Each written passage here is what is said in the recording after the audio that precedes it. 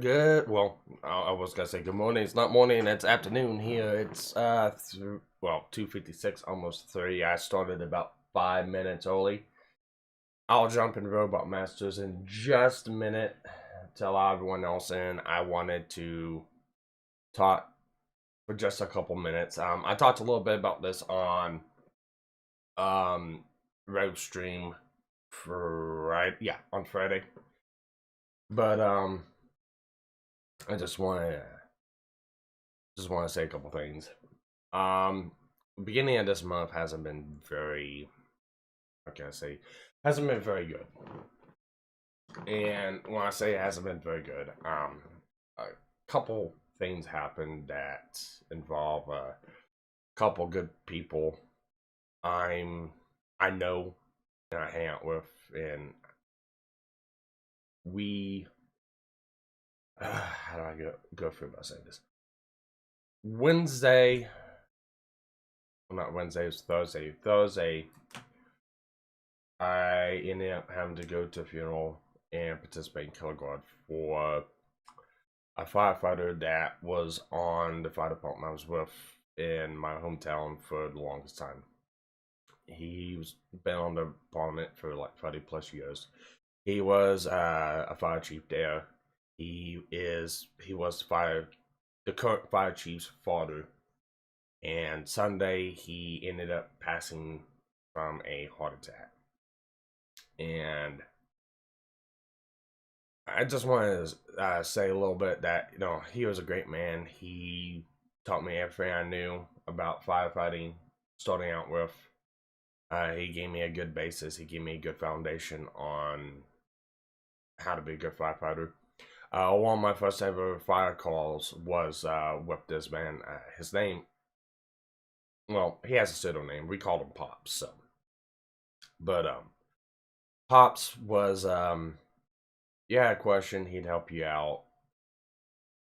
If it was if you had trouble, he'd take the time and help you walk through it. He was a good man. Funny story.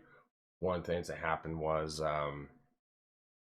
we'd be on the back of the truck fighting grass fires, and he'd just go right into the fire. And he done this to several firefighters. He did this to me a couple times. And you'd be in the flames, and it's just so hot. You got to duck down in the corner between the tank and the back of the truck, turn the hose on fog, and just sit there and protect yourself.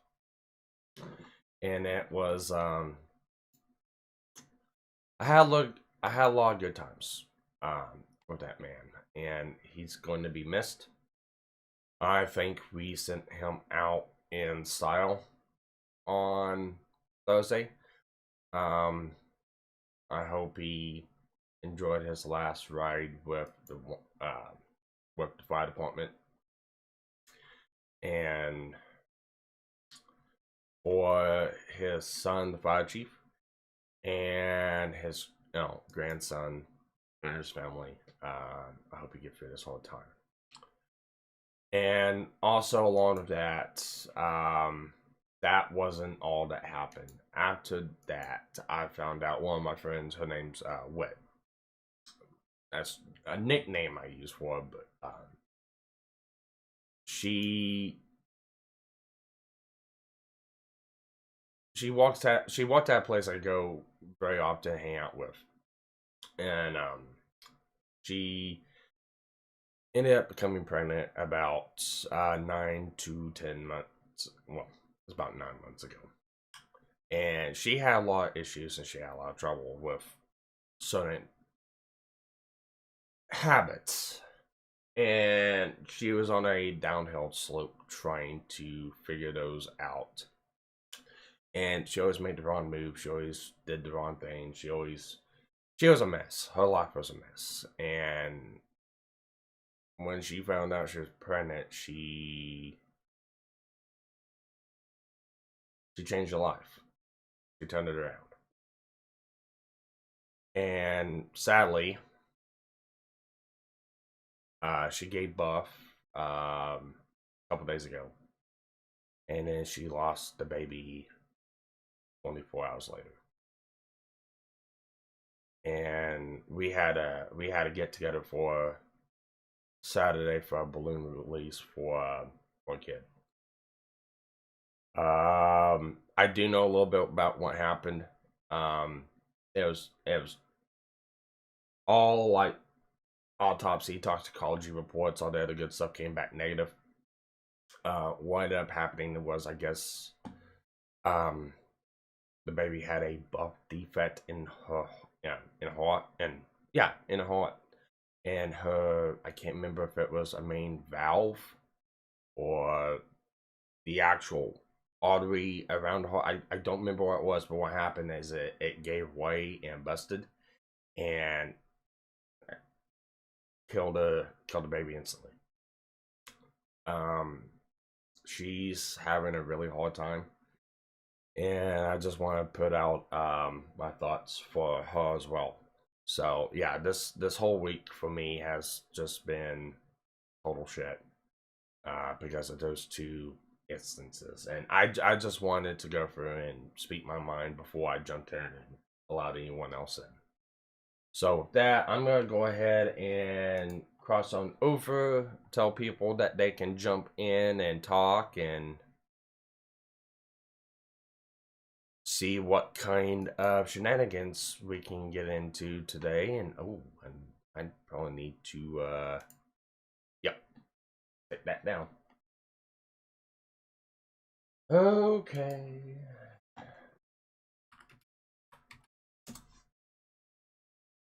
Hey everyone, I'm live. Come on. Anyways, I really don't know. Me myself, I really don't have anything to talk about. Like I said, I want to talk about those two things. Just thoughts and condolences for myself. Just kind of explaining, kind of like how my week was. So I don't have to do it later on. I know Ro had a couple things he wanted to talk about. We briefly covered them on his Friday stream, so we'll see what happens. We'll see what happens whenever everyone jumps in, see what kind of topics we can get into, what kind of discussions. Hey!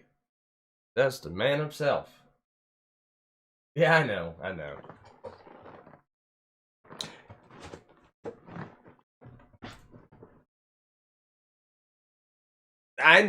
I was just saying. I explained a little bit about my week by myself, so I didn't, so I won't bore anyone.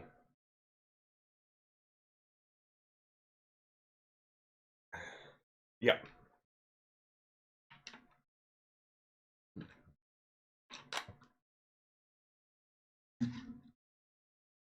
It's 60 to 70 degrees here.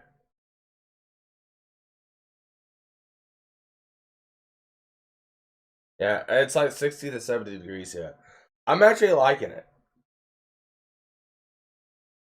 Screw that cold weather bullshit.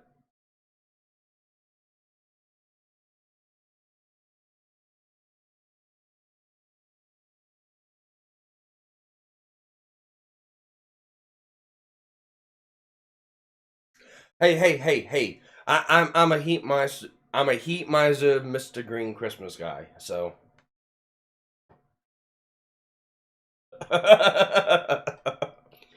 And maybe we could do a duet sometime.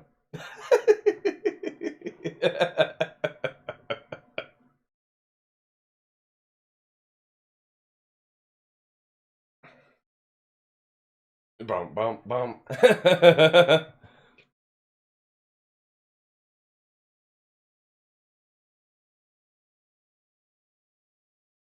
Well, I've actually got the song on the sound pad.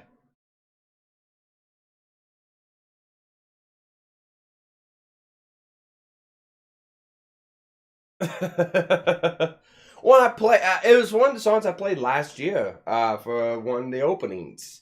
So I have it saved. I can't remember which one it is. I think it's the combination one between the two of them, and I think it's from the new Miser Brothers Christmas. I like it because it's like, so the original one was the individual misers in their own, places. And then the together version is they're in Santa's workshop, I guess causing a havoc.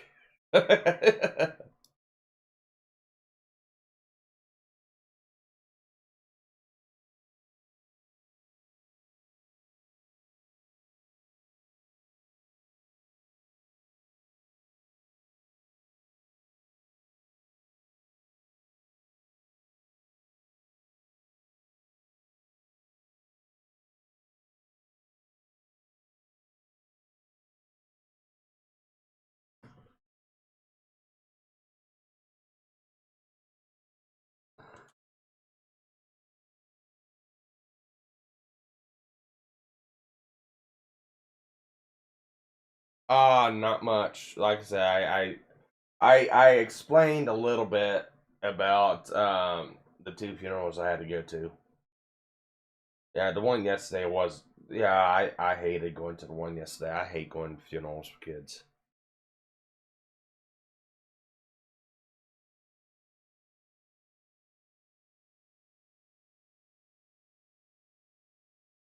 Yeah, I know. Yeah, we had a balloon release. We released about 100 white balloons.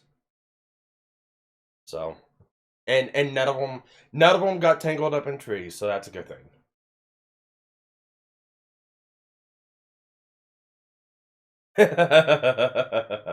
All right, and I found the song. Here we go.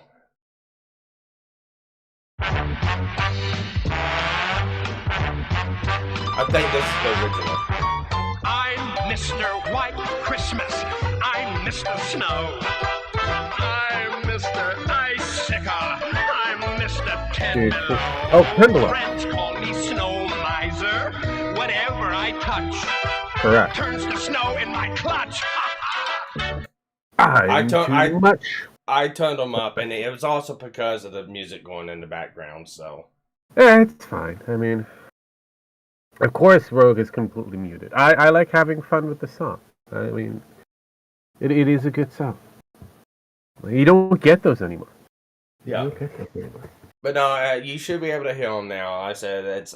I had the voice chat turned down just a little bit. So Yeah, no. Yes, thank you, Mr.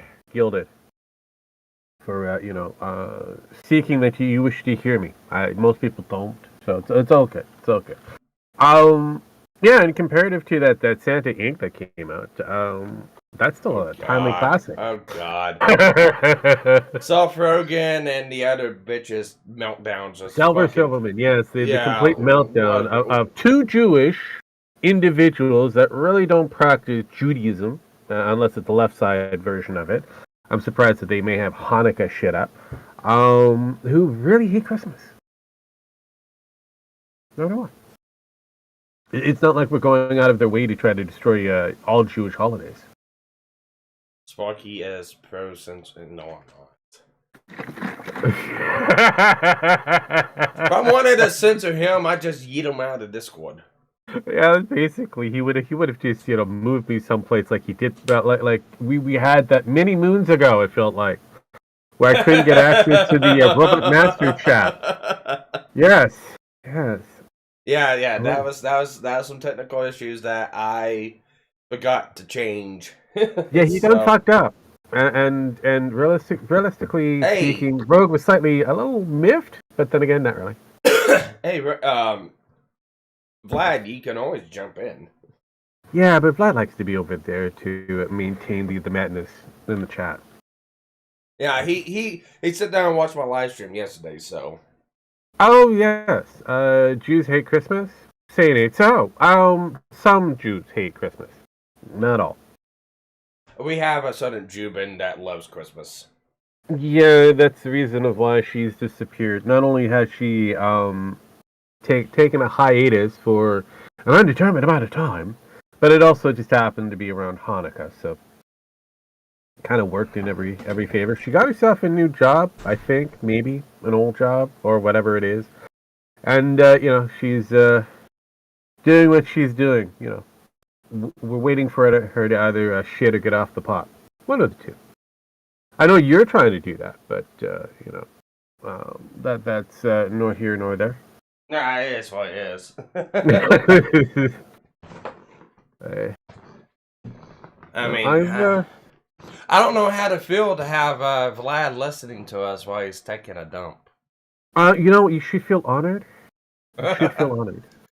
No, there's a lot of shit going on, and if we can able to relieve him of some of it, even better. He's trying to reenact Adolf there. Oh. No, that's a good thing. Well, no, I can't say that because that was actually his gimmick to begin with. Yeah, no, that is his. No, that was Vlad's gimmick to begin with because he called it bathroom talk, and it was just him in the bathroom because he didn't have anywhere else to record talking about certain issues. And I think Adolf took the idea, but took it a step further and actually made a video of. I can't remember who was talking. I think it was responding to Spectre, and he made a video responding to Spectre, or I can't remember who it was. It was somebody in the Magic community or something like that. Uh-huh. But he was actually on the fucking toilet and he made this video. I was like, you're an idiot.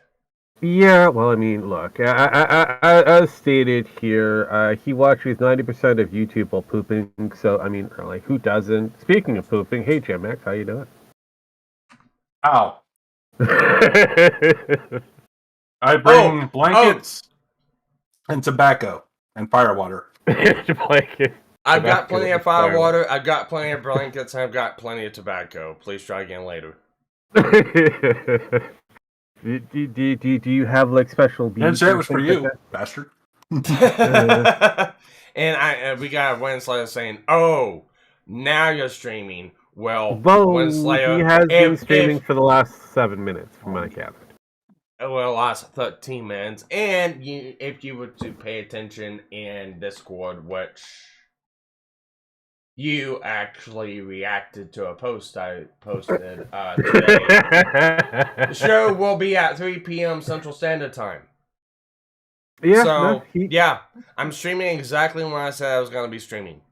I kind of figured you'd be doing it around 1. I'm like, you know what? I'll just take my time. I'll leisure into the office as usual and sit down with my many drinks and just wait for the complaint of we're waiting for people to show up and then I show up.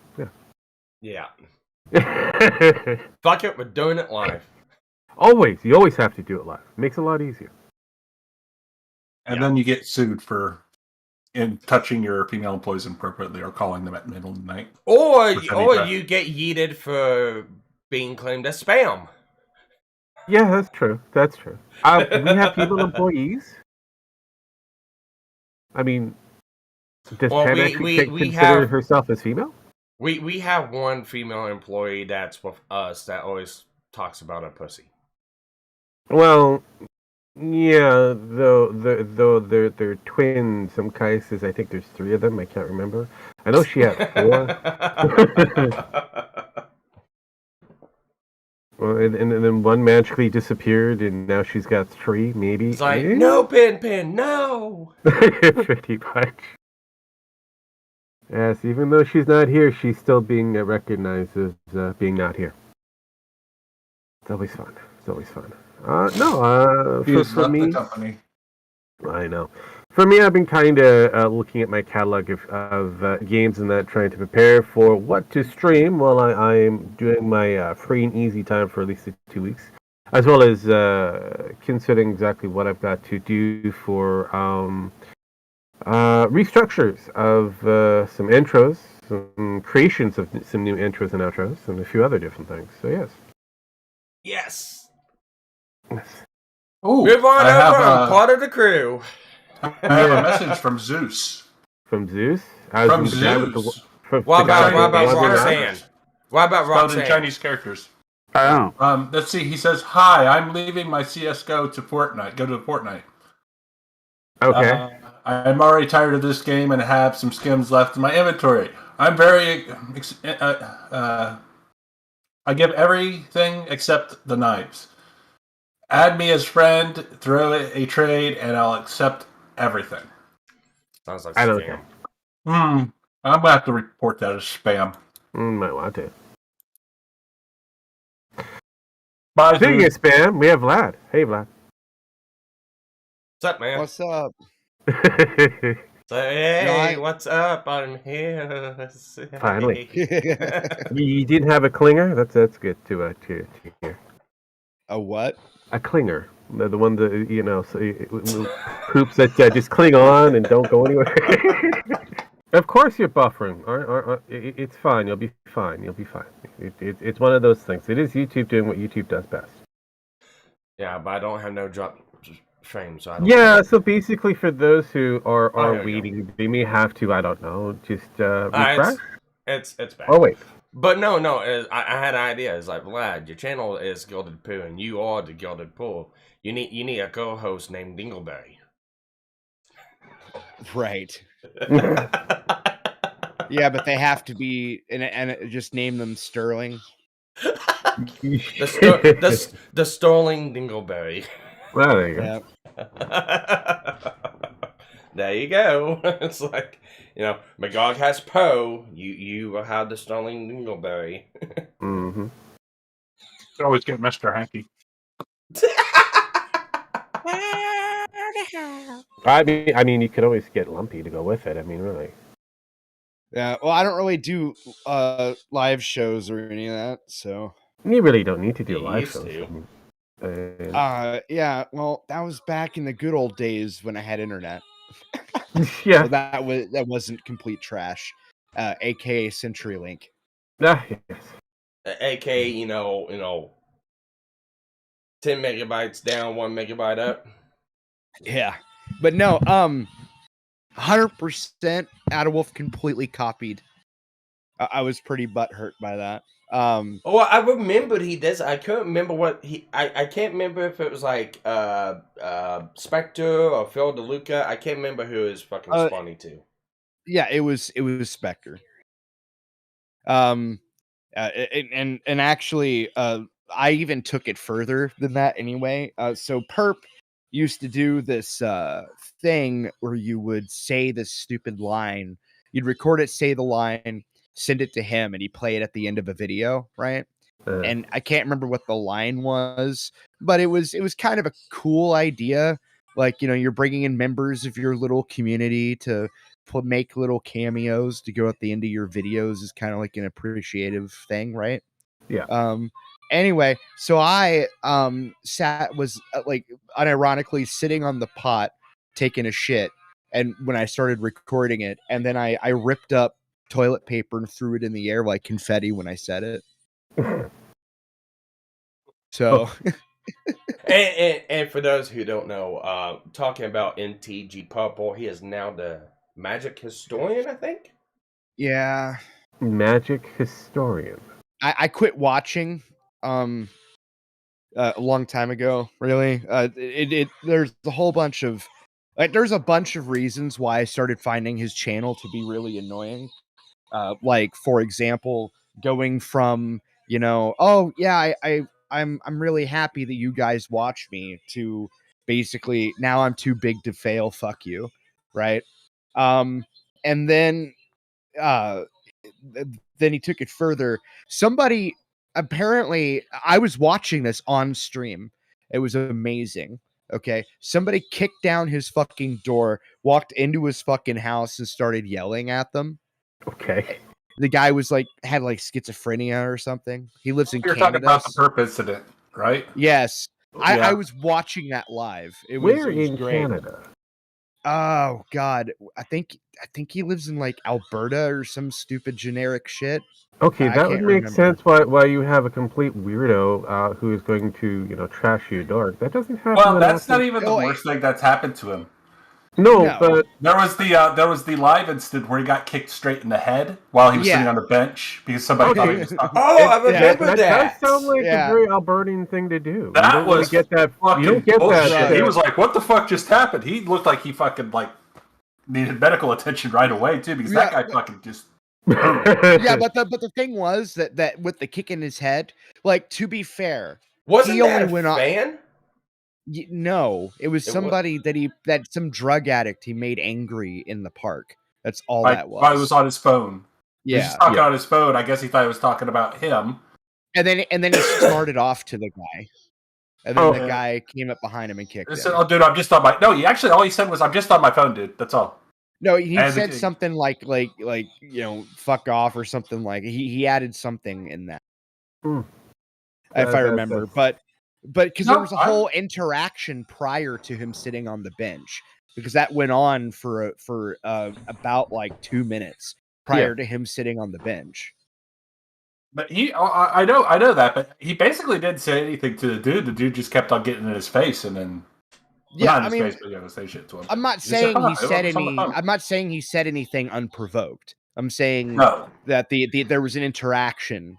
Yeah, but either way, but the point is that this whole thing with the door being kicked down, my issue with it was he bitched about it for a month straight, actually whined and cried about it. And also there was 3 or 4 different stories told. I have it all screenshotted and archived and stuff, except for the actual event. Nobody recorded it because it just wasn't expected. Right. But I wish I had recorded it, but no, because he immediately was smart enough to instantly cut down the stream.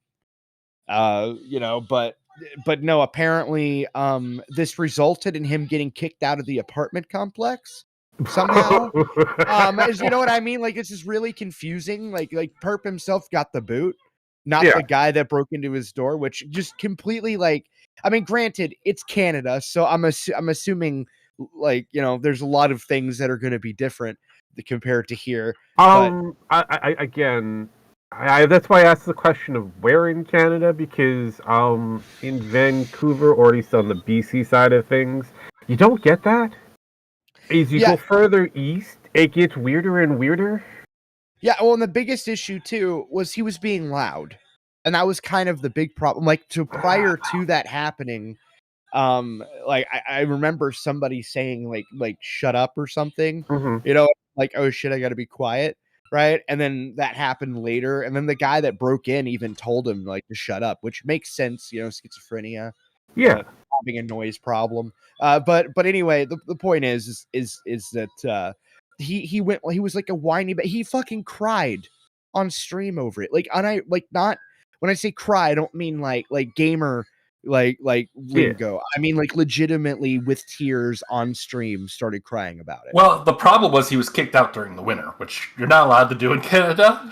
No, because Canada's fucking cold. No, dude, you can't. You can kick people out in the winter. It doesn't fucking matter. Yes, it doesn't matter whether. It doesn't matter if it's 100 below, snowing.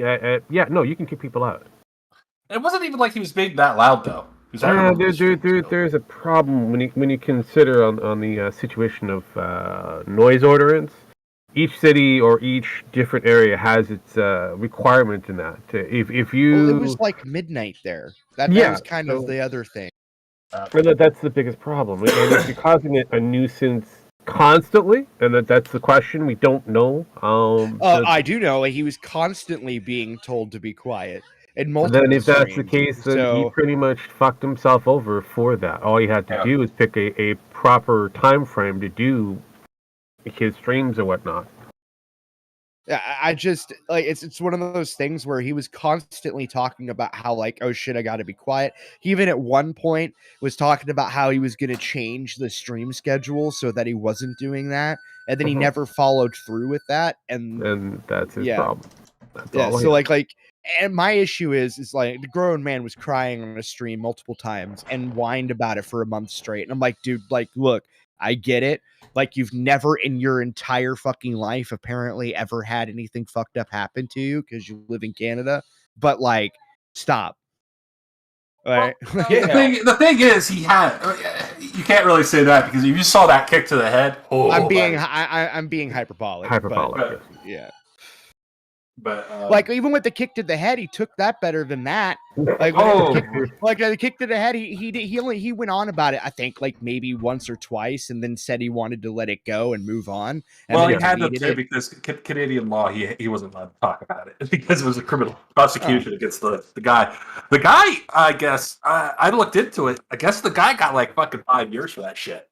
Yeah. But they also found drugs on him too, apparently. Yeah, but but the main thing, the reason they were able to keep him is because the assault charge for the most. We have a he got he was kicked from the back from behind, sitting down on the bench like fucking like, and you could see his head just fucking go.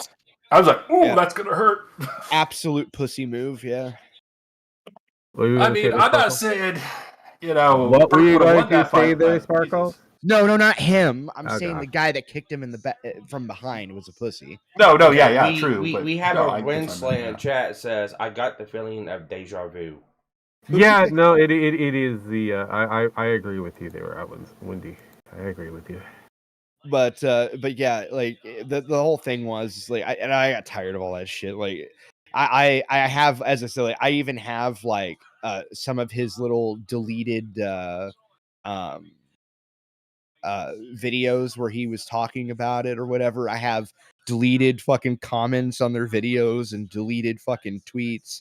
So like I'm just like, I gotta archive all this shit. I don't know why, I just do that. I probably will never use it for any reason ever, but it's interesting to know because they changed their story a couple times and it drove me nuts. And they still never gave like the full story. Or that I'm aware of. They kept saying like, we'll give you the full story eventually, and then never actually did. It was all piecemeal, and some of it kind of like tiny details contradicted other details. And it's just, I don't know if they're lying or not, but I know that there's information missing, and I think that information that's missing implies responsibility of some kind. Probably. So I always thought that, I'm just glad they got out of there safely and nobody got hurt. And I mean, yeah, because like in my state, that wouldn't have, like, that whole situation would have went viral because it would have just ended with somebody being shot. Yeah, exactly. It would have been bang as all self-defense because technically that is deadly force. I don't care if I knew the person had schizophrenia or not. That'd give me more reason to shoot the fucker. All right, no, time out. No, there's actually a case in Florida, and Florida has less self-defense laws than what Missouri and Oklahoma does. And there's a guy. I can't remember what was going on, but I think he said something to this guy's wife when he was in the car because how the way he was parked. The guy was inside the store. Guy comes up, he comes around and says something to the girl, and it was a black guy. Anyways, the black guy is talking to the girl, and then he goes to leave, and he goes to go in the store, and the guy that was in the store was white, came out, pushed him, was gonna say something, and then the black guy pulls out a gun and shoots him. Self-defense. And that's how it was charged, self-defense. Killed the guy on the spot, but it's like, the guy also initiated the whole confrontation. Yeah. Wait a minute, this was so a black guy got away with self-defense? Yeah, this was in Florida. Jesus! That's impossible, Sparky. You must be lying. He must have been white. He had to be white. Civil law, and Leonard French actually did a combo video on it, so... I know, I actually remember that, but it's just the funny fact. Black people never get away with this kind of stuff. I was like, yeah, they do, because the same day Kyle Rittenhouse got acquitted on all charges, a black guy got acquitted on all charges for self-defense against a police officer. Which is insane, by the way. Better yet, the FBI, an FBI agent. Yeah, that's actually insane because the fact, what white or black Chinese don't really care. Like the fact you actually even win a self-defense case against a fucking officer, like any officer. I don't care if it's FBI, police, CIA, whatever, right? Like the fact you could even win that is usually impossible. Yeah, but that case was FBI is quiet. extremely. That case There was had- quiet. Well, they didn't want to know you could win self-defense against the FBI and police. Is why, because the FBI lose power that way. But it completely debunks the motive that they were trying to go for Kyle Rittenhouse. Oh, this was a black guy. It never happened. Actually, it did happen the same day, and in a more dramatic way. In a more traumatic way, and a more like unbelievable way that he was let off just because the guy was an officer of the law, of any law. Yep. So it's like, yeah, you nailed those all toward the shit. Oh, and by the way, I watched your video on Legal Eagle. I loved it, Vlad. Oh, I know what and that's the thing. I seen Uncivil Law do a video on it, and I also seen Rakita Law do a video on it. But they never brought up the fact of he made a actual video about Captain Marvel on how the guy pulling the paper down, that was aggravated assault. And it's like, right. and you don't call some fucking pedophile chasing you for a fucking street, cornering you, throwing shit at you, and yelling racial epithets and going, what the fuck do you gotta do? You don't call that assault either? It's like, fuck. You know how hard that video actually was to make, just because of the amount. Like that guy, is an actual sleazy piece of shit when it comes to information. I know. And the thing is, like I had to like re-script like that whole ending about 4 times, and re-recorded it like a multitude of times just because of the fact that it, like I kept forgetting all the details he was intentionally omitting. Right, like yeah, like he omitted so much information, and lied about so much others. Like, so there's that story that broke like in the very beginning of the Kyle Rittenhouse case. It turned out to be complete media misinformation, right? Or rather disinformation, where they were claiming that Kyle Rittenhouse was inspired to go there because of right-wing militia groups posting on Facebook.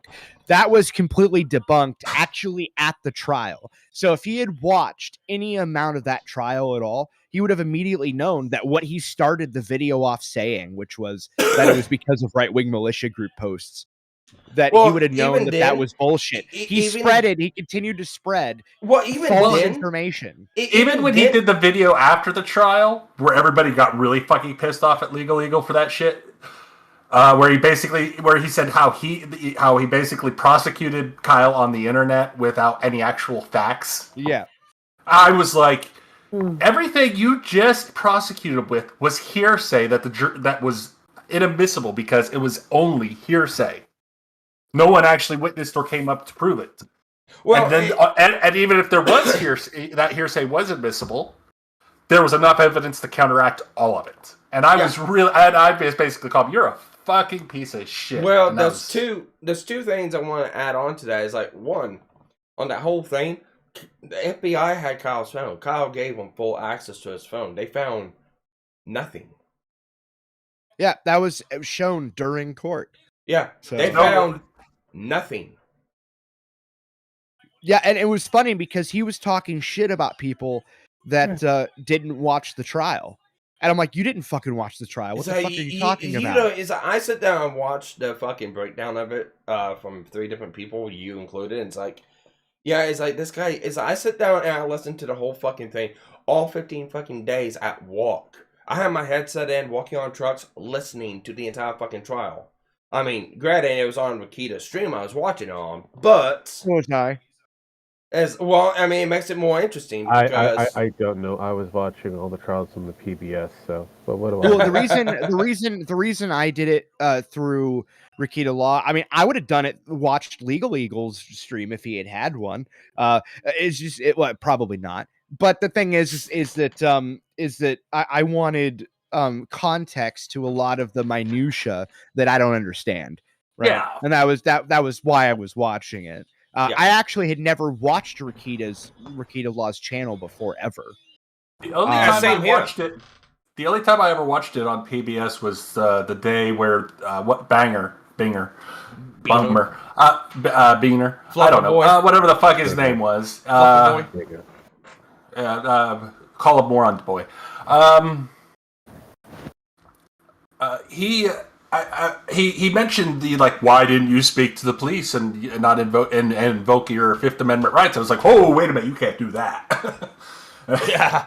And I went to a kid and they're like, holy shit, that motherfucker, he's trying to get a mistrial. And I was like, yep. Well, yeah. No, the thing is too. I didn't actually need lawyers for that one. No, I didn't need lawyers for that one either. And I heard him say that, and I was sitting there, my fucking jaw dropped before anyone else fucking said anything on stream. And I'm like, you got to be kidding me. And by that time, Makita goes fucking ballistic. Yeah, but that's a tactic. Well, the worst part is too, I had to sit down and describe why that was bad to one of my friends because they watched like the PBS stream or whatever, and they have zero understanding of how law works or courts work. Like don't get me wrong, I don't have the best understanding ever, but I watch this shit all the time. I have more of an understanding than that friend of mine does, right? And he was in there like, I'll understand why it was a big deal to criticize him for being silent up to now. That's right. It's because you can't ostracize people for utilizing their rights. It's the whole point of having rights in the first place. That's like you at that point, that's like criticizing cops for having pistols. Like, that would have been criticizing Kyle for having his lawyer there at the trial. Right, like it's weird. It's a very weird, strange argument, and I don't understand why it was confusing for literally anybody. And also, I got really angry because he kept saying the judge was biased, and it is far from biased. And I'm like, just because he yelled at the guy for being a douchebag doesn't mean that he was against them. Like, what the fuck? No, if you look at the demeanor and the tone, he put. Fuck, even Legal Eagle had to fucking admit that. Yeah, like at one point he did a lot of times ruled in favor of motions given by the prosecution. Like for example, that stupid pixel like that where they were like he was holding the gun here in that like over pixelated fucking image and he allowed it through, and even though he shouldn't have. And also because the defense ended up with a shittier version. Like, I don't know. I would have immediately went to mistrial just for that alone, because that's completely unethical shit right there. Both sides are supposed to have the same evidence. Yeah, that is a Brady violation. Yeah, and the fact that like people are calling him biased whenever it's just like he's not biased. It's just the shit the prosecutor was doing was actually fucked. Yeah, well, it's I sit there and watch Uncivil Law. It was I think it was 3 mental health experts trying to cover the case and trying to put themselves in Kyle's perspective, and they had one guy that was real fucking neckbeard, and he's sitting there going, "It's like, well, for the fact that he brought a gun to a protest and it was very military style. Yeah, he was trying to invoke vigilante justice, and that should nullify his rights to self-defense." And it's like, one, vigilantism is really not against the law. Now, if Kyle was to shoot someone in defense of property, especially not his, then yes. He would probably would have got murder charges against him. Well, vigilante justice. If he was a vigilante, this is what it would look like. He would go to protest or to riot, shoot everybody at riot. That's vigilante justice. Yeah. Okay. And for the fact the Oddbury case was vigilante justice. That was vigilante justice. What was it? The Oddbury case. Yeah. I have not at all even bothered looking into that at all. Okay, so that basically is a suspected black guy who is kind of case in the area, who just happened to go to a site of construction or housings and whatnot, though he may have had maybe questionable backgrounds. 3 white individuals decided to hunt the man down and execute him. Well, you can say execute now because they did kill him. But yeah, they did. What they're trying to do is they were trying to do a citizen's arrest. And they said whenever he tried to escape and he lunged at the gun, which technically was in his self-defense interest because They pretty much says like, no, you can't do a citizen's arrest, especially if you haven't witnessed the actual crime, and they didn't witness the crime. The actual crime. So Yeah. so it's like he was defending himself, and they basically shot him in cold blood. That's vigilantism. If you want to compare anything in vigilantism, it's that. Kyle Rittenhouse, that's self-defense. Yeah, he went he went to a protest with a gun. So what? Anyone really didn't go to a protest with a gun. He went to he went to a site that was commissioned by his friends, who ended up creating a small little posse to protect a car dealership. It just so happens that it just so happened that a riot was also happening in the same area. I mean, keep in mind that I'm giving the benefit of the doubt to the left here. I'm trying to give them a slight bone because it doesn't matter. No, hang on. There is no slight bone to give them. You have to call it what it is. If they're going to call it what it is and then make shit up because it doesn't fit their narrative, because that's what they do normally. No. Here's the thing. It's like, even if I was to give them the bone, it doesn't make a difference because it doesn't change the outcome. It doesn't matter if he did show up to a protest with a gun. It does. This would be great if it was a protest. Time out. I'm using their arguments. Okay. Yeah, I know what it was. Even they say their argument is flawed. Well, fine. Still, regardless, what I'm trying to get to is, even if he went to a protest, even if he had a gun, he can go to that protest legally. It's his right. He can open carry that gun legally. It's his right. He didn't shoot anyone unless his life was in danger. That's not vigilantism. It's self-defense. Sorry. Yeah. You know what the best part is about this whole thing? That a part that there's two things that I should have mentioned in the Legal Eagle video, like his stupid claim that Gage could have unloaded his gun on Kyle, and that would have been self-defense. That actually would have been vigilantism, ironically enough. But here's the fun part. Okay, that I like about the whole thing. Let's assume for 15 seconds that the left is correct about systemic racism, and let's assume that they're completely correct on, the government hates everybody and society is against them, trying to hold the black man down, etc., and blah blah blah blah blah blah blah blah. Okay, cool. Now, if we assume all that's true, then basically every single rioter there was vigilante.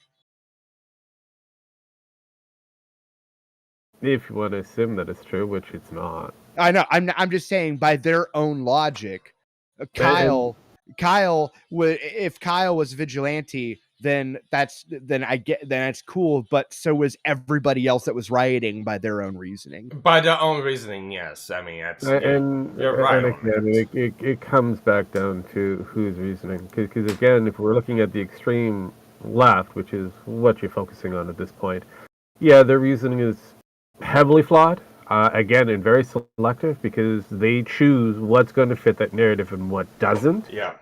Well, here's what I love about the whole thing, and all the people I've been going to is like, well, he went to a peaceful protest and started stuff. It's like, if it was a peaceful protest, why is the prosecutor that prosecuted Kyle prosecuting other people for arson? Why does he want his cake and to eat it too? Yeah, what is like? Why is like? If it was peaceful, why are the arson charges being brought up against a majority of people? Yeah, it's like, yeah, no, like the whole thing. Like, here's an even better question: if it was peaceful, it's beautiful. Why was it at night? Yes, like I had this big argument. Everyone's asleep. I had this huge argument with a friend of mine over this shit, and it pissed me off because I was like, it was at night. You don't protest at night. He's like, since when do you not have protests at night? Because the whole point of a protest is for people to actually see you protest. If everybody's asleep, you're not protesting, you're rioting. If you're burning shit in the middle of the night when everybody's asleep, guess what? You're not protesting, at least not peacefully. You're rioting, right? Nope, there is nothing good that ever happens at night. Like, ever. Like this idea that they're protesting in any way, shape, or form in the middle of the night where the only people that can see them are cops. They're not protesting. That's a riot. There's a reason why you see pictures of thousands of fucking BLM supporters in the streets during the day. Uh-huh. And they, like compared to what you see later at night and you see nothing but fire. Like there's a reason that the rioters. I'm going to have to counter that argument right there. There is one thing that happens good at night. Santa Claus. No. I'm going to have to take you off there on that one. Practically, he's doing in broad daylight. I mean, early morning. But yeah, I guess you can take that. But there you go. Yeah, I just really hate the arguments of it was a protest. Actually, it's bad enough when even CNN has now said it was a riot. Mm-hmm. Like that whole narrative of it was a mostly peaceful protest died because it died a long time ago, but they couldn't keep it up. And I loved it on trial where they just constantly made it a point to say riot, because I don't know, I just love how the prosecution could show the videos and then not think that no matter how you show the videos, the normal normies sitting in the jury seats are not going to look at that and go, oh fuck, from the very beginning before anything bad happens. That's the gas station I used to stop every day to get my meals before work. Now I gotta get around town. Oh, there's a car lot I was making my payments to for the car I bought. Oh, that's the church I go to every Sunday. Oh yeah, that's very fucking smart, prosecution. Well, yeah, the worst part is like they could have got shot by other people than Kyle. So Rosenbaum was going into people's property and burning their fucking trash cans. Yeah. Right? And like that right there, that's not defensive property. Like they're trespassing on your property and committing arson, which permits you to shoot them in the fucking head. Well, with a person like Rosenbaum, he was already clinically depressed and suicidal, and a failure because he couldn't succeed. Yeah, pretty much. He got his wishes at the end of the day. Yeah, he finally got a miner to dump a load on load. Yeah, willingly. Well, technically willingly. Yeah, I don't understand why anybody was defending him. Like even celebrities. Oh, we're going to mourn for JoJo. They didn't know. The only reason why they did that. Ruffalo's a dumbass. I'm sorry. But yeah. The only reason why they did that because again they live in a bubble. They don't care about anything else except for the image that they wish to portray within their group. That's it. Everybody else can fuck themselves. That's basically what they say to everybody else. But if you're within their bubble, they're gonna peacefully agree with each other on what's supposed to happen. You can see this in Hollywood everywhere. Let's change gears up a little bit. Let's talk about the other Kyle self-defense case in Lunenburg, Texas. Oh, what? All right, who knows about that case so far? I kind of briefly touched it, but continue. Okay, all right. So the thing is, and how this starts out with, a wife and a husband, an ex-wife and ex-husband have different set of custody rights for the kid. Yeah, we're talking about the 15-year-old who decided to shoot up his school. Yeah. No, we're not talking about that one. That one? That was in Michigan. I'm talking about Texas. That one. Right. What happened was, I guess the ex-wife was late in dropping the kid off. She wanted to visit before me, said she was gonna give him back to the dad later on that night, like around 6. The kid wasn't even in the house. I believe the kid was at the mom's house, at her mom's house. She is at her boyfriend's house. He comes up, the ex-husband comes up to her boyfriend's house with her there and starts getting into her face, threatening to get the cops, threatening to get the police, threatening to sue them. And it's like, and that's fine. You should have just done that at the street side. It's like, yeah, I'm gonna sue you, you, and you. He gets told by the boyfriend to leave. Not once, not twice, but 3 times. After the second time, he goes inside, he grabs the shotgun, he comes on the front porch, not pointing at him, pointing down. You need to leave now. The guy turns around, gets in the face, starts getting into his face. It's like, you better use that motherfucker or I'm gonna take it from you and kill you with it. Starts getting into the guy's face, pushes him. Guy fires a warning shot off into the porch, says, you need to leave now. Guy grabs the gun, throws him off the porch. When he throws him off the porch trying to get the gun from him, the guy, before he even stops going backwards, pulls the gun up, puts 2 rounds in him, kills him. Are we watching the same video? Because that's not what I saw. That's what I saw. I don't care. At this I mean, stage, I honestly don't care. Honestly, they're both dumbasses. One's dead and the other one should go to jail. Mm-hmm. How? Because there are other things that were released recently that if you knew about, What? you wouldn't be telling this story. Look, Apparently he was it invited. is a heated child custody battle that people should just allow the 2 principal parents to get involved with. If you happen to be a significant other for those exes, you leave the fuck alone. Let them deal with that shit. I mean, No. I don't know. No. That's fine. Time out. That's fine. Child Okay, let me custody- finish this. Okay. There's something important here that you keep on letting me. The thing, what happened is he was actually invited to the house to pick up the boy, and then they changed their mind. So it's a little suspicious going on here. And honestly, the guy's still in jail. Their divorce were sealed immediately after this. Their divorce was sealed after, like, all right. That was like the first fucking thing that happened before the police arrived. And there's a lot of other shit going on. Okay. I have a fucking feeling there's more to this fucking case than any of us know, and we should not fucking talk about it and wait and see what happens. Yeah, time out. It doesn't matter.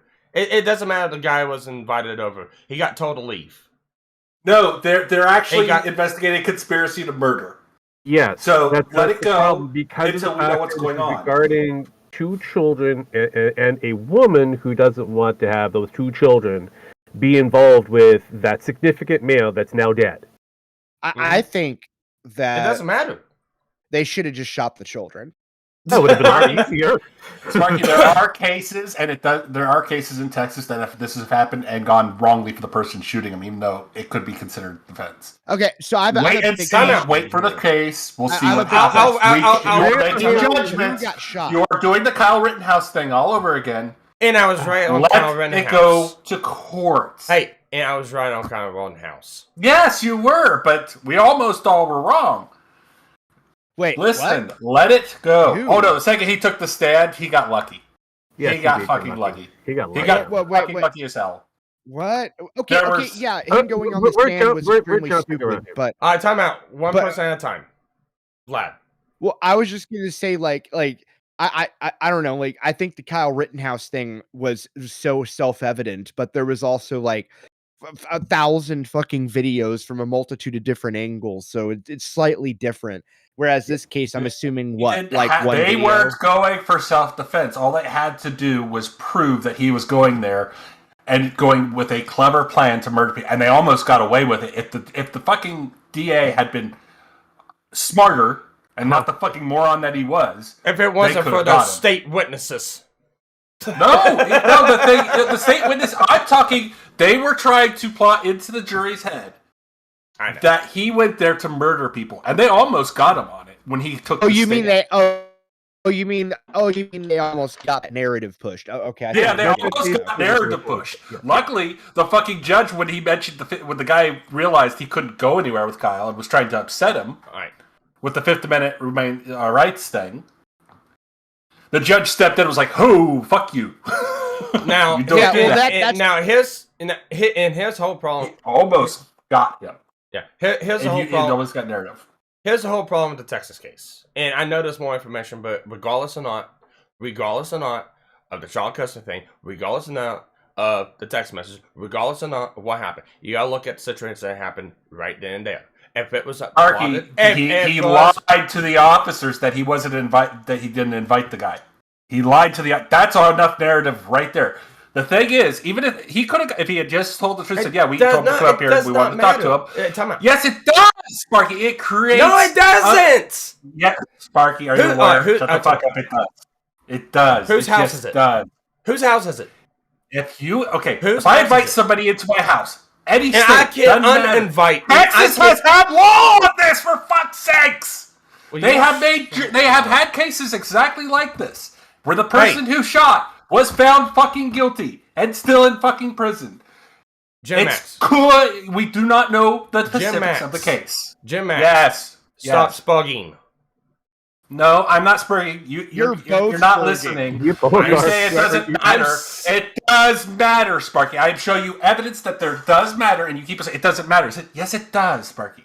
Time out. You want to know why I say it doesn't matter? Because one, the guy who shot him was his house. It doesn't matter if he invited him or not. At the end of the day, he told him to leave twice before he got the gun.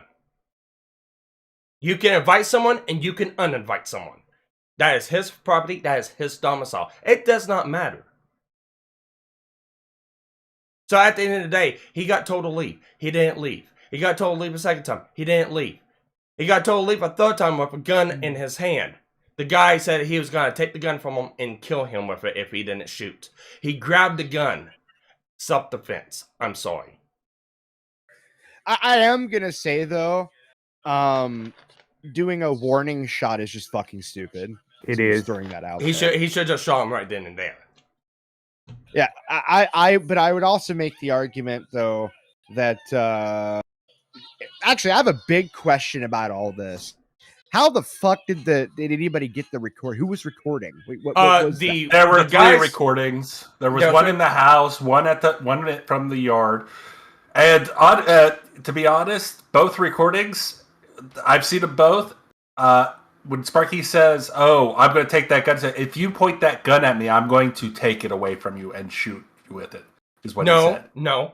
You better use that fucker because I'm going to take it and I'm going to kill you. And if you point that at me, yes. No, he didn't say point. Yes, he did. But it doesn't matter. But yeah, it's a bit of a semantic it's gonna be up in the air whether it's if you want to call it a justful homicide, self-defense charge, a homicide, or whatever. Again, we're not lawyers going forward on this one. Sparky has his belief that it's going to be justifiable in some way. Great. I still have a lot of questions. I know Vlad has a few other questions, possibly. Quite a few questions on the damn thing, too. Honestly, that's why I'm not jumping. The thing forward, is... I'm going to kind of lean towards probable, but very questionable on the. We need more evidence. We need more information. There's probably more. Well, I will say Sparky does have one point he hasn't made, but it's a good unintentional point. And that is that it can't be conspiracy, because if it was conspiracy to murder him, why didn't they just tell him to leave? Or why did they just tell him to leave? All right, so I found a clip. Probably because they knew he'd be an asshole about it and pissed off. It doesn't matter. But maybe that's But here's the problem. Sparky, what I'm saying is you're doing what the left does right now. You are literally like, it's self-defense. Blah, blah. Let the fucking courts decide. I'll let the courts decide. I'll let the courts decide, but I can also make my own fucking opinion, so shut it. Here's the video. Okay. I mean, if you want to, but this is the problem. This is the problem. When you share your opinions like this, we get shit like we got with Rittenhouse. Yeah, and we were right, so I don't care. And that doesn't make it any better. That's why me and Rogue set off and be quiet most of the time. Like, I don't care. I think he's got a good chance of beating the rap. But at the same time, most people, percentage-wise, don't. Now in Texas, yes, this guy has a good chance of beating the rap, but sometimes people don't. All right, anyways, here's the I want to clear, though. I hold on real quick. I got to say something real quick. I didn't know if Kyle would get off the hook or not, but what I did know is that it was self-defense. Irrelevant of whether or not he won was a whole separate thing. I know. And as Penn says, it depends on the state. Yep. Let me. Yeah, here we go. All right, so listen closely to this. Leave! Do it right now! You better use it, mother. God damn it! I'll take it from you. I don't You hear point shit. the gun. You better use it. I'm sorry, I didn't hear shit. Could you kind of put on the I don't know, the closed captions so we have a better idea of exactly what they're saying? Because all I hear is a lot of beep beep beep. Yeah. The way YouTube captions. It still gives me something. Do it. Right, you better use it, mother. God damn it, I'll take it from you. Call the police. Call 911. I really wish I had the unedited version. Yeah, I wish you did too, because you'd hear more. Trust me. Actually, I'm gonna say this right now, okay? I don't give a fuck if it's self-defense or not. That stupid faggot in blue deserved to die. Oh no, I agree with you. I honestly agree with you. No, See, like here's the seriously, thing. I would have. I agree with you. I think the fucker deserved to die too. I'm not disagreeing with. I'm just saying, stop. We should push a narrative of our beliefs. I like to keep my opinion to myself until the courts come out. Then I'll tell you what my opinion was from the whole fucking point. But honestly, I think that. But if you ask me, should the fucker have shot him right off the fucking bat? Yes, honestly, he should have. The second he came up like that. He should have just fucking pulled out his gun and shot him. All right. Well, watch it from the beginning. Here we go. Chad Reed has sparked questions and speculation from all over West Texas. But Wednesday, Chad Reed's widow Jennifer Reed and Kyle Carruth's attorney releasing videos of what led up to Chad Reed's death on November 5th. You keep trying to keep my son from me. I'm fixing to drag you and Anne-Marie and everybody else into court. I'm subpoenaing your mom. I'm subpoenaing Anne-Marie. This is on video. I'm very Yeah, I am. Leave. Do it. Right now. You better use He's it, saying subpoena him. God damn it, I'll take Yeah, he pointed the gun right at him at that point. Okay, okay. The second he Hold pointed the on. gun at him This is when he is- got confrontational. He didn't get violent okay. until he started pointing the gun at him. He was just threatening with Yeah, lawsuits. yeah. Like that wasn't like, dude. He escalated like, the situation by bringing out the gun. Yeah, he See what I stayed right the fuck out of that situation. Yeah, like that. I'm immediately just screaming. My brain just went from 0 to sus because where I said he deserved to die. I mean, I think he deserved to die because he's a freaking idiot. But also on top of that, do I blame him for getting mad that the guy came out with a gun? No. No, Exactly. he already told him to leave 2 times before that. Look. At the end of the day, yes. I understand. He's an idiot. At the end of the day, yes, Texans have the ability to brandish a firearm to protect themselves, their property, and their business. Now, the question is, are they protecting themselves, their property, and their business when it comes from to a lawsuit? Yes, apparently. Yes, that's what you could actually argue. The reason he shot him is because he didn't want to be sued. You could actually argue that and probably get him put in prison for that. He wasn't protecting from threat of life or damage, just of loss of. He wasn't even in her face. By the way, no, he wasn't. He was like probably 3 feet away from him. Fuck you, and that was it. He didn't touch anybody until the gun got pointed at him, and then the guy lowered the gun as he was coming up to him with his hands low, and then the guy took his gun and belly whopped him. Okay. Honestly, at that point, he's got. I know what you're saying, Sparky. I know what you're saying, Sparky. He's got the actual video. So let's watch this one. To pick up his son. See if I can. Oh, great, a drinker. He has to drink. I'd have to drink if I now we've was got, him too. this video is done. We're going to go on to the next video because I think it will get us to all of the elements that we need to check under self-defense.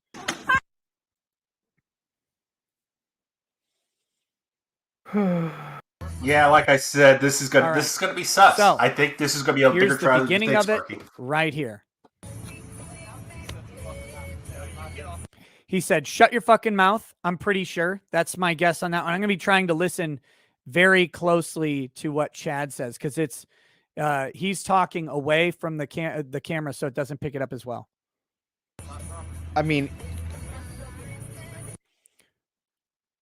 yeah, he's immediately escalating that situation. Like, Well, I'm. Okay, No, he doesn't have the gun. He doesn't have the gun. My big question is, if he was supposed to pick up his kids at 3:15 and they're not there, no one's telling him where the kids are or the reason of why they're not there. I don't know what he says. I'd be kind of questioning I everything really going don't on know. I've tried to figure it out. Kyle says, "Get off of my property." Right? Pretty clear that he says, "Get off of my property." But what does Chad say back to him? I have things that I want to put into there, but I can't hear them well enough to determine if they're true. And so I don't want to poison the well on what they're saying.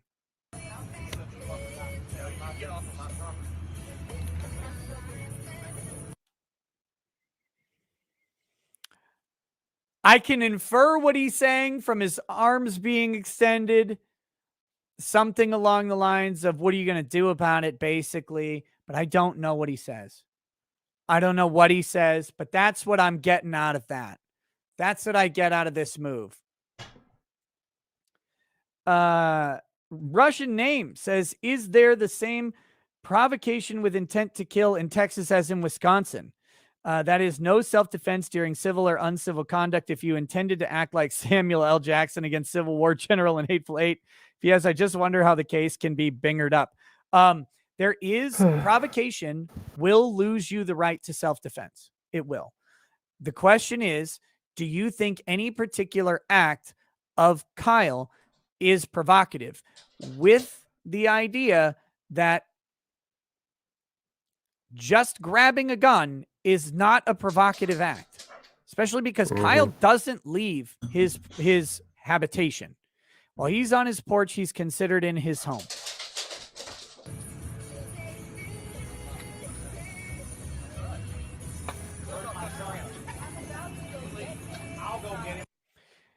He says, something like, where's my son? She says, I'm about to go get him. He says, I'll go get him. I'm supposed to have him at 3:15. And you're playing games telling me that I can pick him up at 6? I'm going to have him come. I've already got the pump on the way to your mom's house.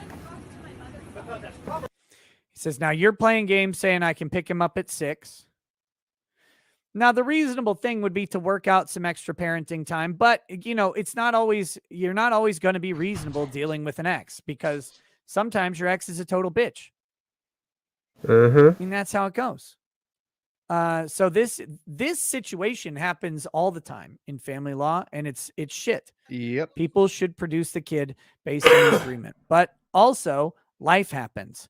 And when life happens, sometimes the kid isn't ready to be produced for whatever reason, and you don't want to go getting yourself killed over it, or getting yourself arrested over it. He should have been told ahead of time. Or making a damn fool of yourself and losing your rights over it. But that's, that just, it just sucks.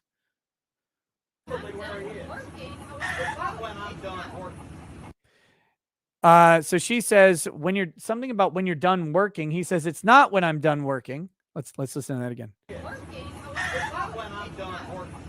I get him at 3:15. I get him at 3:15. I don't care if you wanted to see him or not. I get him at 3:15. If you want to see him, you see him up until 3:15. You keep trying to keep my son from me. I'm fixing to drag you and Anne-Marie and everybody else into court. He should have left and dragged them into court. 100%. That's what he should have done. Yep. And he didn't. He got a slug in the chest and he did. So. Right, you better fucking use it, motherfucker! God damn it, I'll take it from you and fucking... I don't hear it. You better point it.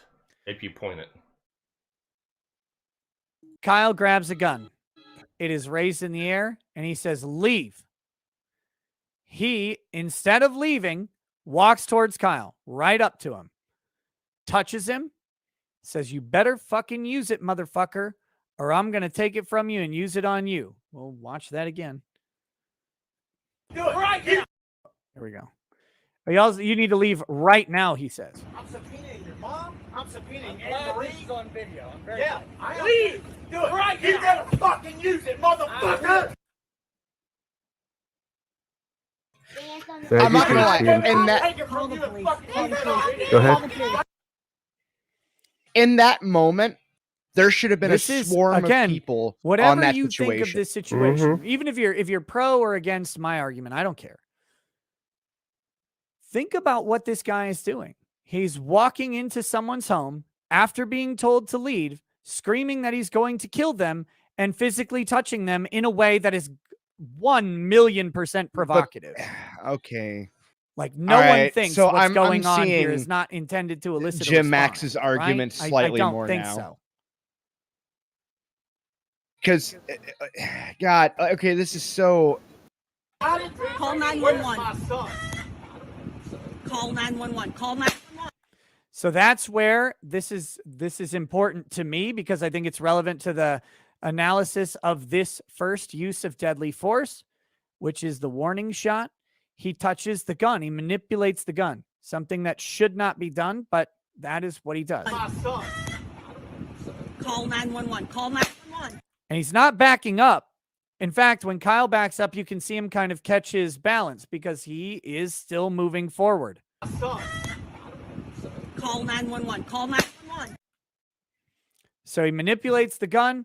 Kyle makes a shot into the ground. Now he is advanced on him. Call 911. See where that hand is? That hand is on a firearm.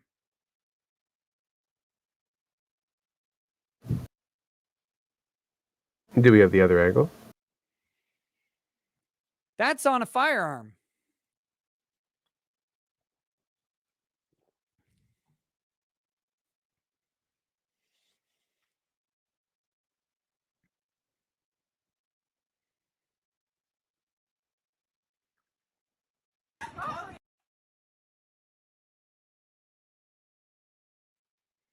He grabs the gun. He pulls on it. Kyle goes with it. Kyle holds on to it.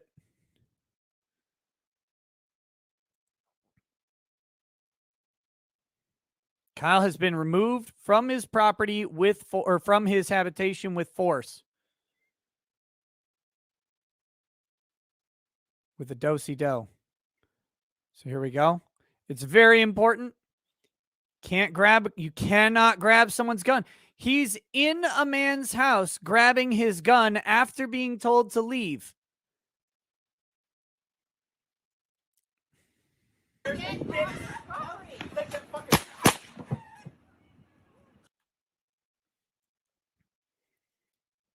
right, let's take a peek at these shots again. All right, because see, some people have asserted that he has steadied himself, leveled the gun, and take the shot. I don't think he does. I think he's still moving when he takes the shot. I think this is the first reasonable shot that he can take. I'm going to play it again. You guys can check and see if you see the same thing. Regardless of not does anything else going. Look, it's really fucking murky, dude. Like this is. I agree with Vlad. No, Sparky, I agree with Vlad. At this point, yes, it is kind of murky. If the guy in question, the powdered blue shirt asshole, was told to pick up his children at a certain place at a certain time, and then at that time frame when they were supposed to be picking that child up or children up, told, hey, no, they're not ready, pick them up at 6. I could see a problem being created there. Yes, you're going to create a new situation. Regardless of whether, going forward, whether the asshole was being told, get off the fucking property and then gunned down afterwards, we have to be very careful of how this leads up to. It does feel a little premeditated, but I don't know we need more information to get to where we are. Where we are seems justifiable, but how we got to there, it's questionable. Yeah. So because the guy is dead, all right, this is what's going to end up probably coming. I'm just guessing here, it's just pure speculation. What's probably going to come up in court is a lot of fucking information that transpired before this. Like, for example, the guy's claim on video that the woman was intentionally keeping the kid from him. If that's true, like, there should be some evidence for that, probably on cell phones or something that'll come up. And so the big question is, if she did do that for a substantial amount of time, and if she violated lawful orders and custody hearings in doing so, that's going to open an entire can of worms in this entire thing. Like, yes, you can stop. You can start and stop at he was told to leave. But the problem with that, and the part that I disagree with the lawyer on, he was told to leave the first time by the guy, and then the guy, like, unnecessarily, because bear in mind, like, the guy in the blue shirt wasn't even that aggressive yet. And then the boyfriend leaves the situation, which is extremely weird. It's like, why would you tell somebody to leave, and then you yourself leave? You go leave. Or he didn't leave. He left. He went into the He left house. the situation. He went in further into the house where. It was weird. Which is weird. He felt comfortable enough to leave his girlfriend at the time. Yeah. Soon to be his wife, because they want to get married, according to some of the actual information that's been pushed out. Alone with this guy on the front porch. Yes, an extension of the house, but still, he was comfortable enough to leave that asshole out on the front porch, unsupervised to a degree, with the axe. He walked away pretty calmly too the first time, and then came back with a gun, which is like, okay. Here's the thing, Sparky. Do you know why this case is going to get tried? Why? She's a state judge in a murder case. It's going to get tried. It's not going to look very good. Judge. Yeah. She's a state judge. Oh fuck, dude! You know what the weirdest thing is? Her case, her divorce case, before the cops even arrived. Within that time frame, the files were closed. Lock and key. That never happens in a divorce anywhere. They literally put them under lock and key so nobody could get them or request them. Okay. So basically, if the rumors... There's a lot of questionable shit. No. There's more information. If the rumors are true, the judge had an affair before the actual situation that we get here. Yeah. So there's a lot to lead into. Makes it very, sus. And then there was also the fact that I have a feeling if we look at those divorce documents, she was probably going to lose if we look at the case, she was probably going to lose full custody of the kids and he was going to get it. If that is the case, you can reasonably object. They planned this to murder him. And that's a lot of fucking damning evidence. I know you're thinking, yeah, it's defense, but at the same time, it's also a murder. No, I would say possibly planned them to. We don't have proof that actually happened yet. We don't even have a case. We don't have evidence, and we can't afford that. So not yet. We can also say exactly the same thing with this particular situation. It is a possible self-defense case. Yes. Until it's been proven otherwise, it is still in that possibility. Now, here's the thing. And this is the thing, because I've talked to 2 people I work with at my job that has been through the fucking child custody bullshit and stuff like that. And here's the problem: if you become an aggressor, that is 100% a way to lose your kids. Not necessarily. Not necessarily. He didn't become an aggressor until the gun was pointed at him. No. Yes. We all saw that video. He was saying, "I'm going to sue you. If that is aggression, then you have the right to shoot anybody in Texas because there's a lot of that thrown around." No. Time out. No. He was aggressive because he was there. He didn't do it. Sparky again. We don't know if he was invited yet. It doesn't matter. It doesn't matter. He got told to leave. Yes, it does. If someone invites you to their house, Sparky, and then you pull a gun on them and shoot them, that's fucking premeditated. No, it's not. He told them to leave before he got the gun. This is kind of muddled as it is. Like I said before, it's not muddled. It's clear as fucking day. No, he told them to leave. He didn't leave. He grabbed the gun. He shot him. Yeah, we're only seeing that portion, and we're trying an entire case based off of that portion. Problem. That's not how this is going to work. Yeah, and no, it's got to find out. It's got to go into, okay, they get invited. Okay, even though he got invited, he got told to leave by the property. Okay, I have a question for you, Sparky. Yes. Right? I have a really good question, okay? Why did he tell him to leave? I don't know. This is an important question because watching it, I can't see that there was any, he wasn't being that aggressive until the boyfriend got in the middle, which he didn't have to. He could have kept his fucking mouth shut and the whole situation probably would have been different. I'm sorry. You come to my house, you start doing that shit. He was getting ready to walk away until the gun was pulled out. Then he should walk away. He was actually turning to leave until the guy, get off my property, I'm going to shoot you. And he turned right back the fuck around. He was like, what, motherfucker? Then he should leave. Oh, It's so not I- his. It's not his house. It's not his property. He got It's totally. not. He is That's the intruder. Sparky. He obviously escalated the situation. Look. I know you want this to be self-defense. I know you want this to be self-defense. It's not. No. You it want is, no, it. no. It's not. It's You not. want it. You do want it because after Hey, Cal Rittenhouse, Jim Max. If this isn't Time out. self-defense, Jim okay, Max. Oh my god. It's yeah. not even self-defense. It's castle doctrine. Even if it's castle doctrine, It's castle doctrine. Castle doctrine does not allow you to invite somebody to your house, immediately tell them to leave, and if they don't leave quick enough, does not give you the right to pull out your gun and then shoot them. He wasn't okay. Whenever before he grabbed the gun, he was not actually afraid. He turned around, calmly walked away. He was gone. It doesn't matter. For like No. Oh, Castle Jesus doctrine. Christ. You need to look at castle doctrine. It doesn't matter. I- Time out. very Time well out. how Castle An invited party. Hang on. I am looking at the castle doctrine in I'm done. Texas What you want. right now, and depending about certain things, it's kind of a little bit of a questionable on that one. Like, look, here's the thing. Nobody's arguing that the guy shouldn't have left. This is kind of the point. Like, yeah, we get it. The guy was an idiot. All right, I'm not gonna argue that, but what I am arguing is that the boyfriend in question did everything that you're not supposed to do when trying to de-escalate a situation. He told the guy to leave, which there was no real reason to, because there was obviously no threat being made. The guy wasn't even. It doesn't matter.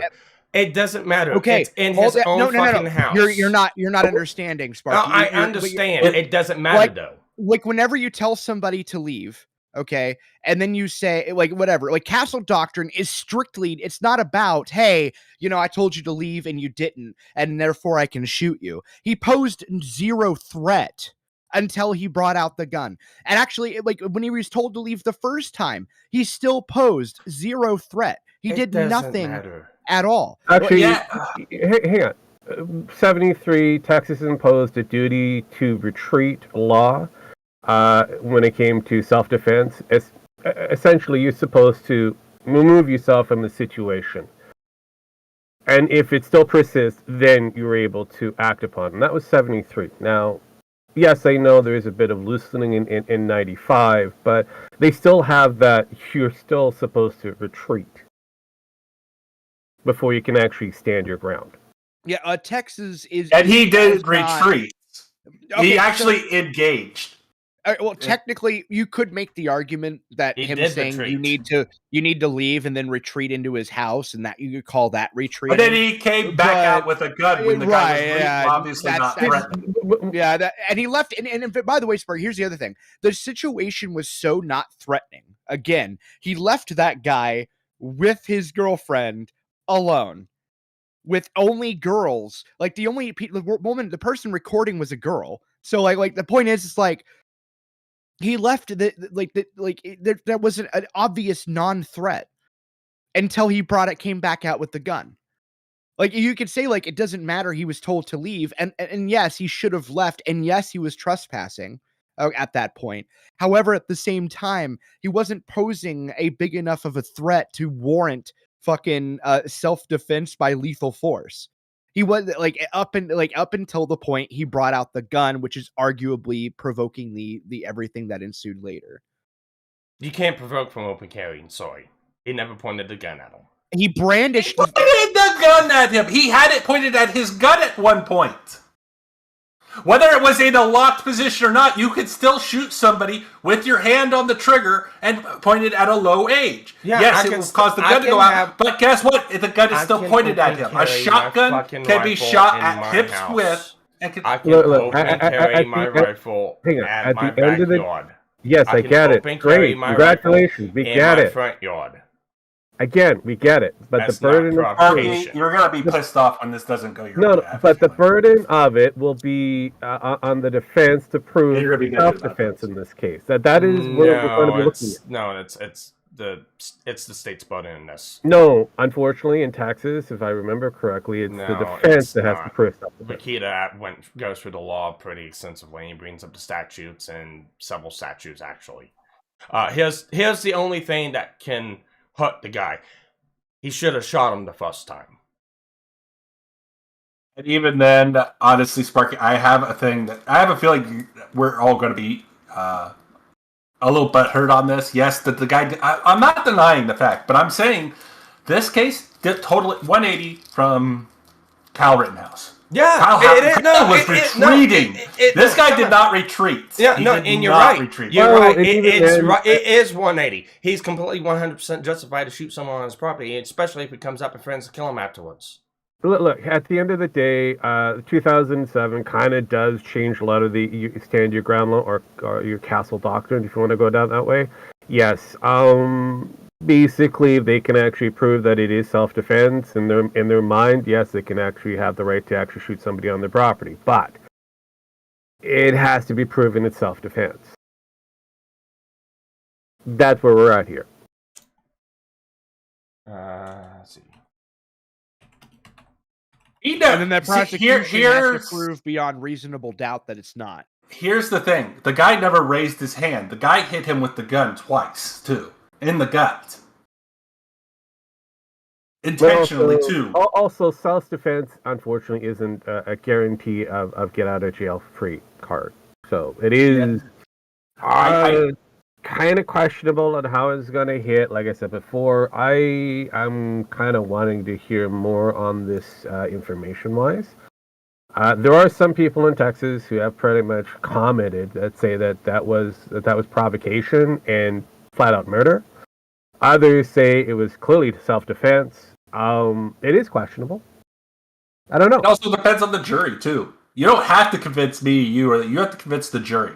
Yeah, that's what I always say. It's that jury. They will make that up their mind the moment they get involved, regardless of what degree of evidence is presented to them. They've already kind of locked that in. What really matters the most in this entire thing is not just the actual act, but whether or not the guy in blue was justified in his anger. And that's going to matter for the jury because, well, I mean, if this woman had been intentionally keeping the kid from him on purpose for a period of time, that doesn't look good for the guy that shot him. No, it doesn't.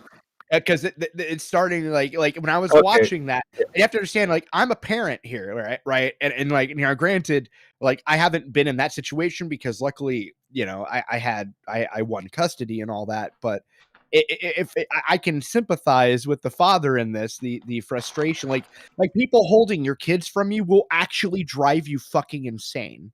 Uh-huh. Yeah. So I understand that, and there's a time and place for that. It's called court. Yeah, and Sparky, insane does not rational. But sometimes the rational individual is not going to think like that.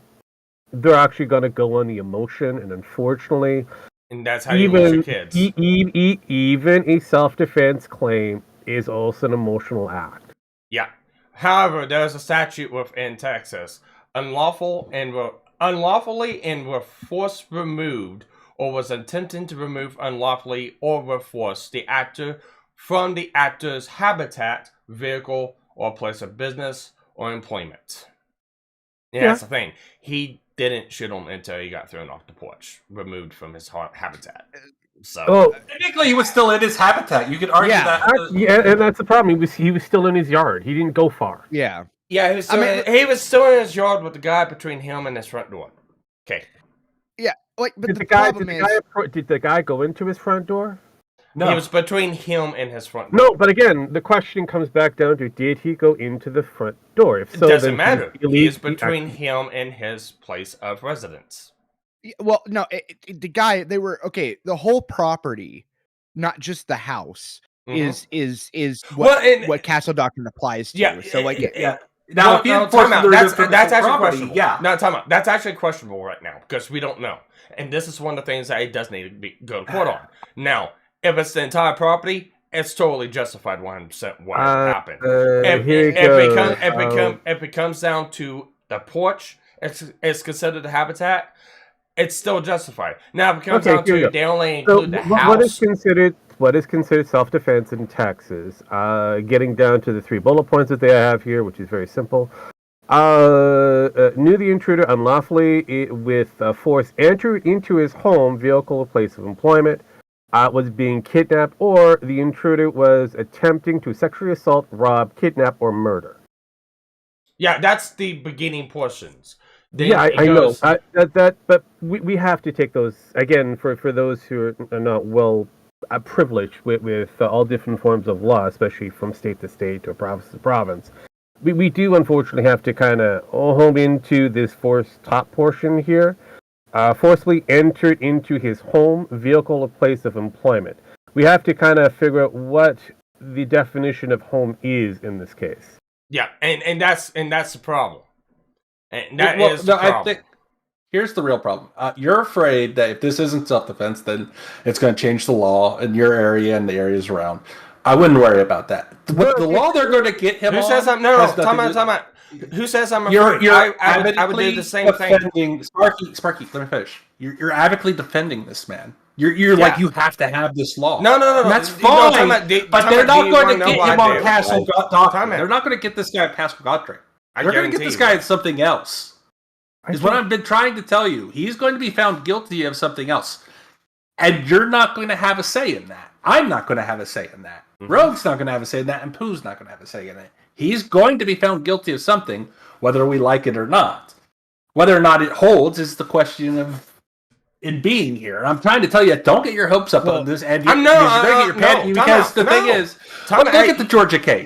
Will you just stop for a minute? I'm not getting my hopes up because here's what I would have done. I would have told the man to leave. Maybe he didn't leave. I'd come out with the gun and I'd just shoot him. That's exactly what I've done. I'm surprised. Okay, so Sparky, I actually want to point out something that was stated, and I hate to do this, but in the Legal Eagle video, because in context, although it may not apply because different states, however, it's interesting to note. This guy, in fact, this actually more applies to that than what Legal Eagle used it for. There was a case in the 70s in that state where a guy was in a bar, somebody assaulted him in the bar. And then he left the bar, went to his car, got his gun, and shot them. Time out. That is so much similar. And I know the case, but here's the problem: it's illegal to have a firearm in a bar, and that's a federal law. So is it? Then everybody breaks that law because you can't. I've been in a lot of bars where people. Three. I can't remember if it's a federal or state law. I'm pretty sure it's a federal law. It's a state law. It's a state law. Most states have this law. It's not a federal law. You're thinking of banks or federal property. Yes. Because I know, the local bar here. I went to a bar in Kansas where people were walking in there with revolvers and shit. What the problem is that's you can't have a deadly weapon in an establishment that sells alcoholic beverages because that is. That depends on the state.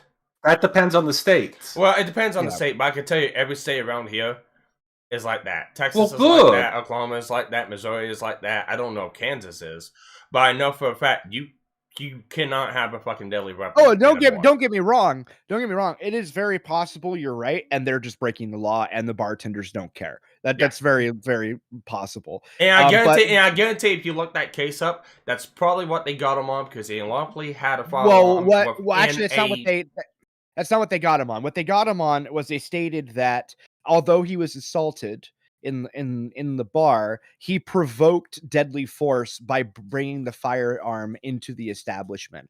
Had he have after he had walked away, it had already de-escalated the situation. Which is the same point that I'm making here. That guy walked away. Sure, he was yelling at his ex, but let me tell you a fun fact about yelling at exes. That's not illegal. It's not illegal. That's fine. And it's not deadly force. Do you know what is illegal? Stay on someone's property when you got told to leave. But you know what is illegal? Pointing at somebody's gun when they're pulling out a gun when they are sitting here with your. Okay, you got to think about this objectively for 2 seconds. Okay, he was told to leave by the guy. I hate to say, then the guy that told him to leave was the one that left the situation. Do you wonder, if you're the guy in the blue shirt, are you going to? It does. Like you It got to think about it doesn't. from his point of view. It's just what So they're going if to I argue. invite someone over to my house and I tell them to leave and they're being a nuisance, I can't do anything about it. No, it's not what I'm saying. That's what exactly I'm saying no. is, That's exactly what you're saying. no, that, I'm not. You we, said you. we That's hang on. exactly what you're saying. Guys, No, It what does what not I'm matter saying at is- any point in time. If I tell someone to leave and they don't leave, I can go get my They're gun and going come to back be- out look, and tell them the leave or prosecution. else. I'm not talking about what you can do. That isn't the point of argument. The point of argument is the prosecution, I guarantee it, and I could be wrong, but I'm willing to bet money, is going to argue that the person that was there, that was told to leave and did not leave, had no reason to think that he should, because the person that told him to leave immediately left his site And just left the grabbed the gun situation. and grabbed the gun and then 2 came minutes back out. later. 2 and- minutes later. 30 There seconds was later. it was like over a minute later where he came back. Like the amount of time it took him to get that gun was a ridiculously long amount of time, to the point where I will actually make the very loose fucking speculation that he stood there at the door and waited for him to raise his voice before he came out. There was more than enough time for him to grab that firearm. Hang on. No, Let's look at it in here. 30, it was 20 to 30 seconds. It was a long time. That is still a long enough time to actually brandish a pistol, shoot somebody in the middle of the head, and then walk away. Now, gentlemen, you're missing the most important point here. In the beginning of this conversation, me and Pooh completely disagree, which usually we never agree afterwards. And then after watching the video, he was like, wow, actually, I agree with Jem over here a little bit, where this is a little sus. Yeah, like And when we attend, the thing is, us fucking agreeing should give you an idea, Sparky. This is not going to be an easy case to win. Yeah, like there's a Just lot of grabbing a gun of very is gray not a shit here provocative that's act. going on. Like that's Especially because bothering me. Here's the thing. It's based on provocation. Oh, grabbing the gun is not provocative. It's not provocative. But it becomes... The guy coming up to his face afterwards is provocative. Yeah, Okay, that portion I would agree. He came outside. He didn't just come outside. He with the came gun. outside and the gun on his own property. Oh, he did. No, he didn't just do that, Sparky. It He doesn't came matter. out and screamed, "Get off the property!" which Yeah, is for the immediately third time. brandish. Right. Yeah, that's fine. But the thing is, though, at no point prior to that was there any reason to believe. It wasn't reasonable to believe It's not that re- it that doesn't have lethal to be force reasonable. was It will be Sparky. does It not doesn't have matter to to you. be It doesn't matter to reasonable. you. That's the problem, Sparky. It doesn't matter to you. Okay. It matters to the jury. It will matter to the DA. It will matter to the judge. It will matter to the defense. Yeah, It that's will all I'm trying to matter. say. It doesn't matter. It does, because they will have to take that into Stop consideration. getting so salty. Fuck. No, I'm getting pissed off because you're not listening. No, you're getting They will- salty. You're getting what spunky, you think man. does not. Are you in the jury for this? Are you in the jury? And we don't know. No, well, if he was at the jury, he's not supposed to mention anything or talk about this. case. Exactly. That's but here's the also thing. because The I'm jury in is the only Oklahoma thing that and matters this is here. Texas. And if This is you Texas. got me and Pooh I'm agreeing, Oklahoma. like, well, hey, there's something sus going on here, I guarantee you can get your average jury to think the same goddamn thing. So it's not going to matter. Yeah, You see where we're I coming really from don't. this right now? Because We're not coming from this as- I actually see this case being dismissed on a matter of law. It won't be. Actually, if it does get dismissed on the matter of law, that'd be interesting. That'd be great. Yes. But I don't And know. that's the problem. that's She will that's not my get hunch. dismissed. It won't get dismissed, Sparky. Do you know why? I said this before already. She's a state judge. They have to try it.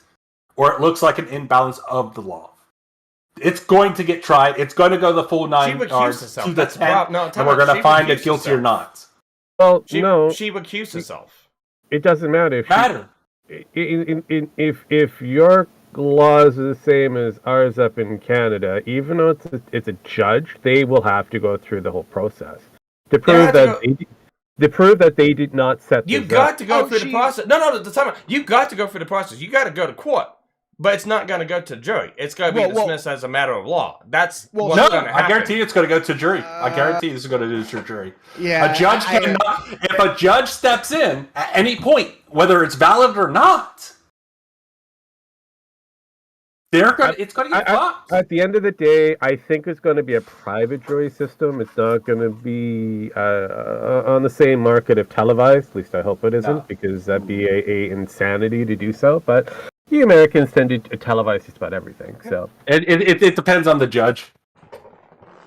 Yeah. If the judge hates the woman that's the judge, he might televise it. Now I'm gonna give Sparky an olive branch here for like 2 seconds. Put all that shit 2 out there. seconds. Okay. Yeah. Sorry, I muted myself. I don't know why that happened, but anyway. So in Texas, and I just looked it up. Yes, mere trespassing. All right. Which yes. The guy did tell him to leave. So at any point after that, he didn't leave. Right. Aside from whether or not we view that as reason, what he thought was reasonable doesn't matter. He's right. Technically on the law, that mere trespassing warrants fucking castle doctrine. But the problem that you're running into with this logic, Sparky, is those cases where it is just mere trespassing always end up in court anyway. Yeah, they always end up in court, and they always end up being dismissed as a matter of law. They have to go to court. There is no ifs, ands, or buts. He's got to have to go to court, and it's got to be dismissed as a matter of law. That's how it won't be. Go. Sparky, the thing is, this is dismissed as a matter of law. I'm talking about the other cases. I'm telling you that in this case, it can't be. It has to go the full 9 yards. We won't know until we get there. Yes, we'll have to wait and find out. Yeah, but and this is the whole thing it's based off of. Okay, one, and we don't know this information yet. Okay, and we don't have the actual message. We have hearsay. Mm-hmm. We don't have we don't have the actual proof. Okay, where's the meeting site? Where's the pickup site? Where are they supposed to go get the kid? I guarantee it's not the house. It's probably at a secluded location somewhere, like a gas station. No, actually, probably I wouldn't be surprised if it was the house. Okay, I have a correction. I got to correct myself. Sorry. You can use force for somebody trespassing. You can't shoot them just because they're trespassing. However, however, the guy did immediately charge the guy after force was used, and then deadly force ensued. I don't know if what's a charge. He just seemed to be comfortably strolling.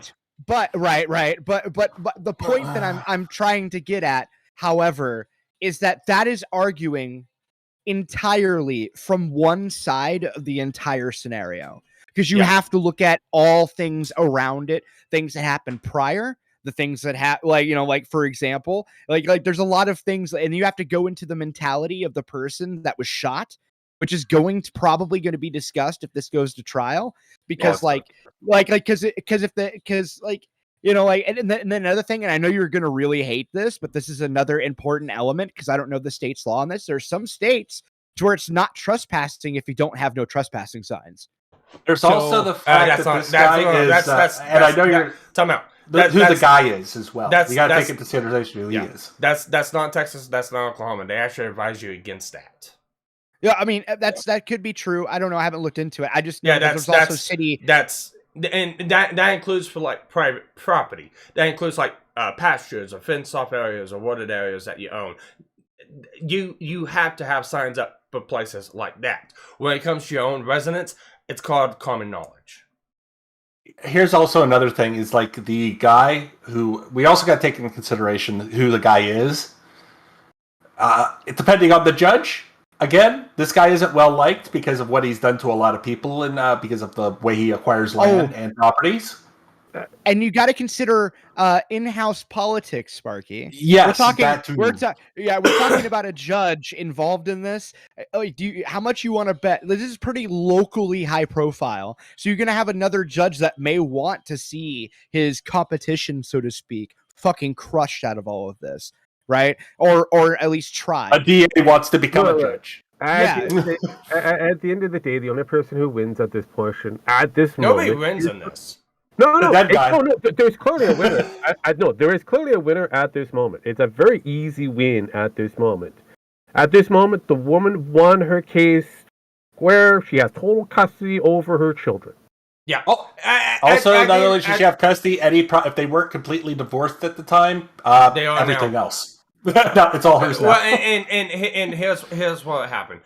Right now, the relationship between the woman and the guy that shot the ex-husband, that relationship probably is over and it's not gonna have anything happen to it. I wouldn't continue on that relationship because Sparky, of what they happened. apparently again, rumor, innuendo.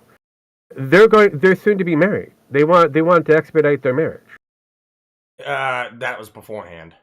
You know, No, what I do no, like No, but you know what what? I do actually like is stated as about- fact. They're getting Might married continue. next week, I think. Something like that. But you know what I like about that's this a case? new that's a new one. Then I didn't hear What that. What I love about that video is it showed one very important thing that the left needs to get hammered into their fucking skull. Like, seriously, actually, and some members of the right too. All of that shit happened within a very short amount of time. Yeah, 2 Like, minutes. That whole like- video is like- 2 minutes long. And the reason why I'm saying that is because use of force and then the use of deadly force all happened within like 45 seconds. Okay. And so like That's this, quicker.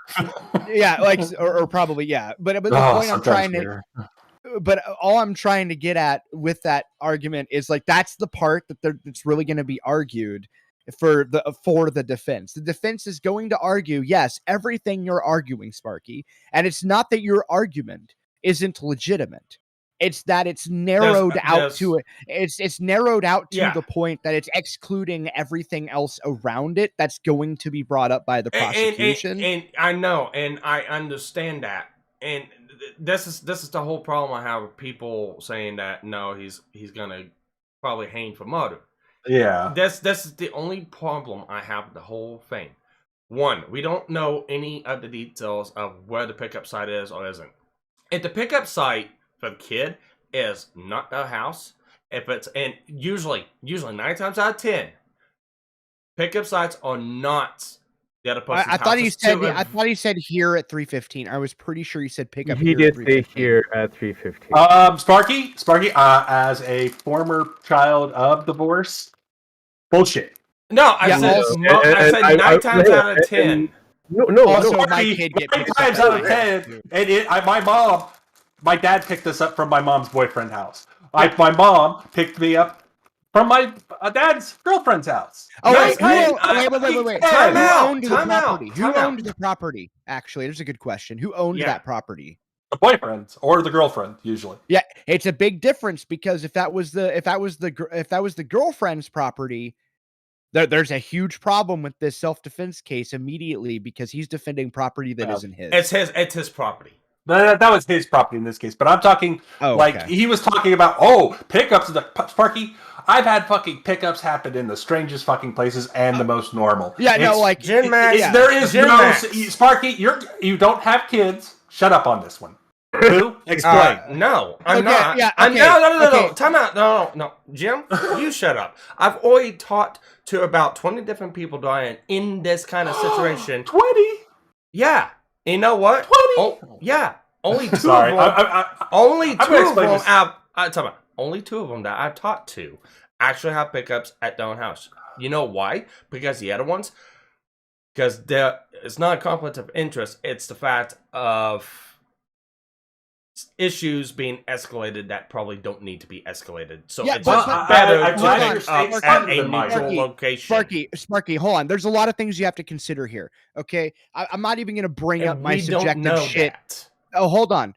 I'm not going to bring up my subjective thing real quick because there's questions you should have asked in that case, or when you asked those people that. What you should have asked was, well, how recent did this start? Because if it was like an immediate, like we just got divorced and we just are exchanging kids, then yes, it is. It might be at the very beginning they are doing that because there might be some drama that hasn't been worked out quite yet. But like years down the road, like that's going to be less and less likely because but as I said, like when I was a kid, same with Jim Max, I was picked up by my parent, at home with my kid, her mom picks her up at my house.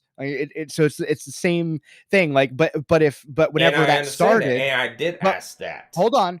But when it started with me and my ex, that wasn't the case. At first, we were meeting at other places because she was scared I was going to slit her throat, which I very much wanted to. Okay, guys, we were also kind of forgetting there's another big factor here: court orders and that. Now, there is a court order that has been presented. That the former husband, we'll put it that way, gained custody of those children at 3:15 p.m. And the former ex-wife did not adhere to the court order deadline because she wanted to see their sons. Yeah. Widowed wife. And I understand that. Now shoot. Does that kind of indicate what the pickup points are? At that point, he could actually be said, "Oh, you're kidnapping my children." It could be kidnapping, and he had every right to go onto that property to rescue his children. Yes, you actually there is a fucking court case. I remembered this. Hang on. Yeah, that was over a period of 8 months. So not one missed date.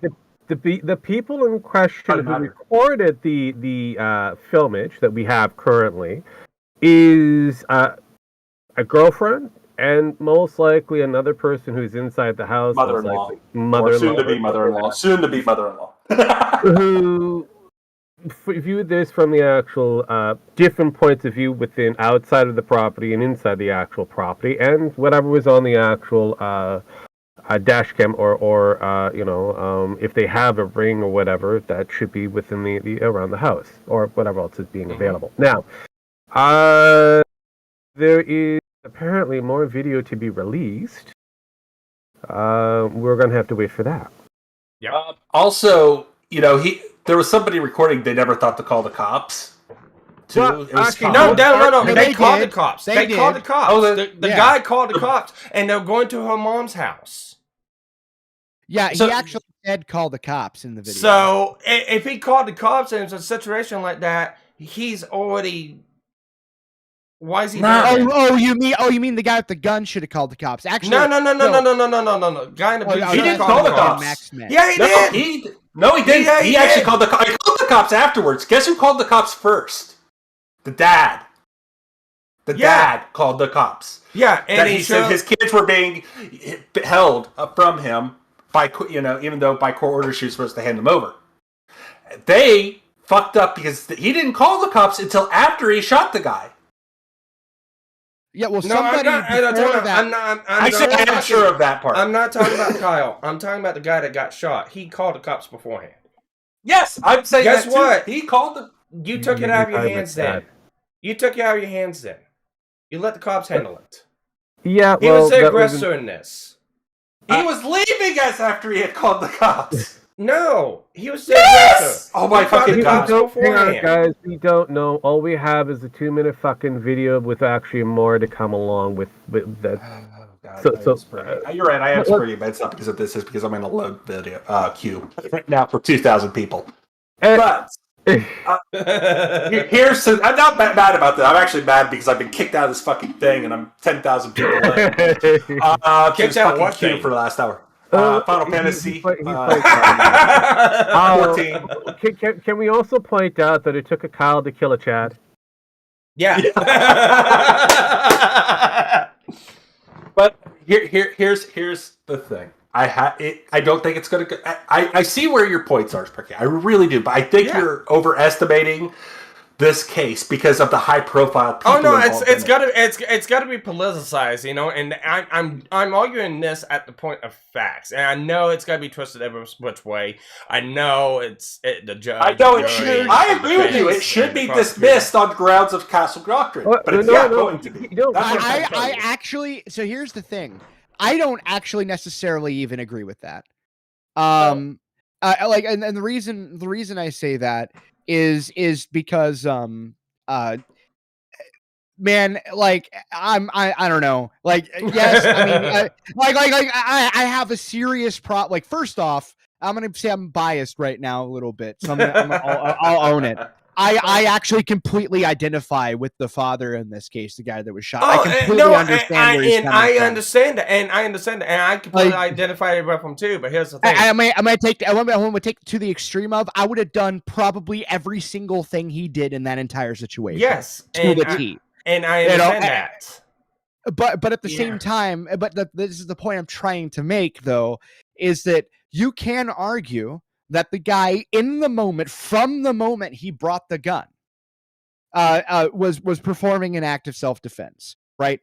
However, the problem that comes into play here is that the big question that's going to come up, was it reasonable to bring the gun out? You could say yes, because he was told before to leave, but you could also say no, because the guy, the boyfriend, straight up should not have even been involved in the first place. It because doesn't the matter. situation that does matter, because Yeah, it you looked deal like with to it me, in court.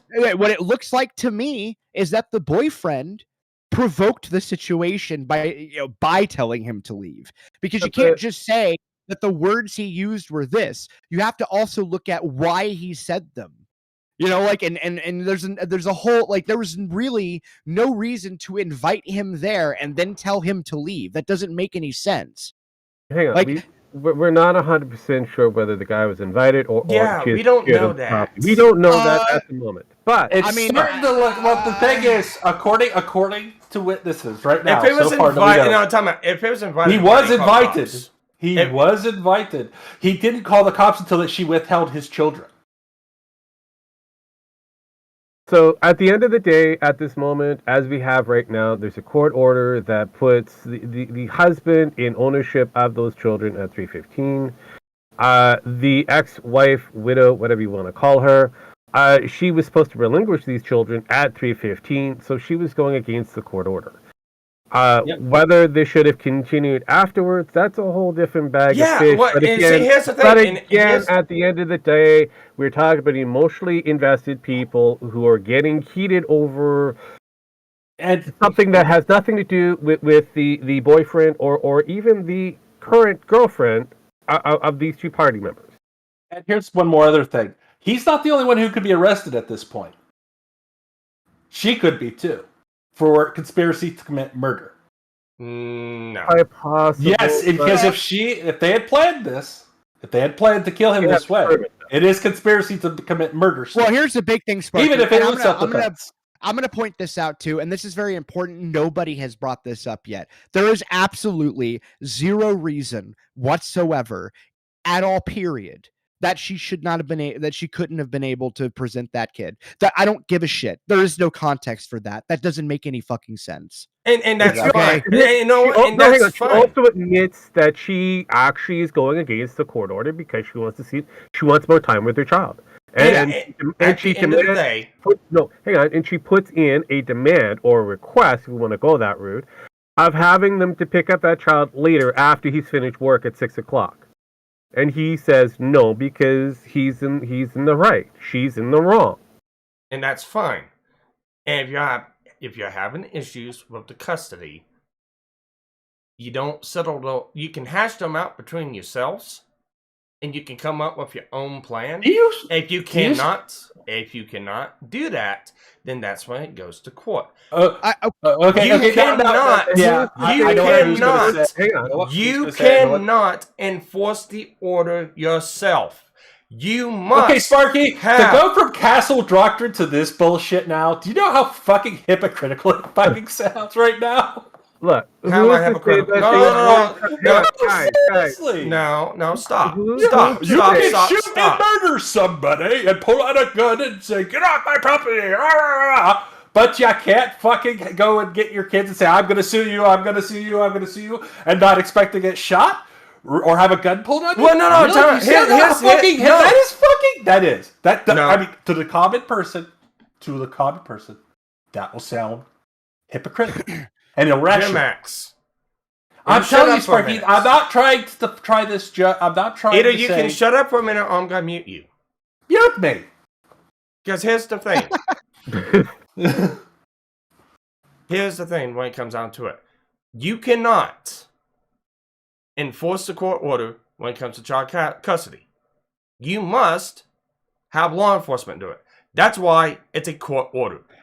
If you go against that court, if you try to force that court order yourself, you put yourself in grounds of losing custody of those kids. What do you? Can I ask a question? I need you to define what you mean by enforce the court order. So you missed the time. You go down to forcibly pick those kids up because they missed the time. You can be held in contempt for that. I know because one of my co-workers had to fucking deal with this. And yeah, the big question so mother is, had to deal with it as well. So let's shut the fuck up. Yeah, and at the point of that, who is going to enforce what? No. I'm just saying, and only going to be saying, that there's a little bit of issue when it comes down to why there was a heated argument and could have peacefully ended the entire discussion. It could have peacefully ended. Yes, the guy could have left when he got told to leave. No. The guy. What, Sparky? I don't care, Jim X. At the end of the day, the current boyfriend did not have to brandish his weapon, even though he was kind of in charge of the situation. No, he didn't have to. All he you're had right, to and do, you're right. all he had to do Right. was allow the two parties that were having issues to peacefully separate from each other. That's all that had to be done. Yeah, and you know what? You know what? You're right at that. You are completely 100% right. He didn't have to go get that gun. But you know what? He's also still in the right to go get the gun again, after he told him to leave. Yes, so that's nuance. It doesn't matter. okay, well, the nuance here is not whether or not he was in the right to do it, but whether or not it was reasonable, which is actually a very... That's what the argument is, and I agree with Pooh on this one. I agree wholly on Vlad. That's why I'm kind of reasonable. Reasonable. It needs reasonable. Reasonable is I tell somebody that is on my property that's having an argument with someone to leave, and they don't leave, and they continue arguing. My reasonability is I'm going to force you off my property. About to leave. I doesn't. And then he should have left. Hang on, and then the ex decides to continue with the conversation. Yeah, well, no, the conversation's done. When I say leave, you leave. No. Unfortunately, when you're in a heated argument and emotions are involved here, Sparky, this is where it becomes a little. No, it doesn't matter whether he was told.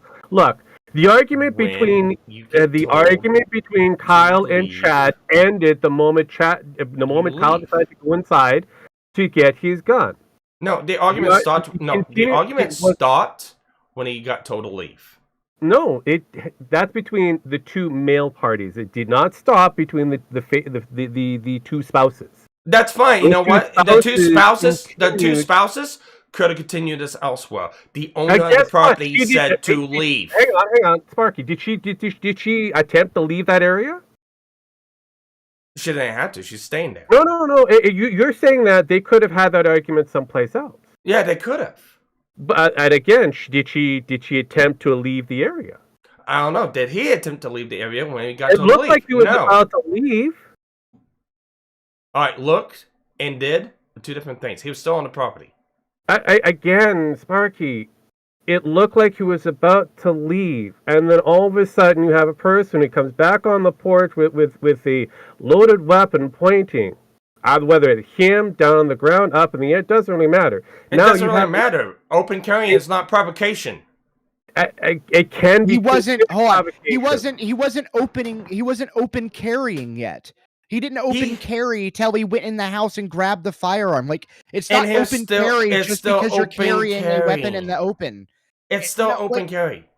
It's not open carry if you go to get a firearm and come back. That's not open carry. What is that then? That's going in your house and getting a gun and coming back out and then screaming at people if they don't leave. That's an entirely different thing from open carry. That is actually straight up brandishing a firearm. Not that that's anything. That's not that that's bad. I'm not saying that that's a bad thing to do. I'm just pointing out that definitely, for sure, 100% escalated the situation. You can't brandish a shotgun or a rifle. Yeah, you can. No, you can't. Well, you can when you can when you point it. Well, okay, but he was pointed. Pointed? No, it was down. It was pointed at the guy's leg, and he yelled, "Get off my property!" It was not pointed at him. He was facing him. Him. Okay, Sparky. Time out. If I pull a pistol out of my holster and I don't point it at you, and I tell you to get away from me, am I brandishing the firearm? Look, Sparky, he had it pointed at his gun several times at the low and carry. He had it pointed at the low and carry. He had the firearm like this, facing the guy.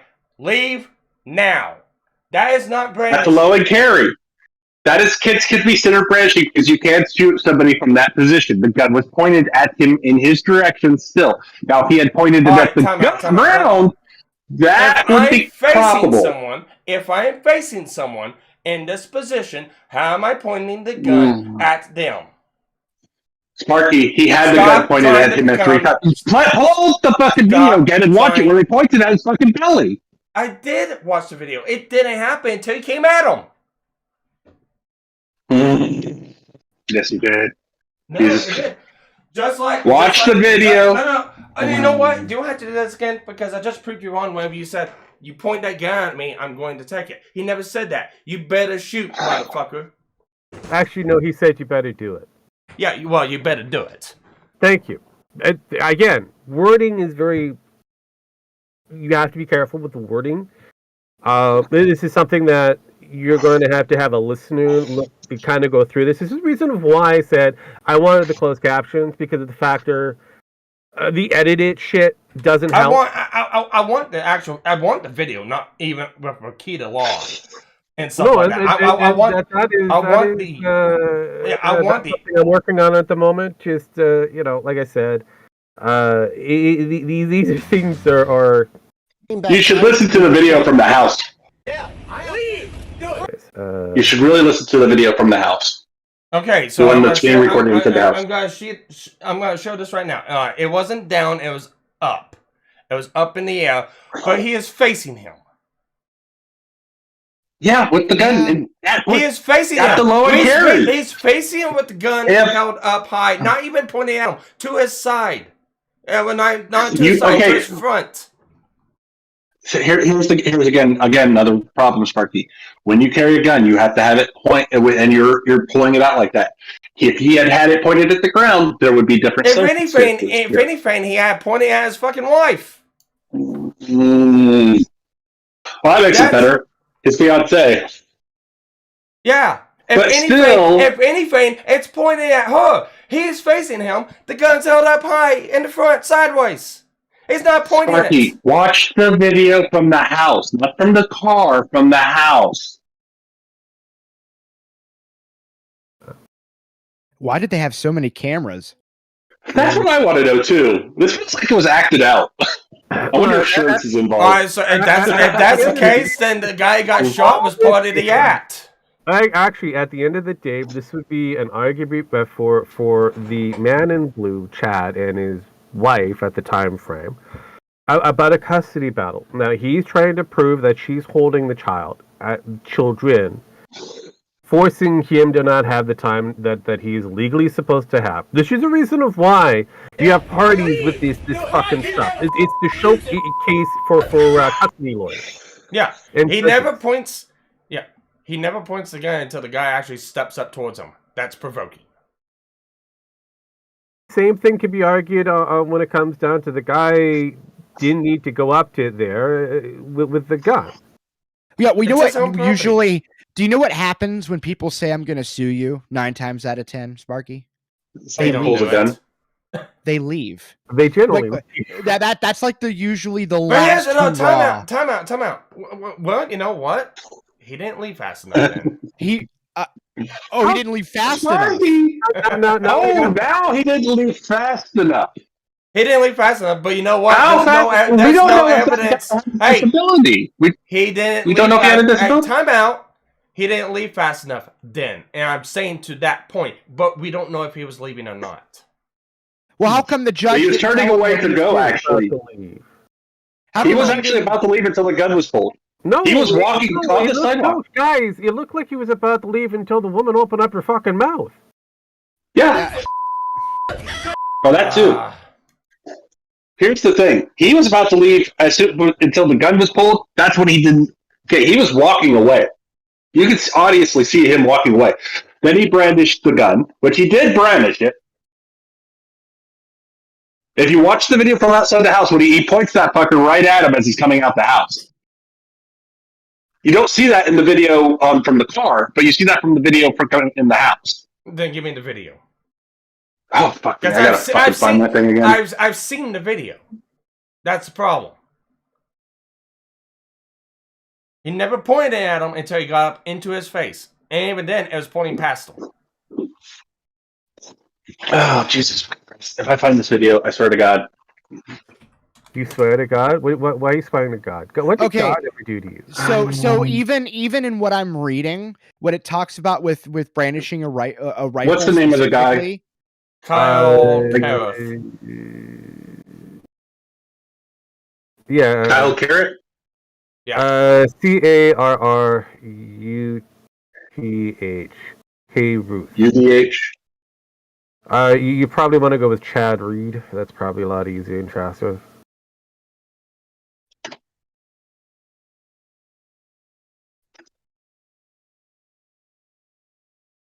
It was on here earlier. I hope YouTube didn't take it down. Okay, the one from the house. If they show the full. This is KLBK News at 10. I saw it with the fucking news deals. God damn it. Well, there's always look. This is going to be covered for nationwide because if it bleeds, it leads. In this case, the person is dead. Two white folks guaranteed to have a lot of coverage. If it was black folks, no one would care. Hey, that's not the video. I found the full video somewhere from the house. Well, you can go through your watch history. And he pulls because you don't see it in the one from the car. But when he comes out of the house with the gun, you can see him pointing the weapon at Low and Ready to shoot him. But he's walking away at that point, and he would have shot him in the back, and then he started to say shit, and he turned around like, "Oh, you better fucking." See, he escalated the situation. It doesn't matter. You should have left. He probably, no, I'm not denying that, Sparky. But at the same time, even when he came out with the fucking gun, you should have left double time. I'm sorry. But he was already leaving. He brandished the gun while he was leaving. 100% sure. We don't know. He was still there. Yeah, you can see him walking away. He was still you can actually see him walking along, turning around to walk away until he pulls out the gun. I'm going to see you. I'm going to see you. And then I didn't see you. And then you see him turn, and then you see the guy come out, "Get the fuck off my property. I will shoot you." Or whatever the fuck he said. I don't know if that's what he said. You better leave now. And he never threatened to shoot him. All he had to do was let him have the final word, and it would have been over. But for some reason, he couldn't do that. Because they wanted to fucking kill his ass. All he had to do was leave when he got told to leave. Fuck. Yeah, okay, Sparky, you can say that, but the question isn't about what about that situation. It's about reasonability. And this is like the fundamental point that I'm trying to get across here. When you're talking about an emotional situation, no, I don't care. You can't impose reason upon an unreasonable situation. Right? I can't look at the Kyle Rittenhouse videotapes and say, Kyle should have only shot like 2 times instead of 4 times at what's his face. Like, you can't impose things that are that reason upon unreasonability. It just doesn't work. Like that's like saying, you can add he should have done this and should have done that. It's the most reasonable thing he should have done. But the thing is, nobody in that situation was being reasonable enough to expect any reasonable thing to ever cross their mind. Like that's the problem with you saying he should have left. It's like, yes, technically, objectively, from my armchair, yeah, he should have left. I agree. Why not? But it's not reasonable to say that that thought would ever have crossed his mind given the situation. And like that's like, I have a kid. If I was in that situation, I don't think the thought of I should leave would have crossed my mind. I would have had a gun. I would have just shot her in the fucking head on the spot. And the thing is, he was not armed as well. While yes, he did have Castle Guard in, you could consider him being twice the size. It doesn't really matter if he's no, it doesn't. Castle Doctrine. Castle Doctrine includes burglary, and burglary. Well, I'm glad you love Castle Doctrine, Sparky, because it seems to be your fucking second wife here. But come on, you gotta look. I know, I see where you're coming from, Sparky, but you have to look at this from the other side, or you're going to be very fucking disappointed. No, I looked at the other side, and you know what? Here's how he didn't like it because it had reasonability. There is reasonability in it. I looked at it from the other side. It's like this. You're on someone else's property. The owner of that property said leave. That's where it stops. That is where it stops. We don't live in the Old West anymore. We do not live in the wild Old West anymore. Okay, we don't. It doesn't, well, that's where this is going to come down to. It's true.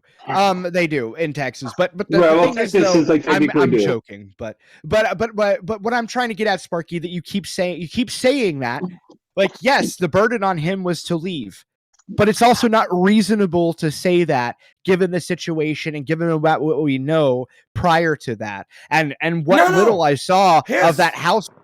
Like it is not reason. Like, do you know how many times I've been told to leave people's property, and it wasn't anything worth taking seriously because I knew I wasn't going to get shot, so I said what I wanted to say and then left. Like, do you know how actually common that is? In every video that I've seen so far of inside the house, it's just whenever he's already got the gun out.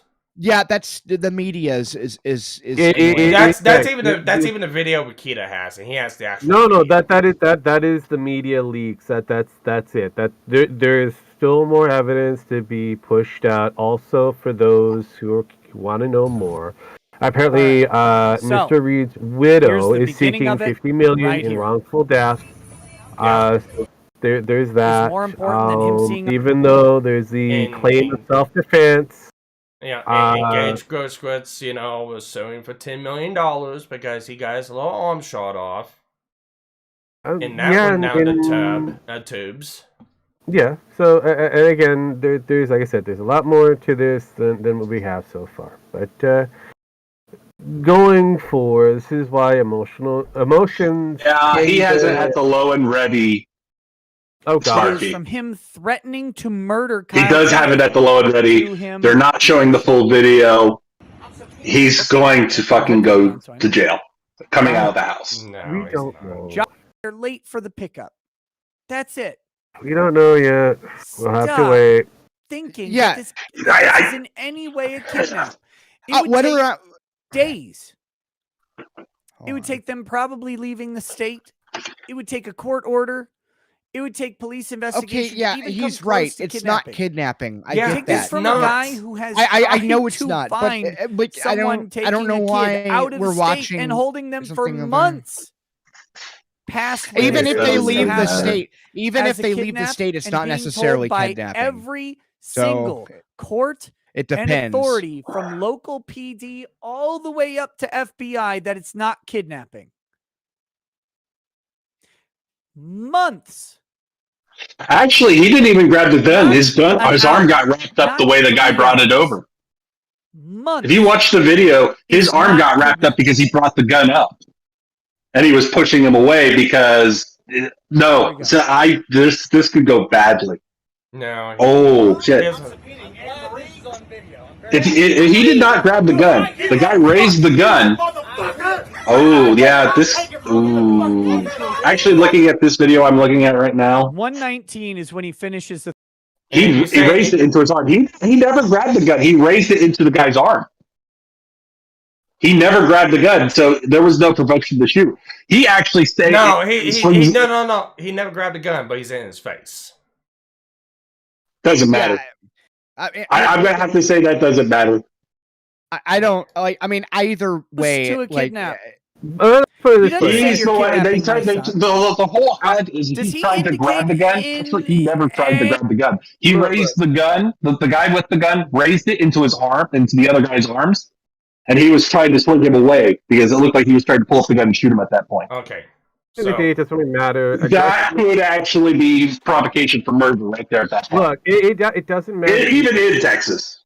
Again, it doesn't. It comes out. It does not matter either way going forward. It comes out.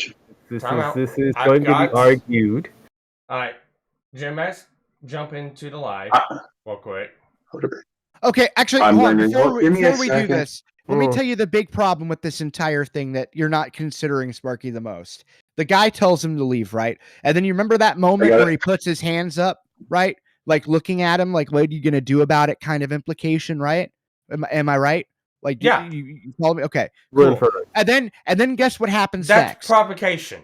The guy immediately leaves. Okay, I want you to see my video. And that then I'm comes watching out right with a now. gun. Well, that's why Like, I'll see him Without video in a words, minute. without Ricada talking in your fucking ear. I've got. I want you to see this So video. Hey, I got it muted and I've got it slowed down. Yeah, that's No. what he just did. Here, I'm going to show you. That's what I'm Well, doing. you can show me, but I've got this video muted and slowed down so I can watch the whole fucking scene. No. I don't want somebody else on the screen. No, I want you to watch. I want you to see this without somebody else's video streaming. See, Just- see what? And he fucking left.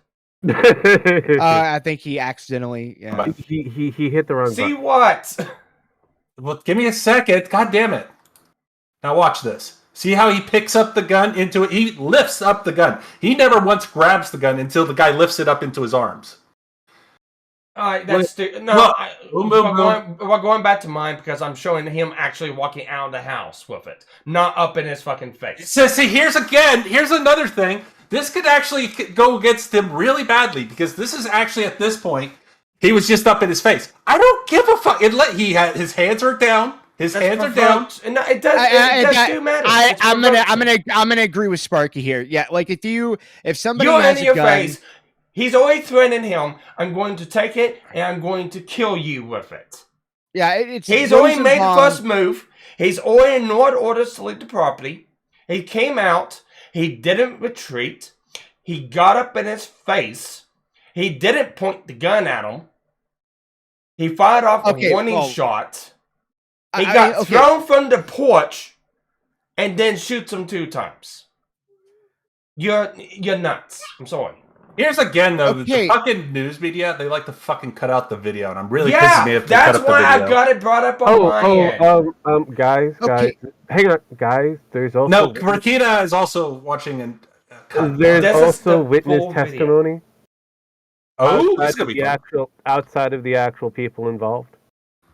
Because again, if you remember, there was a woman that was walking by with red hair or reddish hair. Yes. Uh-huh. So this was all viewed by several different people in that neighborhood. Okay. Also recorded by several different people in that neighborhood. Okay. Okay. So that means that there's still pending information that may go either way. We know there's more information. Yeah, I'm It's like looking at this video here. That's what I'm looking at.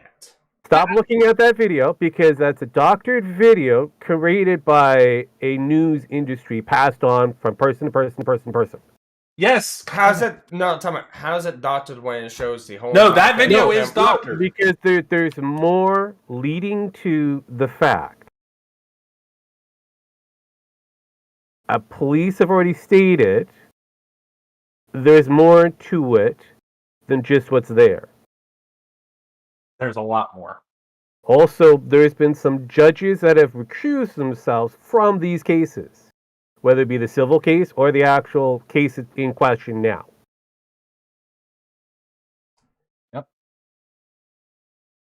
Probably because they don't want fucking, be, oh my god, the judge recused, the judge. No, because of the fact if by chance these judges have worked with this particular person, the ex-wife, they would have to recuse themselves. Okay. Well, and here's the other thing, Sparky. Okay, you can which is okay. There's a big component here that is the part that kind of bothers me about this entire situation. All right, the kid. So no. Well, Fuck I mean, kid. aside from the fact the kid wasn't there, which is just extremely sus. I'm not gonna lie. There's no excuse for that. That was whatever. Anyway, the point is though, is that assuming that he was told to be there, which I guess we don't know, because at first I was told that that's what the police reported, and now I'm being told it wasn't. But but the thing is though is that he was there, okay? And the question that comes into play is Although technically, yes, you can tell people to leave your property for whatever reason you fucking want. You can be schizophrenic and hallucinate them and think they're a dragon. All right. But the point is, though, was it reasonable in that time to tell him to leave the property? What reason did he have to do that? Did he feel threatened? Like, because you see what I'm saying? And also, there was a whole conversation that went on before he even said that. I don't have to have a reason to have someone leave my property. If someone's causing a disturbance with either my girlfriend, But or these, if it's ex or not, these, if I tell these you to are leave, what going leave. These Yeah, are the things that are going to be argued in a court case. You're dealing in absolutes, Sparky. There's no such fucking thing as absolutes. Yeah, the law is vague for a reason. Yeah. Yeah, the law is- hang on. Also, there has been an investigation from November 5th to November 16th. Ooh. Done by two separate parties. The first When the hell did this investigation happen? from the 5th to the 10th was actually done by the police, and then from the 11th to the 15th has been done by the prosecution. And then we have this particular thing on the 16th. With what we have going forward is all these different piecing of what is going to be the actual account. What we have is about 2 minutes of edited, questionable, vague material that just leads to making you think that this particular person, in this case Kyle, was completely right for doing what he did, but we don't know 100%. Only thing I need to know for Castle Doctrine, and the only thing I need to bullshit again, Sparky. I'm not saying Castle Doctrine law. I'm not saying it doesn't apply here. I'm saying it might not be a fucking enough. No, I don't think it is actually looking at this case going forward. All right. I know you. Shooting? Okay, No, for the some reason, people in Oklahoma and Texas and all, they always want, Castle Doctrine, Castle. I get it. I understand it. You want to defend your homes and rights, but you can't use it like this. I don't think they're going to be able to use it. No. If you don't think, because you keep your mouth shut. There are all we have to do is just fucking wait. I'm telling you, we shouldn't talk about this until it comes about, because just like the Kyle Rittenhouse thing, I think we should just leave our opinions here. Okay, and why did see you what say just happens. like the Kyle Rittenhouse thing? There was no argument with the Kyle Rittenhouse thing. Well, No, I avoided that shit like the plague. Yeah, Dude, there was zero you know, argument. I'm sorry. Like if you No, I'm not saying that. God damn it. Okay, I'm saying I left it until it went to fucking trial. Because I didn't want to listen to the media or anybody else about who was fucking right. I wanted to see for my fucking self the actual evidence, not the fucking interpretation of the evidence from a fucking newscaster who gets fucking $100 million to bring in fucking glowing ratings. Hold on a minute. I did for two things. One, I never watched any news coverage on the Kyle Rittenhouse thing. Exactly. I did the same thing there. But I watched the videos. I didn't even do that because I wanted to wait. I followed that story the entire time. And secondly, and I'm going to say this right now, I'm going to sound worse than Sparky. If anybody got any interpretation outside of anything that I came up with, they were wrong. There is absolutely no gray area with me. Like if you looked at the Kyle Rittenhouse footage, all of it without any outside influence, and got any interpretation outside of what the jury came down to ultimately, eventually anyway, which was exactly the shit that I said. If anybody came up with any other interpretation, they were either lying or they were retarded. No, here's the thing. I wasn't trying to look at it from that view. I was trying to look at it. I was trying to get an idea of what the jury was going to do. Yeah, Roe can attest to this. I was like, if the jury goes to Friday, Kyle has a better shot of being acquitted of all charges. Did I not say that, Roe? No. Okay, hold on. The thing is, just let me out. The reason I wanted to go with the trial, I didn't care what I thought. I didn't care what other people thought. I wanted to think like the jury was going to be thinking. Then we just have different point of views because I didn't care what the jury thought. That's what I'm trying. Because I cared what the jury thought, because that would give me an idea of how this verdict was going to go. Honestly, at the point when it got to the verdict on Friday and how it went on Thursday, the day before, I was like, oh shit, this could be good or bad. And I was like, but I knew it was going to be over by Friday at that point. Well, I mean, the thing is like, just let me finish. I'm trying to do the same thing with this case. It is pointless until we have all the evidence of what the jury is going to think. And I'm trying to think into their heads of what they're thinking. Honestly, up until the point they said the first not guilty, I was not sure still. Okay. Whether or not a jury of reasonable people could think this, or Jim, unreasonable in this case. You're looking at this from a different point of view. I don't give a fuck about the jury in this you case. don't. But I don't either. But I want to know what they're thinking to have a reasonable. So I want to be able to think like the jury. So I said, well, I don't want to be outraged. I don't want to fucking do I have done the outrage for fucking 30 plus years before. Yeah, this you've shit. been doing most It's of pointless. And I'm doing this outrage again right now. This is because I'm in a fucking queue, not because of I'm stressed out because of fucking Final Fantasy, not because of the damn thing. Well, you're supposed to be pretty hard, man. Well, because it's adding on to the stress. But I would normally think I'm not thinking reasonably because I'm keep getting kicked out of this queue. But listen, I'm trying to think. Believe me, this is more infuriating than your conversation to me. But here's the thing: I am trying to look at this from not a rational, but a reasonable person who gets selected from this. And if I look at the evidence right now, I would think this is sus. Yeah, I would think this is very sus. You also don't live in But the thing is, Texas, that's why I want to wait for more evidence. There's a reason why. There's a reason why I picked out some comments from people who actually live and reside in Texas, in that area. Some say Kyle is guilty as fuck. Some say Chad should have never have gotten himself involved. Some will say that bitch should have never have talked. Okay, I don't care, but okay, look, okay, I want to explain my point of view for like 2 seconds. Okay, one, I agree with that last bit that Max said. You know, I'm trying to think about it from more of a reasonable point of view rather than from a role play as a lawyer point of view, right? Yes. Or some kind of judicial chud, right? I'm not a lawyer. Yeah, I'll fully admit that. The thing is, I will look at this and I'll see both of them were fucking wrong. Right, but hold on. Both of them should have been shot in the head. But I want to finish what I'm saying here, though. Okay, what's important to note is that I don't care about like the trial in so much as like if it presents more evidence, yes, then I'll care. Cool. But as it currently stands, right, like whatever the trial or the jury decides isn't going to sway my point of view one way or the other. It's kind of like whenever the George Floyd incident happened, right? I'm in the minority. I didn't think that what's his face was totally innocent. I thought he was negligent, right?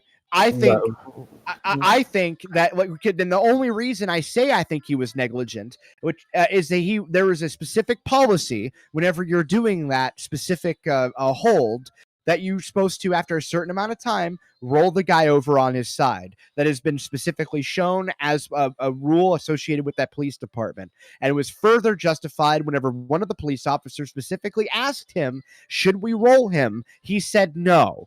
And that was absolute negligence. But do I think it was murder? No. It was not murder in the first degree. It wasn't murder.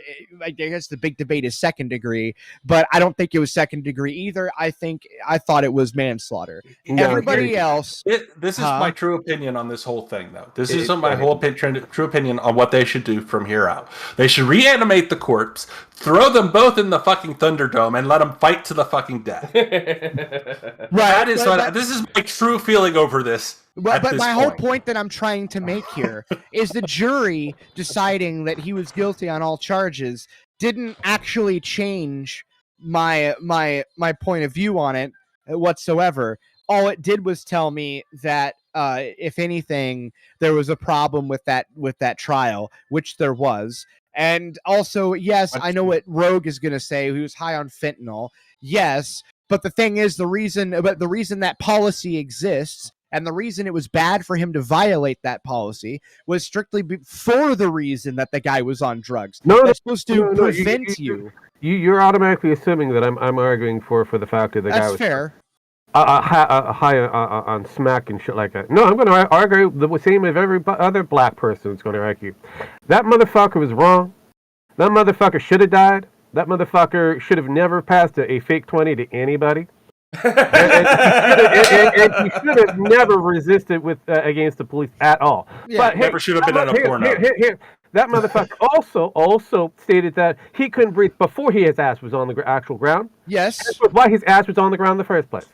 Yes. Here's another thing, though. They're already retrying that case. Quietly. Yeah, I know. And but the thing is, though, you have to understand too. Although he was saying he couldn't breathe beforehand, you can argue that there was reason to believe that the officer doubted that he had issues breathing, but they did humor him. Yeah. They humored the fuck out of him. You know which officer doubted that? The Asian one. Oh, were we talking about him? No. We're talking about the guy who had just had a knee in the back of somebody's head. Ooh, right. I know. But even having it that hard because you could see him.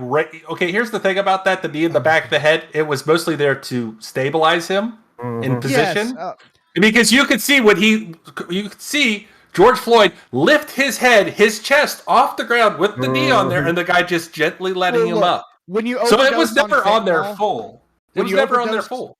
When you overdose on, even if it was on full, it doesn't matter. I have a whole video where I had somebody that's a fucking I think a brown belt in jiu-jitsu that fucking did that to me for longer than him because he actually didn't survive the whole 8 minutes. He was dead after 6, right? Yeah. So, but the point is though is that I did that for I think like 9 minutes or close to 9 minutes. The point I'm getting at there is, does it affect your ability to breathe? I mean, sure. Do you suffocate? No. Could you have an anxiety attack? Could that make it more difficult to breathe? Yes. But the problem is the whole reason you're supposed to roll them, which is the whole reason this is an argument at all, is because what it does is it protects the officer from liability. And so like, the fact is, since he said no, do not roll him, which was something that the Asian officer specifically asked. Yeah. It created a liability. So basically, the Asian guy was brought. Put your knee on the hada. Yeah. He not dead yet. Yeah, but all I'm getting at is like so at the very minimum, you could say in that because of that you can argue manslaughter and or negligent manslaughter, which is what I usually argue in the case of that situation. And you may consider the Asian voice racist. Go fuck yourself. I don't care about that. No, not you, people listening. But the point is though, is like the reason I'm bringing this up though is because I didn't need the media. I didn't watch the media coverage on it. I don't watch media coverage on literally anything unless I'm making a response video to it. I didn't watch other people's opinions because I disagreed with basically everybody on that case. And furthermore, I came up with my own conclusion and relevant of whatever the jury came up with. I didn't really give a shit and it didn't influence my opinion. So with this case in particular, I'm doing the same thing I did with George Floyd. I looked at it as objectively as possible, or I'm looking at it as objectively as I can with what limited amount of footage that I got. And from what I'm looking at now, it is not as clear black and white as Sparky's making it out to be, because there's a lot of shit that if it happened prior, like for example, if the guy was invited there, that muddies the waters. It may not exonerate, but it muddies it. All right, so time out. And I'll say this one thing, and then I'll drop it on my side. Here's the thing: it does not matter if you invite someone to your house. You, as the property owner, at any point in time, reasonable or not, justified or not, have a reason or not, if you tell someone to leave your property and they do not leave, right there is trespassing. It does not matter of the situation. It does not matter the things that happened prior to that situation. If you get told to leave and you do not leave, you're actually wrong. Let me finish. You are trespassing. Now, okay, great. Along with that, but you're still committing murder, and if there was a conspiracy to commit murder, they're guilty we do not of that. Know that those messages have not come out yet. I will probably change my decision if any of that stuff comes out. And that's the problem, Sparky. You've already made a decision. That's what I'm Time out. Time out. Hey. Okay. I don't cement my fucking decisions. I have the right to change them if more evidence comes out. Here's the problem. That's not a decision. That's an opinion. Then you've changed your opinion. Decision, opinion. Who fucking cares? Oh god damn it! This is where you. It's the same thing. Oh, now you got Rogan there. Oh, how about it? Do you know the house in question? House. Yeah, the house in question. What do you mean? Did it belong to the mother-in-law? It belonged to the guy. It belonged to Kyle. No, it was Christina's mother's house. Oh shit! Oh shit! Oh fuck! Christina's Sparky. mother's. No, time out. All right. Yeah, Sparky. According to again, I'm not gonna go, but according to some of the information that's out there, it is Christina's mother's house. Who's Christina? The bitch in question, who is the judge. Okay. Who ended up getting her men involved in things that she should have never gotten involved in. Oh god, yeah. Hey, Sparky, guess what? Murder. Yeah, like that. Like that was the other thing. Like, here's the funny thing: if that's his gun and he brought it to the house, and then he took, it's murder now. It's murder. Oh, hang on. Before we jump to a conclusion, I'd still shoot him. I've done a bit more reading on this one. Okay, so it gets a little kind of muddied here because originally Chad was supposed to pick up his son, the youngest one, at the school, but the youngest one was sick. Unbeknownst to him, and this would have been easy to mention on a phone or whatever, that it was at the mother's house. But it decided to go to Kyle's residency. So doctrine is off the table. No, doctrine could still be on the table. The altercation actually happened on Kyle's residency. So if we look at this carefully, so the Chad's kid, youngest, is at Christina's mother's house. Chad decides to go to Kyle's place because that's where Christina is. This could have been simply removed out of the entire question if Christina just simply said, "The kid is at my mother's house."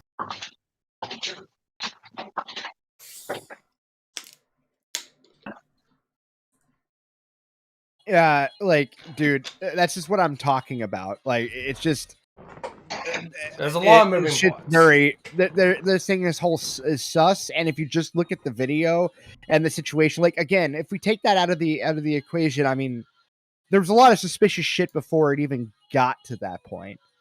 Oh god, yeah. So and the thing is like, I mean, I'm gonna tell you something, Sparky. Okay, and this is very important. If I calmly tell somebody to leave my house, and they say, "What are you gonna do about it?"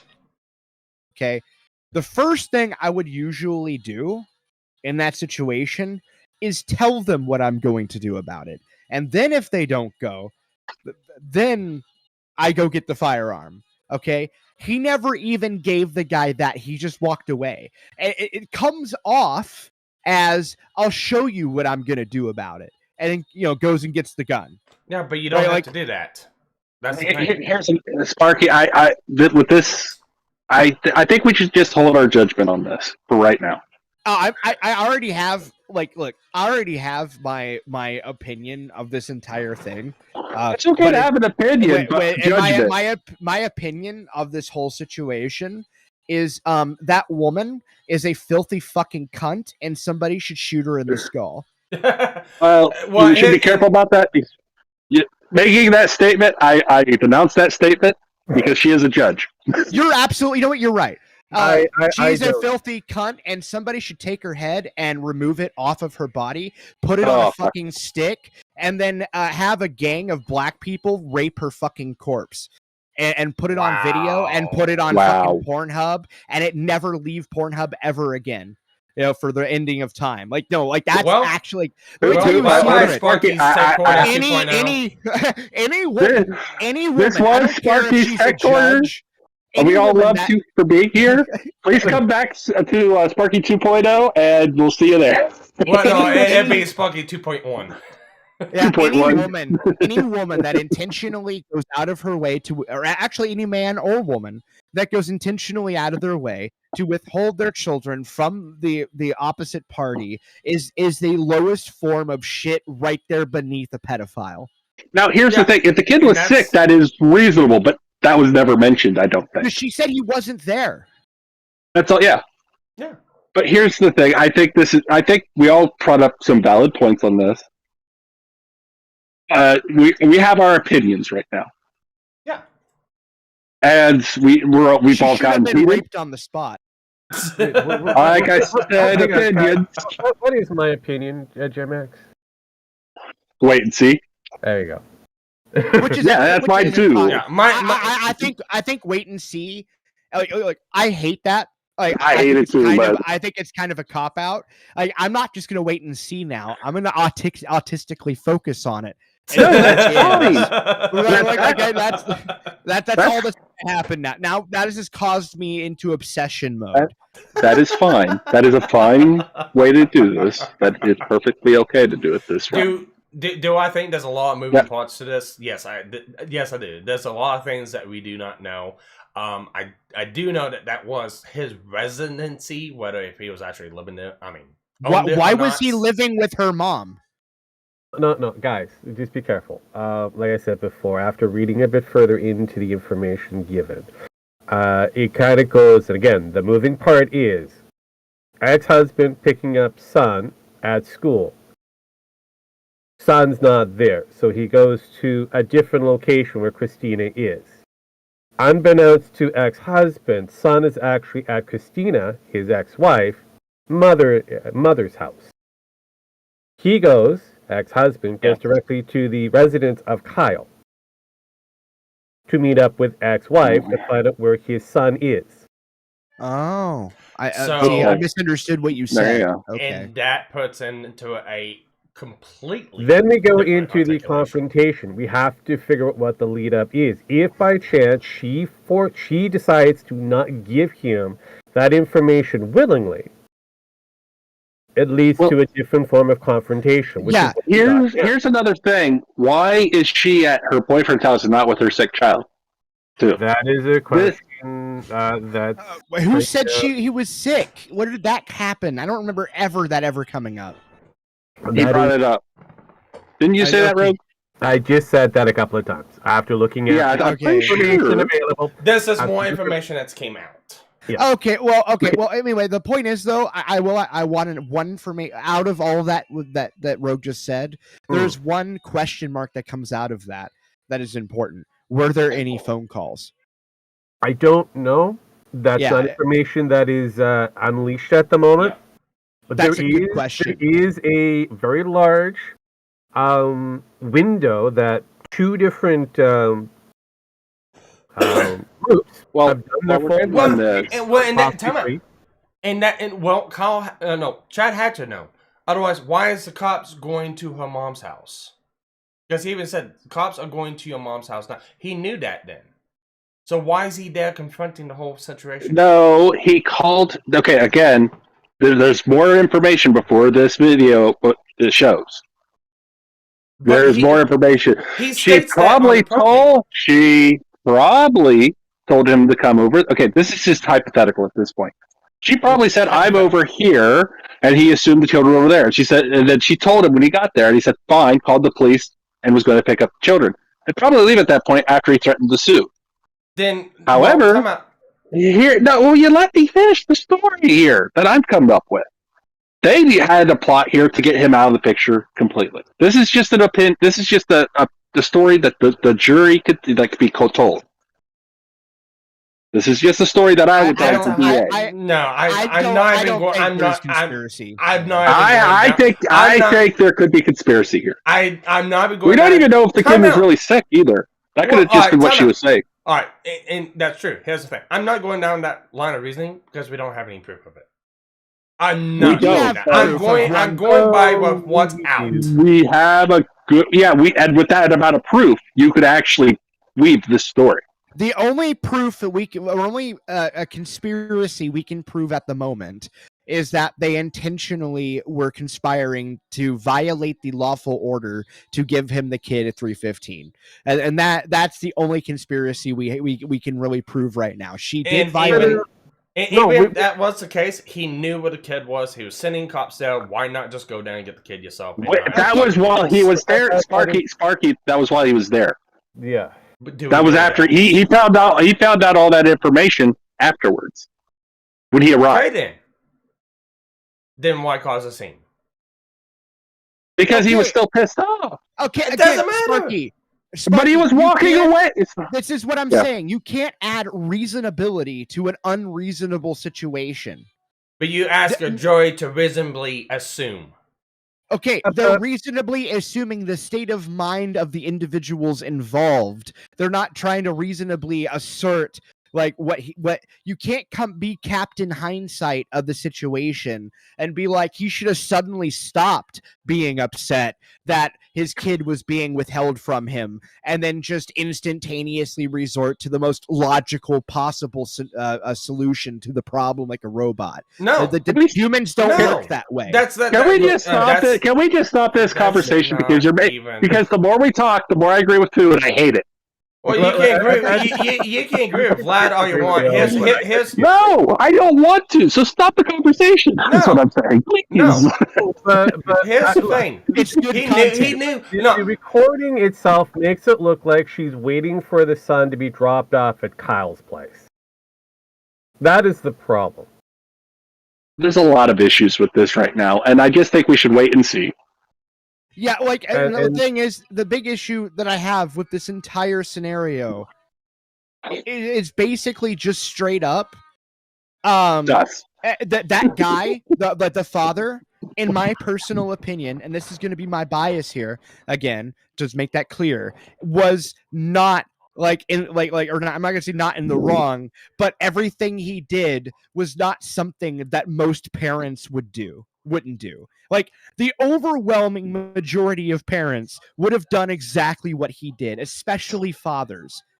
Especially fathers that are being went through the entire legal process only for a judge of all people to go out of her way to continue to withhold the kid from him. Like that shit will drive you insane. Trying to assert reason to that is unfair because that actually drives parents insane. You know what else drives parents insane? Just to give you a spectrum to go on here. Children just simply not eating will drive a parent insane, let alone the kid not being able to see the kid. Like that is actually like it is not unfair of him to make a scene. There is no, like, in any jury looking at that, if they have kids, will likely see the situation and go, well, fuck, I can't say I wouldn't have done that.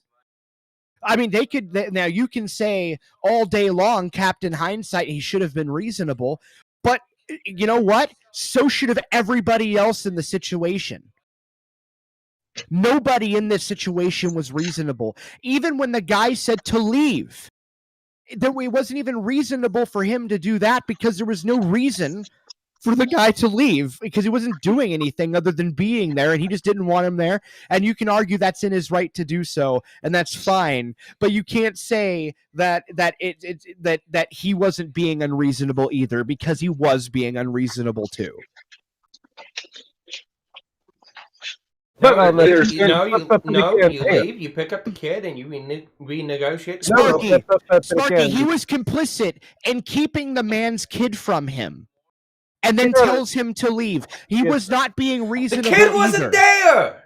They were withholding the kid for that 2-minute video that we were able to see. That's been passed around like a Chinese hooker in the night.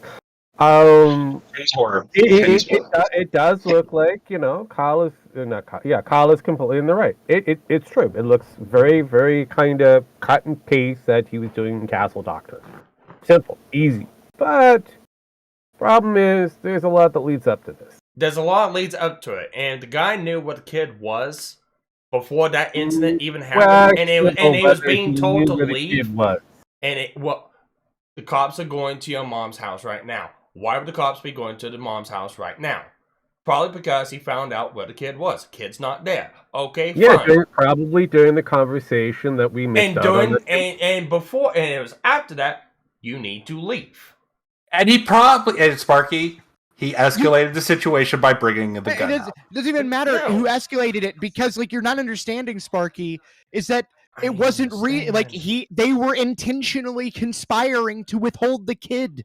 Nobody was being reasonable, and trying to apply reasonability to that one person is completely unfair, because nobody in that situation was being reasonable. The only person, but it still comes down to it. It still comes down to manslaughter. It still comes down to it. He knew where the kid was. He was told to leave. He didn't leave. He got shot. He didn't know where the kid was until he got there. Until he got there, he found out. And then he was getting. And then he finished. He was finished after he had called the cops and said they're going to your house. And then he was being still reasonable. Then the thing when he became unreasonable, the point where he became unreasonable was when he had a gun pulled on him, and at that point, reason goes out the fucking window, and your brain fucking shuts down.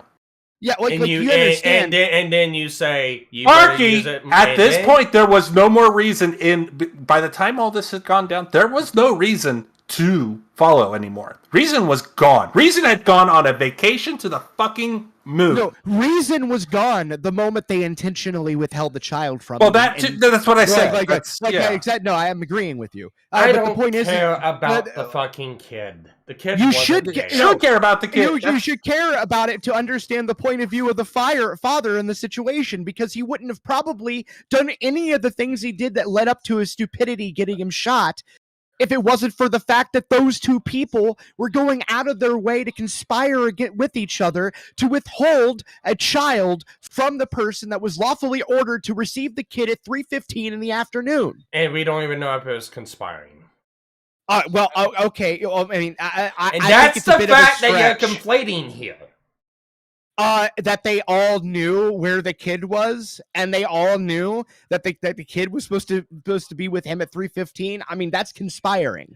That is intentionally withholding the kid. And why did she tell him he wasn't at school that day so she could pick him up at the house? Why didn't she? There are a lot of fucking things. I don't know. All right, my kid's gonna be sick today. He's sick. This tell the father. Tell the fucking father of the child that he's sick, so he can rearrange his plans. And that right there, it's conspiring to murder him. You see how much stretching here? No, Sparky. I'm not saying they conspired to murder him. That's what Jim Max is saying. I'm actually saying they did. I have a feeling we're going to find out some fucking I actually don't agree. That's why I want to wait and see, because I could be proven completely wrong. I admit that. But there is so much sus. There's so much sus here. But I don't want to leap to that conclusion yet. But I am leaping to the conclusion that they 100% conspired to withhold the kid. And that's fine. Like, it's fine. You take care of it in court then. You cannot enforce that shit. You can't add reason to that, because that shit's like, that's the point I'm trying to make. You can't add, and that's fine. You can't add reason to it. You can't also enforce it yourself. He wasn't enforcing it himself until he didn't enforce anything. He was calling the cops. He was leaving, and when the guy pulled the gun, it wasn't about the kids anymore. It was about the other guy being an asshole pulling a gun on him. He went there to figure out where his kid was. He didn't know where his kid was. You know what? The Georgia case would be a lot easier. My biggest problem, guys, is the factor that Kyle shot off a warning shot, regardless if it was on the ground or not. That could actually be considered as provocation. Yeah, actually, again, the fact that he was shot at now, he could actually have provocation to have tried to take the gun away. He didn't know. He didn't shoot until Chad said, "You better use it." Or take it. Regardless, even then. No. All right, first off, I agree with Sparky here, but what you guys are missing of that warning shot. Where you're missing with the warning shot is warning shots are typically seen as, well, obviously the situation isn't that much of a threat to you if you're firing a warning shot, which is kind of the point here that I'm making, is that like since he fired that shot, obviously he wasn't in fear of his life because he fired a warning shot. You don't fire a warning shot if you're in fear of your life and you're defending yourself. That's not how warning shots work. Or that's how Biden explains it. Well, he's an idiot. I know, but I'm sorry. Really? No, time out. No. You're using a guy for shit for brains? Hey, I'm only saying that. I don't agree with it. I don't agree with that. And that's actually where I think that's going to go bad for Kyle. It's that point right there. That's the only point I think is going to go bad for Kyle. He should have just shot him right then and there. Yep. No, I'm not denying that either. But here's at the same time. This was we don't have all the information. We can see. Okay, here's the thing. We should be talking about the Georgia case. Who gives a shit about that? Nobody. Everybody thought that should have been fucking. Okay, game over. This, we'd have no answers to. Nothing. Well, okay, here's. Oh, the Georgia case? You don't know about the Georgia case? I don't follow every shooting. What? The one where the guys chased down the black guy. Oh no, I knew they were fucking guilty to begin with. Oh yeah, I knew they were going to jail. I wanted to comment on this is that everybody's if they get off, I was like, yeah, they should go to jail. Everybody agreed on that one. Guys, I know. Dead right. And that was the thing. If everybody was confused. That's why they don't talk about it anymore. There's no controversy in it. There is no controversy in it because there's cut, climb, drill. Cut, dry. I don't care if the guy was stealing shit. He was running away, and they murdered his ass. Well, no, time out. No, that's not even the fact. If you read the law of I can't remember what it was. Citizen's arrest. They were using citizen's arrest. As a defense. You've got to witness the crime. Yeah, exactly, and that's another. I agree. I know this case. I kind of half-ass followed it. It was like those guys were going to jail. Yeah, none of them witnessed the crime. All of them were chasing him down, and even if they were, they should have just let the fucking cops handle it because they were like literally 30 seconds away. Yeah, honestly, this should have because even then, those guys fucked up. Even then. And he it was known that he broke in. It was known that he does still stuff. It was known that the cops did say yes, they really want to arrest this guy, and they did elicit help. But the problem is when it comes down to citizens arrest, you've got to witness the crime, and you can only use deadly force if it's a felony. If you don't witness it and it's not a felony, you can't use deadly force to do it. Even then, even then, you still can't use deadly force. You gotta use reasonable force, and it comes down to the guy went after the gun because he was being illegally detained. He was defending himself. No, cut, dry, and clear. Okay. No, yeah, I'm not denying that, but we should be talking about how they were like, well, one side's or the other's going, and nobody cared. Everybody was like, yeah, they were all guilty. Yeah, but so the thing is though that's really important to me in this whole situation, is that you have to understand, it is very suspicious. Like, there's a lot of really suspicious stuff in this story. Like, one of the other big ones that I forgot to mention earlier, which I think Rogue lightly, hinted at. The 15-year-old that decided to go to a school and shoot up people. Yeah, that was no, not that. I'm talking about this other thing with the kid. Okay, because I'm still autistically focused on it. No, but here's the problem. Why did they all have cameras? Like, they were ready for him to be there. All right, it's just so weird to me. But hang on, time out. Like I told you before, they were having a custody battle over the 3 children that are involved. It isn't just one child; it's 3.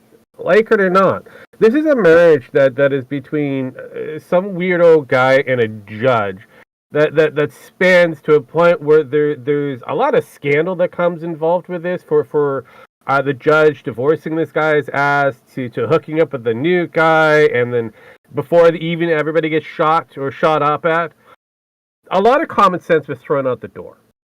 Oh God, a lot. Oh, yeah, but that's true for every single parental case in the history of ever. Yeah, well, that's true. That is true. And this is what I'm trying to get into Sparky's head, that you like that. It just like when it comes to parents, it just isn't reasonable. Like, it isn't. Let me tell you something. Let me tell you something really cool, Sparky. Though that about law and this shit too. Did you know that if they hadn't have gone to court for example, right? That it's presumed 50-50 from the very beginning, especially since they were married. Did you know that he could have went to their house, took the kid, and just fucking left, and that's not kidnapping? Did you know that? I wasn't saying it was kidnapping or not. No, I know that. I'm just pointing out that when it comes to parental shit, okay, a lot of the laws involved with a lot of this parental shit enable this situation to happen. And okay? you know what? So I know that, and I'm not. That's why I'm not getting into the parental portion. Yeah, this unfortunately it leads towards it because of the factor that, like it or not, and this is something that Vlad is trying to point out. The parental custody rights are very sensitive, and it could Sparky be, making me agree with Vlad. Yes. Well, they're very sensitive. They're very sensitive, and you cannot enforce them. You must. No. He didn't enforce them. He showed up to find the kid. It doesn't matter. That's considered enforcing them. Well, no, it's not. It is actually. It is and it isn't. This comes back down to child custody laws and the way how child courts work. They wouldn't consider that enforcement. Yeah, if you're not there with a counselor, if you're not there with an officer, it's considered your enforcement. Here's the question. Hey, here's the thing, Sparky. Do we know that for fact in Texas? Do you actually know the law there for that? Are you stating opinion of Oklahoma law? There is no law that exists that say you can't look for your kid because you don't know where your kid is. No, it's not that. No, that's what he was doing. He didn't know where his kid was. I'm going by what I've seen on the video. I know, but I'm going by what Rogue said. Was he was looking for his kid, and in the video he didn't even know where his kid was. And he when found he the got kid. there. When he got there, yes. When he got there, yes. And he found out where the kid was. Then he tried to enforce stuff. Here's the funny thing. Okay, hey, Sparky, hold on. I gotta point this out. He was told to leave before he even found out where the kid was. No, you want to know what's even more sus? You guys want to know what's more fucking sus? She wants to extradite the marriage of the man to the man that fucking killed her kid's children. I wondered how this fucking kid's anyway. She and him wanted to speed up the marriage. Apparently, they are married. Yeah, who cares about that? No, it makes no. This tells you how fucked up these people already are. Who in their right fucking mind? Let's use hindsight like you are right fucking now to say who would marry the person who fucking killed the father of your children and hope the children are going to be perfectly okay with that. So a fucked up individual who would plan fucking murder, I have a feeling. There's a lot of fucked up parents out there too. So. No, I agree with Sparky on that. There's a lot of fucked up. There's a lot of fucked up parents out there. So I'm not. But this is a judge. This is a fucking judge who's supposed to be not that fucked up. She ain't gonna be a judge for much. You don't know very many judges. No, she's a judge that's supposed to know the law, and she broke the law. Okay. Yeah. Before that guy even gets there, like everybody in that situation was complicit in breaking the law. Look. Okay. Two wrongs don't make a right. No, time out. Before where we catch the video and what we've seen of the video so far, he's only known what he already knows. Oh my God! Oh my God! No, time out. Let me finish before the video. You're just. Will you shut up, Jim? I agree with you, Sparky. On the 2-minute video, and I've mentioned this before. On the 2-minute video, the evidence. Just let it go. It's only a small piece now. Oh God! I am muting you, Jim. If you don't shut up, really does. Let me finish. Anyway, like I said before the video even starts, the guy already knows where the kids are. Apparently, the cops have already been caught, and they're going down to get the kids. Sparky, the video doesn't matter anymore. It's not the only piece of the puzzle. There are more pieces to this puzzle now. That's fine. It's fine. That's what I'm saying. You're only going on this one fact, on this one thing that is a microsecond of what actually happened. You're not going on the full picture. You're just going on this little individual piece, this little clip in time, not the full setup. You're going off of what he said. Oh, the cops are coming. I'm not the one making what was the conversation that led up to that point? What was the conversation?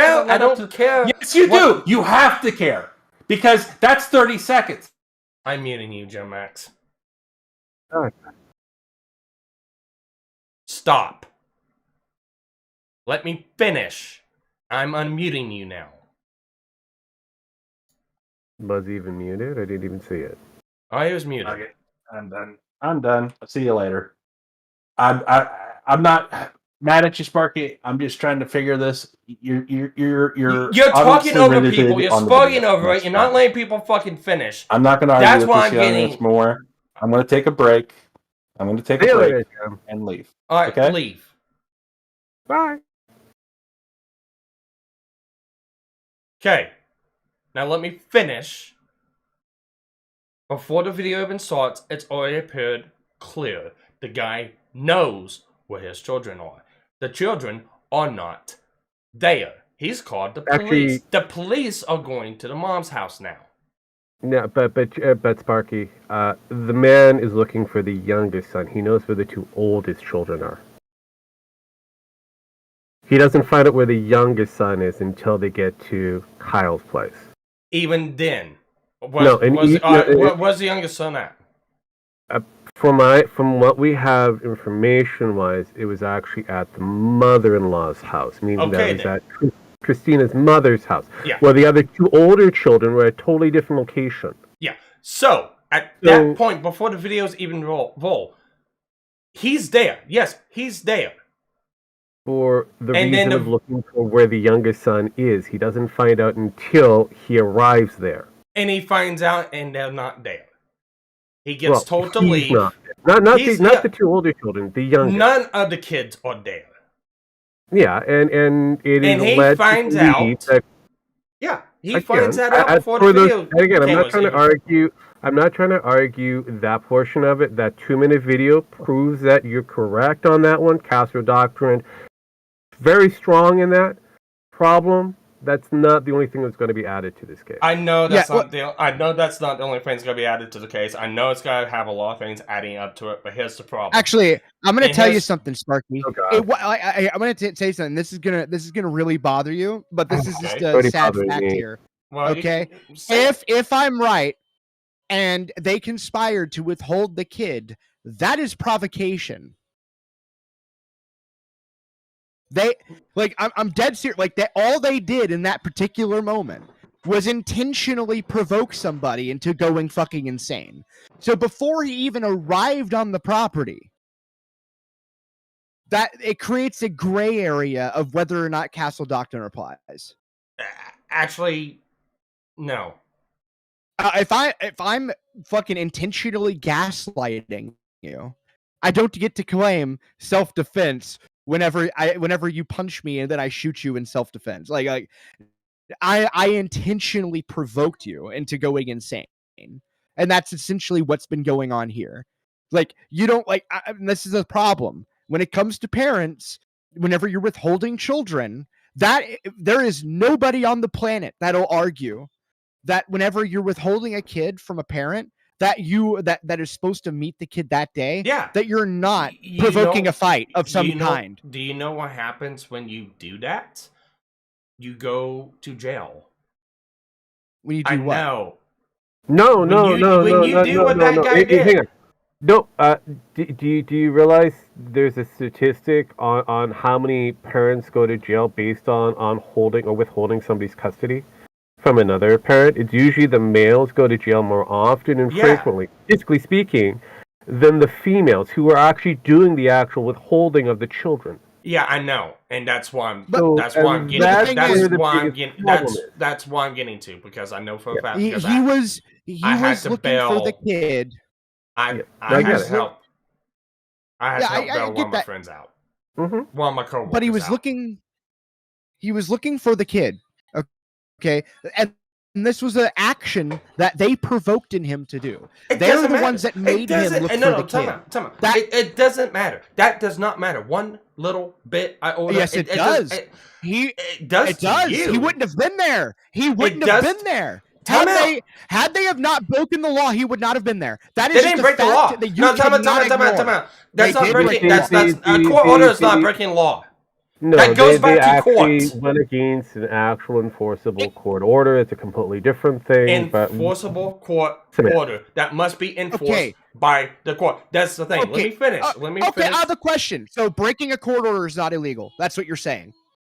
No, it is, but Okay, it's not. that's It's not the law. That's breaking a court order means the order's not working, and that means you've got to go back to court to get it situated. It's not law, and it's not law. That's like a minutia gray area bullshit thing that court custody fucking claims have. Okay, first off, that's just not true. And I can tell you why. It's maybe it's just my state, but my ex was specifically told if she didn't bring my kid. No, tell me. My ex was specifically told if she didn't bring my kid on the day that the judge had actually told her to at the end of the hearing, that she was going to jail. Yes, and it got to that point in the courts. But the point is, Sparky, he wasn't enforcing anything. Looking for your child is not enforcing anything. That is looking for a kid. That is completely. However, I said I'm stepping away for 5 minutes. Oh, fuck me. Anyways, my friend, he lives in Missouri, and he walks him. I walk with him. We had to bail him out of jail because here's what happened. Here's the situation happened. They just went to court. They just got everything situated and dealt with. They had a meetup point. It was at the police station because they both live about 20, 30 miles away from each other. The court order is go here, drop off the kid, pick up the kid, and leave. That's what the court order is. The mom didn't do that. He went to the house. The kid was at the house, along with her, his ex-wife, and the ex-wife's boyfriend. He went to the house to get the kids. They wouldn't let him in. He punched the door. They wouldn't let him in. He punched the door. He went to jail because he tried to enforce a court order without calling the police and without getting the police involved. Right, but that's a different situation from this. Yes, it is. It's a different situation. Yes, you know why? But this is less than what that is. The kids were there at the house. He punched the door of the house. Because again, police were involved from both sides of the party. One to enforce a court order, apparently, and the other one is for enforcing a trespassing thing. That became. But no, hold on. He wasn't enforcing anything. This guy. This is the point. The guy you're talking about wasn't going to her house to look for the kids because he didn't know where the kids were. This guy was going to that house because he was looking for the kid, couldn't know where it was. Like that's not enforcing. That's looking for a kid. Yeah, and then he found out where it was. Yes, as soon as he arrived there. And he had just told her the cops, and he was probably getting ready to leave. Sparky, here's the thing. It doesn't matter. It's what we think. It really doesn't. And after that whole thing, he got told to leave. Yeah, I agree with you, Sparky. I think we all do. You know what's great about this, Sparky? I want to tell you a little secret. Not a single jury in existence, this is my real hot take, is going to look at him being told to leave with all the facts prior to that and say, gee, he should have been reasonable enough to leave. Not a single jury in the entire country would ever say that. Actually, I'd be impressed. I'd be impressed with Joey. No. They know why they won't? Is because the first thing that's going to happen is the fucking defense is going to say, but is it reasonable to assume that he should have done that whenever immediately upon him getting there, there was nothing but hostility?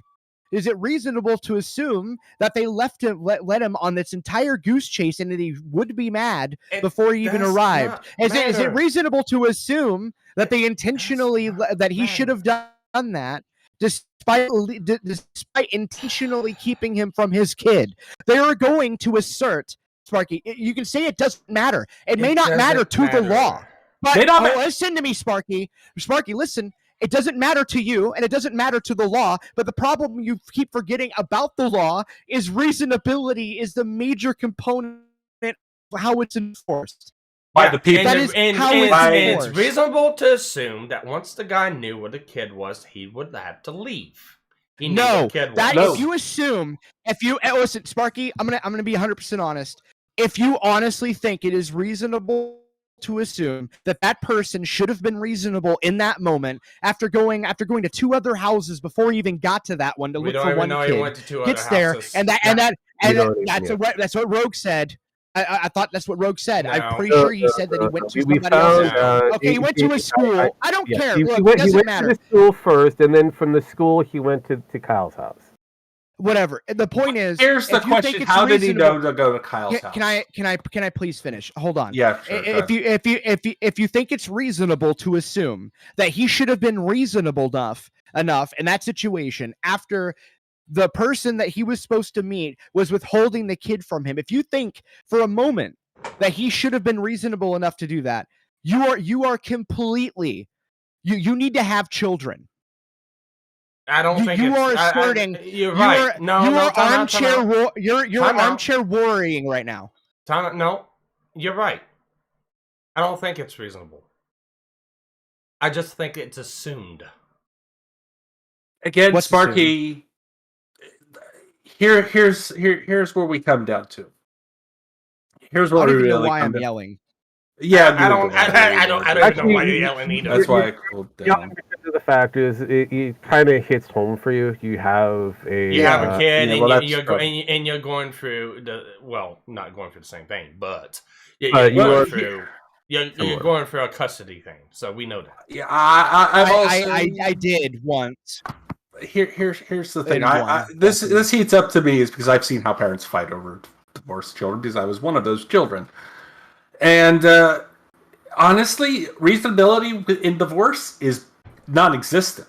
Yeah, it's not about reason. And the thing is, it's not. And here's the thing. And while you're going through a divorce, there is no reason. Yeah. Whether you're the couple, the children, or anything. And anything that happens is secondary at that. And you're right. Nothing reasonable happens from it. That's why you have law enforcement involved before you do Oh my anything. God, Sparky, you're not letting me finish. How's it feel? Okay, Sparky, you're expecting someone that you said nothing. Okay, you just said reason has nothing to do with it at this point, right? Guess what? Who the fuck is going to be reasonable enough to get the fucking police involved? Really, you just fucking proved my point right there. He was reasonable enough to call the police. He just wasn't reasonable enough to wait. I mean, did he? See, here's the thing. He called the police. Okay, where? It is questionable on who actually called the police. The police have the record. No, I know.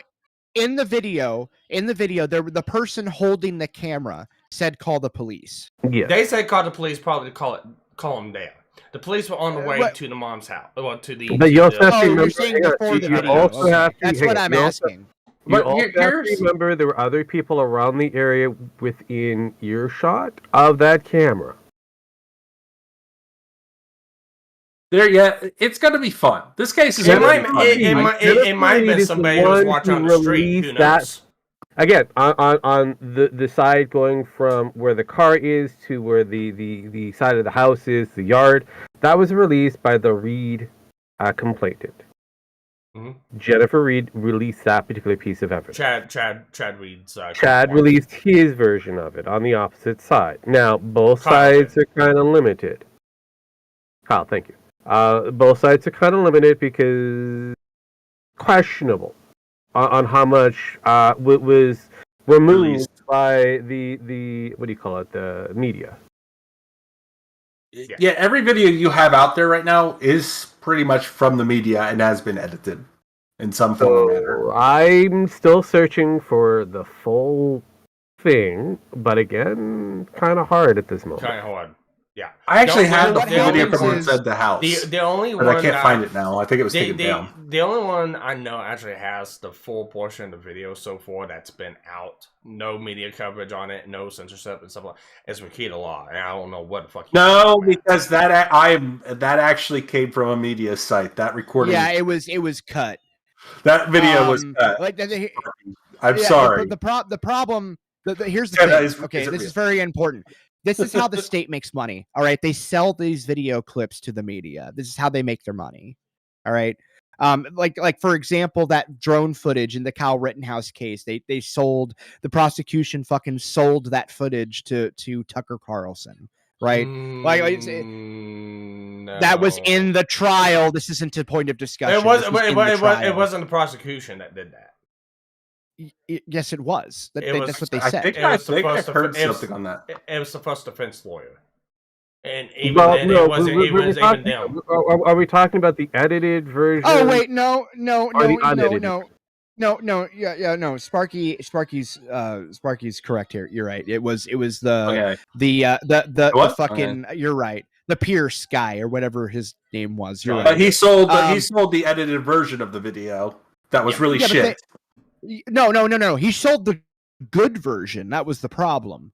He sold the good version. It was on TV, and yet the defense, still the later defense, the one we know about that we watched, ended up with a shitty version. Even though somehow or another, like the original version that the prosecution gave to Kyle's original defense had a better version than the version the later defense ended up with. That was the whole point of contention. Because I watched Tucker's video. I watched, like, I find him entertaining.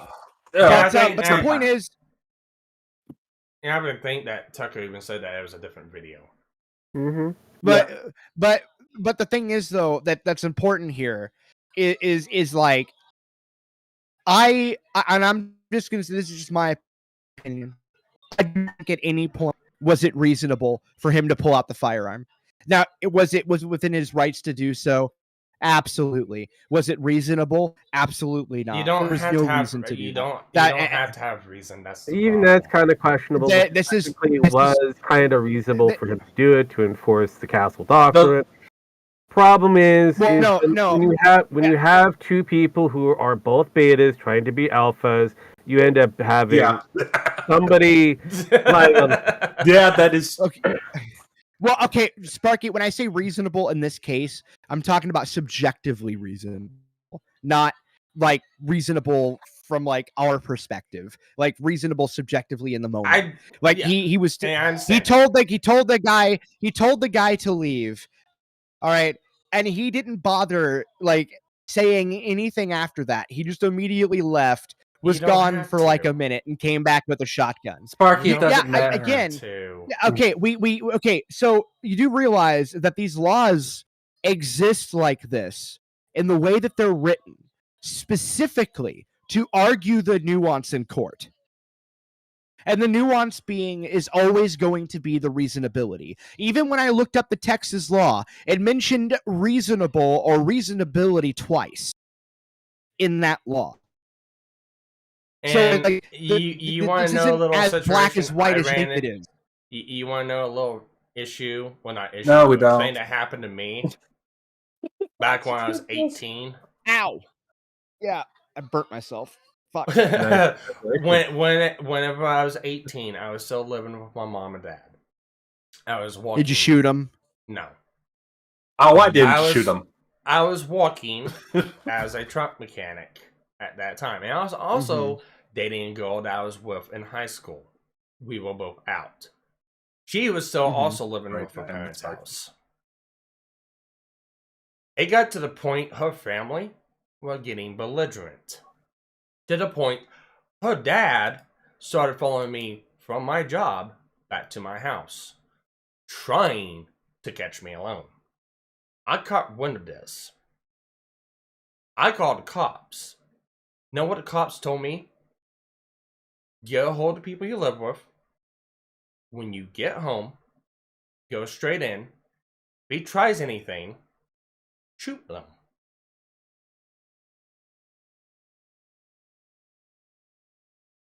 Guess who was waiting on the front porch when I came home? My mom. She had a 10 gauge. Guess who made a complete U-turn whenever they came into the driveway? Her dad. A U-turn? Wouldn't he have to drive through the yard to do that? No, we actually had a half-circle drive at my old house. Oh, okay. That makes more sense. Okay. So it's not a U-turn. He made a circle. He gunned it through the driveway to get out. So, You don't have to have reasonability. It's your property. If they're not invited, they're not invited. And they are invited and they get told to leave, they leave. How reasonable, though, if a request to leave and here's the thing, Sparky.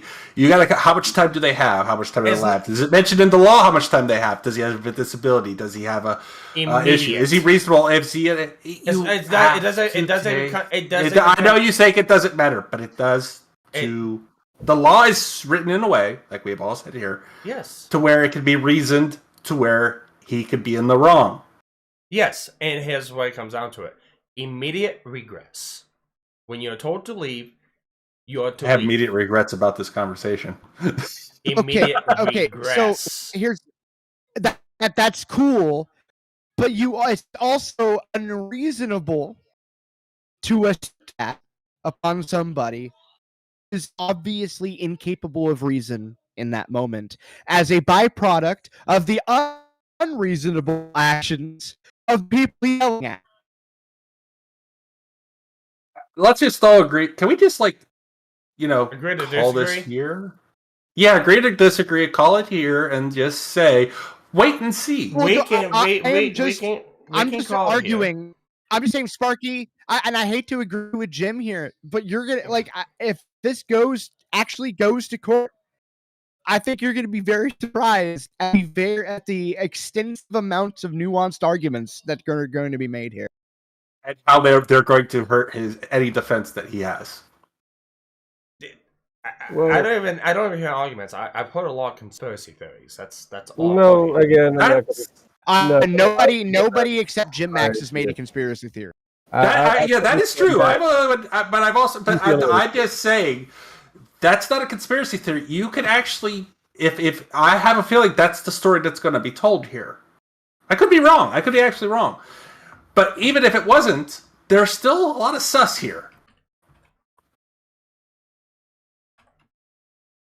There can be all sorts of sus. It comes down to at the same time, this is why my story, here's the thing, with my story in my head, this is why I decide to wait and see. Because if my mind can think this up, it could... Could I just how far off point could it out be? one other factor that I just kind of read through a little bit? We have about a 3-hour time frame from when the actual child was supposed to be picked up at 3:15 to the actual time frame of the incident. 3 hours. Yeah, I don't know how many times I've said this little video is a minute speck in the amount of time. So yes, he should have grabbed the cops and he should have went to court. And who's to say he didn't?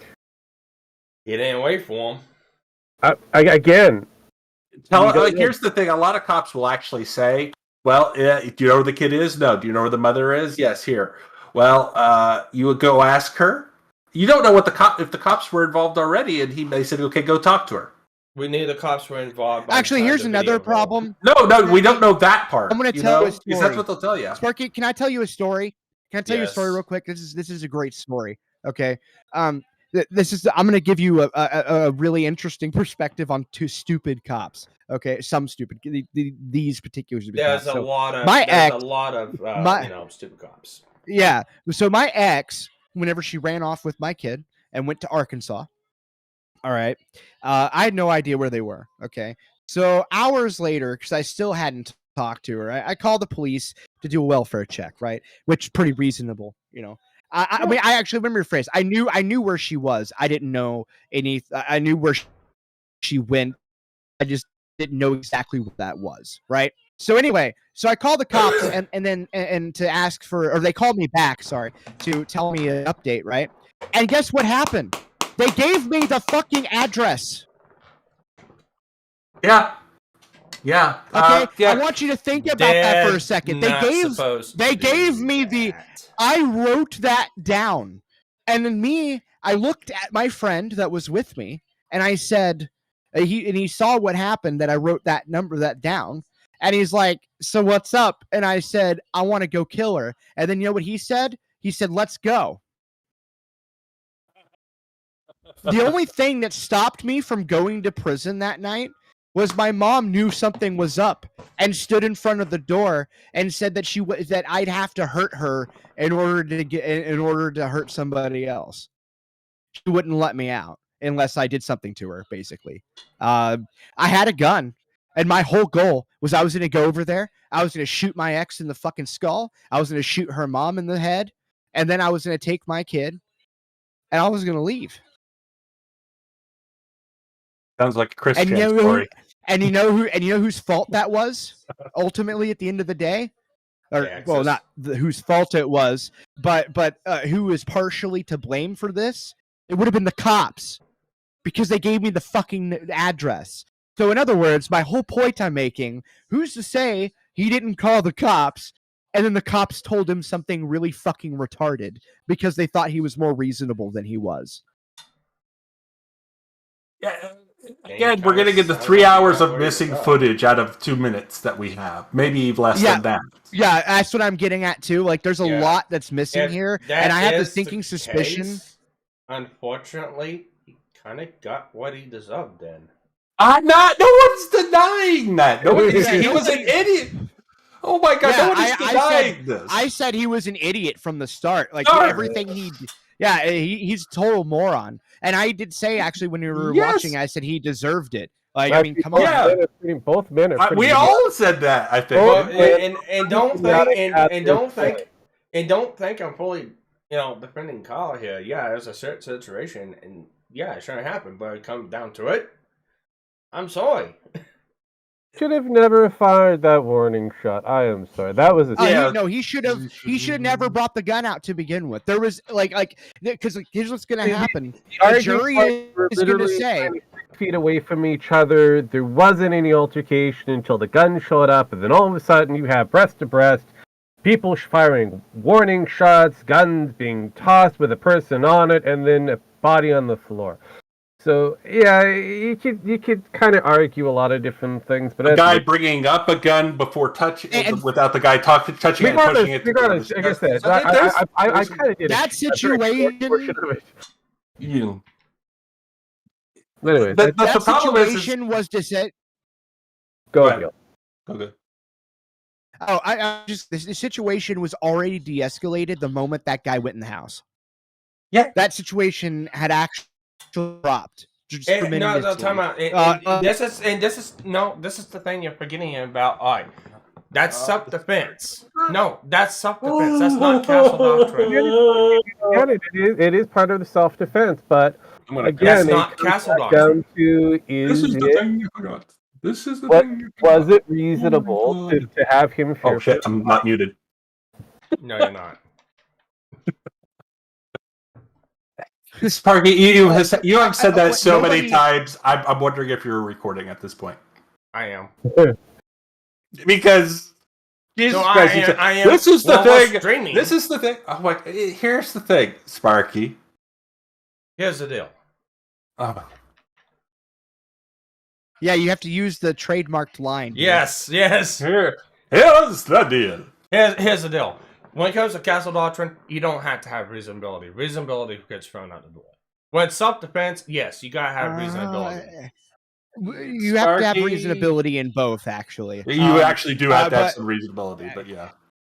But I mean, but the point is though, is that my whole argument that I've been making this entire time is that yes, Chad should not have been there.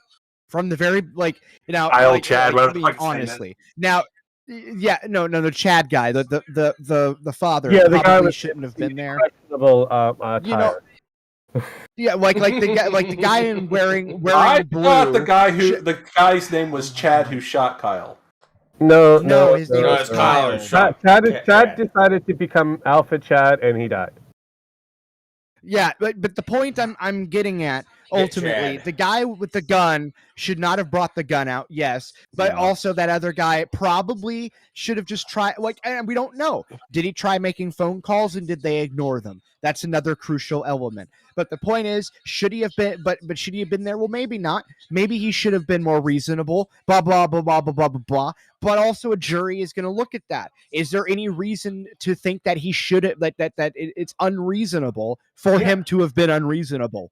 And is Like, that unreasonable? you know what I mean? Like, and is it unreasonable to think that Kyle, with him not being reasonable, could have been a really bad threat to him? Here's the thing: when did he become? It's quite okay. Here's the thing: you got to ask, when did he become unreasonable? During the actual argument between Chad and Christina, it seemed very peaceful. Yes, there was a little bit of yelling here and there, but 6 feet apart from each other. No altercations, no slapping, no nothing. I don't care. That's it. No. That is a big factor when it comes down to if this guy is being unrational and unreasonable, and if he's, not causing. And also, the girl was not scared, by the way, at all. She didn't stood look- her ground the entire time. She stood her ground. She was very in the conversation at the time, and the only time the argument became more or less kind of confrontational is the moment Kyle came into the situation. The moment I remember most about this Kyle, film. Here's the thing: the moment I remember most about this film is at the end after he's been shot. Threatened at the time frame, where Kyle's girlfriend, who's in the car filming, goes, "You did that. You shot him. You did that." And it's not like it wasn't like a cry or "Oh my God." It was like a state of the matter of the fact. Texas. And it was hilarious. Yeah, I found that part hilarious. Yeah, I'd shoot him too. No, she was like, "You did that. That's your fault, and now you're going to go to jail for it." That's what I think she said, something along those lines. I don't know. I can't. But the fact that what she stated basically at the end of the video was absolutely hilarious to me. Yeah. It's just a matter of the fact, like, oh my, well, new husband, new boyfriend. It might come out that the person that they were contacting was her, and she didn't relay the information to him, and that caused him to go off the deep end because she wanted that to happen to get a wrongful death suit. Who knows? That's true too. That could actually, that's better than mine. I'll go with that. Yes, one. it is. There you go. But I'll be honest. That is completely fucking. That's completely possible. Actually, I actually agree with that one. That's actually a view I didn't think of. But I was trying to get to that because we've been arguing with this other shit. What? What was that? What was that, Vlad? Nothing. I don't know. My internet's being. I have CenturyLink, so yeah. I don't know why we're anyway, what I heard. Yeah, I mean, I was saying like it's just interesting because now she's doing a $50 million wrongful death suit. So and the guy's loaded, so makes sense. Wait, what? But who's Did you not? That's why the widow. Yeah, I heard that, but I was trying to get to that point. But we've been arguing with the fucking gun for so long. I was just like, "Fuck it, I'm going to throw this in there." You do have another civil case that's $50 million worth in the Reed's, widow's potential. She's suing for 50. Yeah. Who? The guy by the way. The girl said, "You did that. You're going to jail." Who's dead? I can't understand what are you talking about? What? Okay. Who's Reed? What? Okay, so Kyle, his last name is Reed. No, Chad Reed. Sorry, Child Reed. So and Jennifer, which is his current wife, is the one that shot the video from the car to the porch. She's turned around and suing Kyle for 50 mil. For wrongful death. Okay. By the way, Kyle is loaded. Like, I mean, way loaded. Chad's okay. loaded. I would have. Or Chad. Okay. Loaded. I mean, like, I would have sued too. I don't see the problem here. No. It just adds to reasonable doubt. In that, what I said. No, it reasonable does. doubt in what? Like, I don't know what your reason. What reasonable doubt? Time out. That the person that the girl that had the kids, or the judge, was in contact with Jennifer, not Chad. Oh God, we're getting in way too No, heavy we're of going conspiracy into a lot of territory. different speculations. Yes, conspiracy. Yeah, it's yes. speculation, and I am admitting that. But all I said was it leads into reasonable doubt. That's all I said. I'm not saying it is. It just leads in now because reasonable of that, doubt of who? Of the factor that, again, we get back to the conspiracy that it was withhold information not on the mom's end but on the wife's end. I don't know. Just speculating here. But again, it leads into what could be considered reasonable doubt if you want to go and argue the case.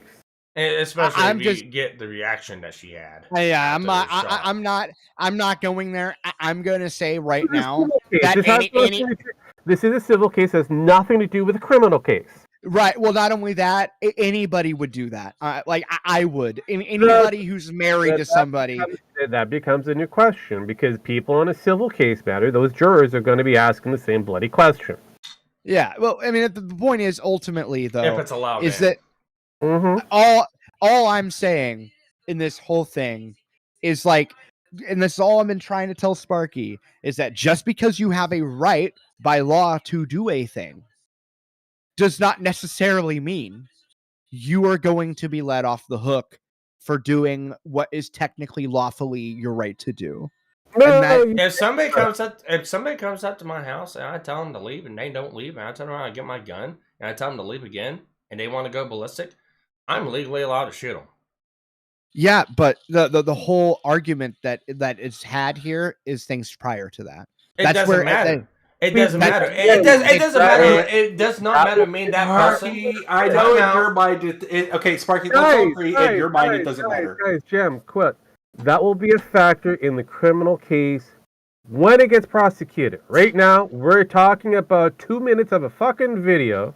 Oh no, I'm talking about way more than that. I'm talking about everything that led up to it. Again, you may want to argue that it has nothing prior to the 2 minutes that we got. I don't even know what we're talking about anymore. My head. Again, it goes back down to the 2 minutes. We ended up arguing about something that it has no factor at this moment for that 2 minutes. Yeah. Well, those 2 minutes show one other important piece of information, which is that it just like there's straight up no reason to bring the gun out. Like there was no threat. Like there was no threat. There was no threat. Doesn't matter. Like you can say it was in his right, but it wasn't reasonable. Come on, the guy knew what the kids want. This comes back down to the argument of whether Kyle felt threatened of. Oh, he didn't. You know what? Absolutely. Like you can absolutely tell when looking in the video. At no point, like whenever he said, "What are you going to do about it?" He wasn't threatened. He turned around and he casually walked away, and he casually got into his house. Casually waited like fucking 60 seconds, okay, before casually walking back out and then yelling, "Get out!" Okay, like that. Like there is that, and also prior to that, there was also no reason to feel threatened because there was no hostility except by guess what, Kyle. No, you know what? I'm having deja vu here. Shut up. No, both. Unfortunately, Vlad, that's not the actual case here. That 2 minute of evidence that we have here showcases that the argument was between the two parents, correct? Yeah, and he shouldn't have been involved. And then one of the parents showed aggression to somebody else who took it upon themselves to go into their house after telling that person to leave the property to enforce his request. But the problem then a fight ensued because, hey, arguments get kind of flustered. One who was much taller than the other decides to push his weight around.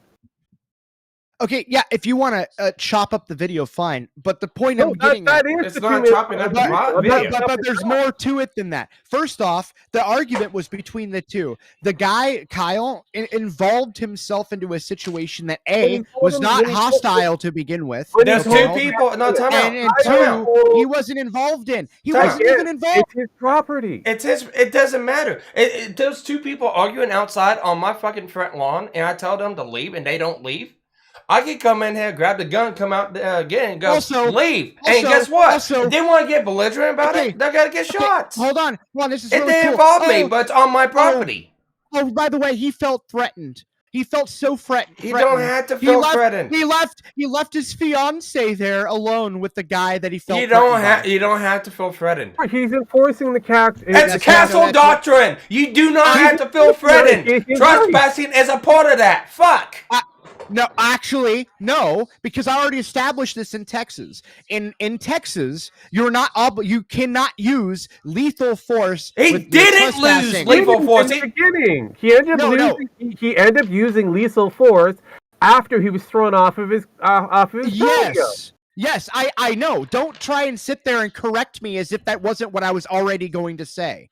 Okay, first and foremost, my whole point that I'm getting at here is that he did Trippy. Oh my God, Sparky. Sparky. People are messaging me stupid shit I don't care about right now. But anyway, no, Sparky said you can use lethal force specifically for trespassing, which is not strictly true. All right, time out. No, let me correct myself on that, because yes, I did say that and I messed up on that. You can use force. Having a gun is using force. It's not using lethal force. It's not using lethal force until you aim and shoot. You can use force to remove a person from your property if they resist. They resisted. Yeah. They did not leave. He grabbed the gun. He came back out. He didn't use lethal force. He didn't use deadly force. He used force. He came up to him. Yeah, but the argument is going to be, was it a good shoot or a bad shoot? Well, here's the problem, though. And this is where the area gets gray. And this is where it comes out the first shot. Well, yeah, and that's what that's where it comes back down to. That warning shot is where it becomes kind of, why did you do that? It is evidence he didn't feel threatened, which is kind of making my point. So, like, which feeling threatened is a whole key part of this, by the way, and Sparky, because Sparky was arguing it doesn't matter, but it actually does matter, because you can't claim self-defense at all unless you feel threatened. Correct, and that's where, again, time out. No. Stop. He brought the gun out. Yes. He brought the gun out. That's not lethal force. That's not deadly force. That's force. No, but when he fired that warning shot, that is now considered provocation. What happened between that warning shot and that? The guy got up in his face. You better use it, or else I'm gonna take it and kill you with it. Threat. That's still a provocation on both sides of the party. Trust me, it doesn't get any better for either side. How's that provocation with Kyle first? He didn't. I said it was a provocation on both sides. Oh, no, I can tell you where he did provocation. Where he did provocation was the moment he inserted himself in drama that had nothing to do with him. You can say it's his property all day long, but he escalated the situation, and that's objectively factual. I mean, we're actually arguing law versus ethics, and unfortunately, under the law kind of factor here, it kind of teams right down to the factor of that warning shot. Well, no, so here's the thing. If we're talking strictly legally and nothing else, we're just ignoring all nuance, and no ethics, no accounting for reasonability, no accounting for anything else, just law, then yeah, sure, it'll just get dismissed out of court and Sparky has a point, fine. It'll just come down to that one warning shot and that's it. And that'll be the whole grand debate. But the problem is that's not how courts work. Okay, that's not how any court works, and this is what I'm trying to tell Sparky. That's why we're at this argument where we are going through the kind of circling. It feels like a circle jerk at this moment. Doing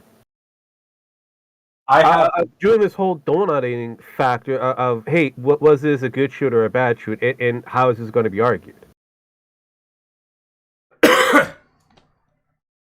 I like, it's just like, it's how it's going to be argued, but also more importantly than that, like, yeah, I mean, like, it's just one of these points that I'm trying to hammer is like, yeah, he had his right to do X amount of things. However, if at any point anybody said, like, the idea that he felt threatened, I am sorry, is just, there is no way from that footage that you can assess that at any point that guy did anything to make him feel threatened, because he like, seriously, he felt so in fear for his life. He literally left his fiance there. Time alone out. with the Time out. Sparky, This with is- Castle this- Doctrine, there this- does have to be a provocation of fear. No, but No, again, time out. let's really look at Texas this. law. Give me a second on the Okay. floor here, just for. All right. It doesn't matter when it comes down provocation or unprovocated. In this case, who released the first video evidence? Who released it to the public? In order to push a narrative, in order to force prosecution to arrest Kyle and charge him. Because right now, there are no charges against Kyle. None. Pepperidge Farm That too. remembers. Keep that in mind there. That factor, there is no charges on the man who pretty much shot the other guy. Because of the factor that the police most likely believe that he was in the right. Yeah. So, and here's what comes down to Castle Doctrine 2. You must hit one of these 4 points. Reasonably believed the deadly force was imminently necessary. That's point 1. Point 2. Had a legal right to be on the property. That's point 2. Point 3. Did not provoke the person against whom deadly force was used. That's point 3. Point 4 was not engaged in criminal activity at the time the deadly force was used. You must hit one look, of those they were points. doing that. You must Oh, hit wait, they one. were actually, You must hit. Time out. You must hit. You just hit that 4th point right there. No. Yeah. You must What's hit the 4th point? one. You must hit one of those points. Had a legal right to be on the property. He got told to leave. Okay, I think they're talking about not the person getting shot, but the person doing the shooting. No. So the person- No. who's The person who got shot is the one who's in the wrong. He was asked to leave. He failed to do so. But they were technically involved in criminal activity. Regardless of the factor, the police themselves have not put an actual physical charge on the person who's on the actual. Can I please, I just got to say this, what he's reading is not, okay, you got to read it again, because, here's the part I'm confused on. Are they saying that you, as the person doing the shooting, As the person doing the shooting. Okay. You as the person. These are the things you got to take into account. One of those 4 things. Yeah. Or all of those, okay. if they count. Now, thing is, I will say that at that time, they were engaged in criminal activity anyway. It's not criminal activity. That's a no, time out. That's not criminal. That's civil. That's the difference. Matter. That's a completely different. Oh my god, that's really odd to me, because I don't know. I feel like violating a court order is against the law. Criminal activity and civil activity are 2 different things. I'm pretty sure that's against the law. I'm Yeah, pretty no, for activity confident that's a criminal. I'm pretty sure that's criminal. No. It's not. It's a misdemeanor. That's criminal.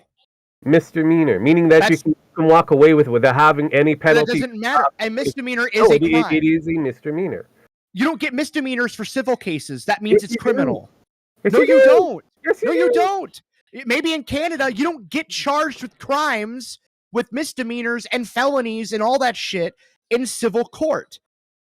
Okay, can I feel how That's this? not a thing. I'm going to play a clip on how this conversation feels now.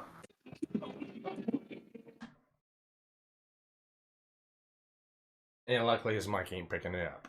Yeah, that's great. Yeah. But at the end of the day, here's what it comes down to.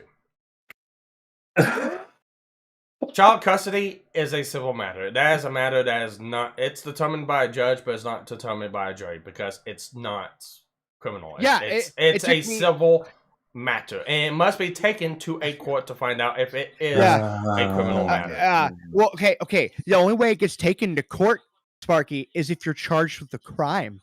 That's how it goes to court. Yeah, If but it's a this is criminal considered a crime. non-indictable.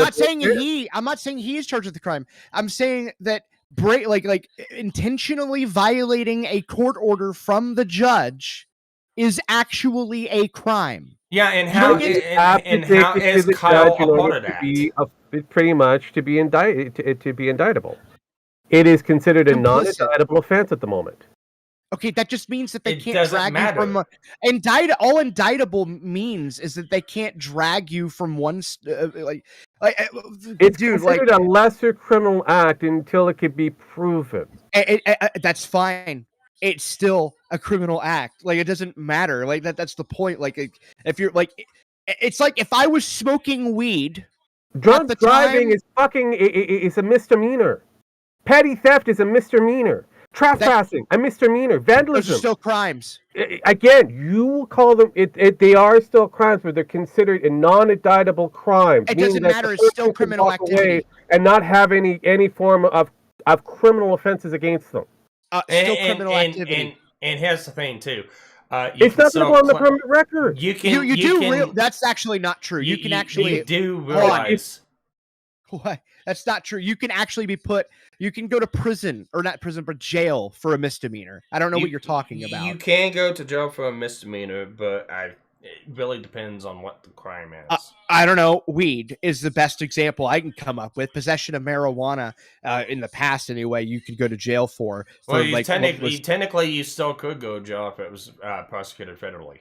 All I'm saying is, if he was sitting there smoking a doobie while holding the shotgun, according to what Sparky read, and it was on camera, and it could prove that he was high smoking weed. Time out. That's different. That's under the influence. That's under the influence. That's completely you said different. you literally read in black and white. I'm assuming it wasn't in color. You specifically read that you cannot be engaged in criminal activity at the time.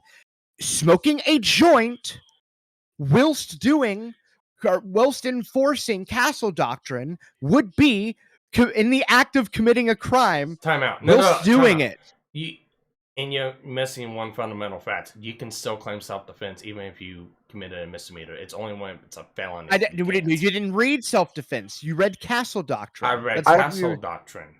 Yes, and it said not to be engaged in criminal activity at the time. Violating. Yeah, but again, we have to kind of reconsider this one, because you are conflating that he was disobeying a lawful order made by the court. No, no, it wasn't that. He was how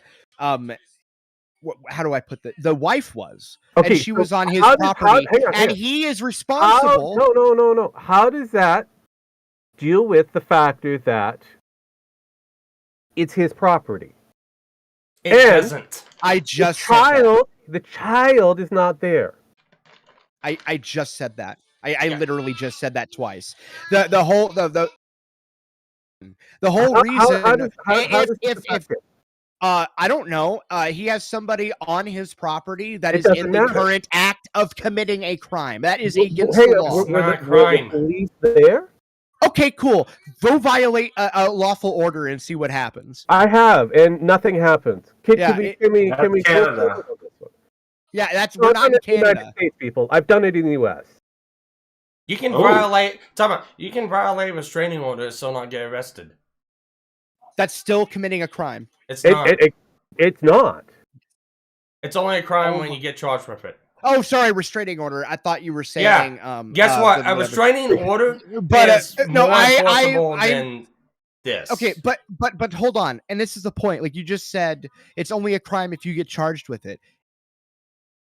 That's my whole point. She wasn't being charged for disobeying a court order at that time frame. Yes, but no, she wasn't. They weren't even about to enforce it at that time. I didn't say she was. But you're saying my words. What I'm saying is, what that's like saying is looking at rioters rioting and saying they're not breaking the law right now, because they're not charged with the crime yet. All right, I'm going to take the easy way out. You shoot yourself? But tell me I'm wrong. No, seriously, are you saying? Oh, it's so cool. So none of the rioters at all broke the law. Not a single fucking one. They're not going to make criminal activity. Technically, until they're proven that they have committed a crime, yes, they're innocent. No. They're not guilty. And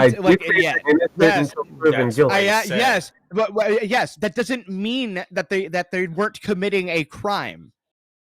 Like, you can assert that somebody is in the act of committing a crime, and then you charge them later with that crime because you think they were in the act of committing a crime, and whether or not they're guilty of committing that crime in a court of law is an entirely separate issue from what we're discussing. A crime to uphold a kid. Yes, it is. No, it's not. And it is a crime to withhold a child. That is not civil. That is a civil matter. No, it's not. That is family court. That is not a jailable offense.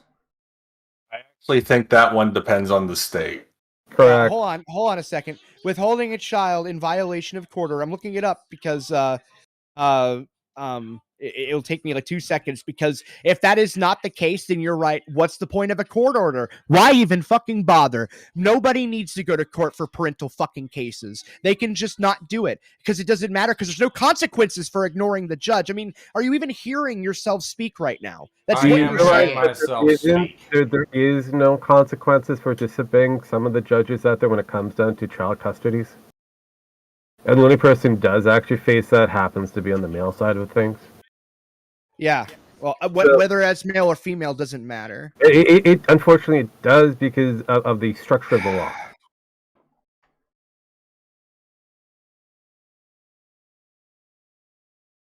Yeah, I'm trying to find it, and unfortunately, all I'm getting is a bunch of self-help articles.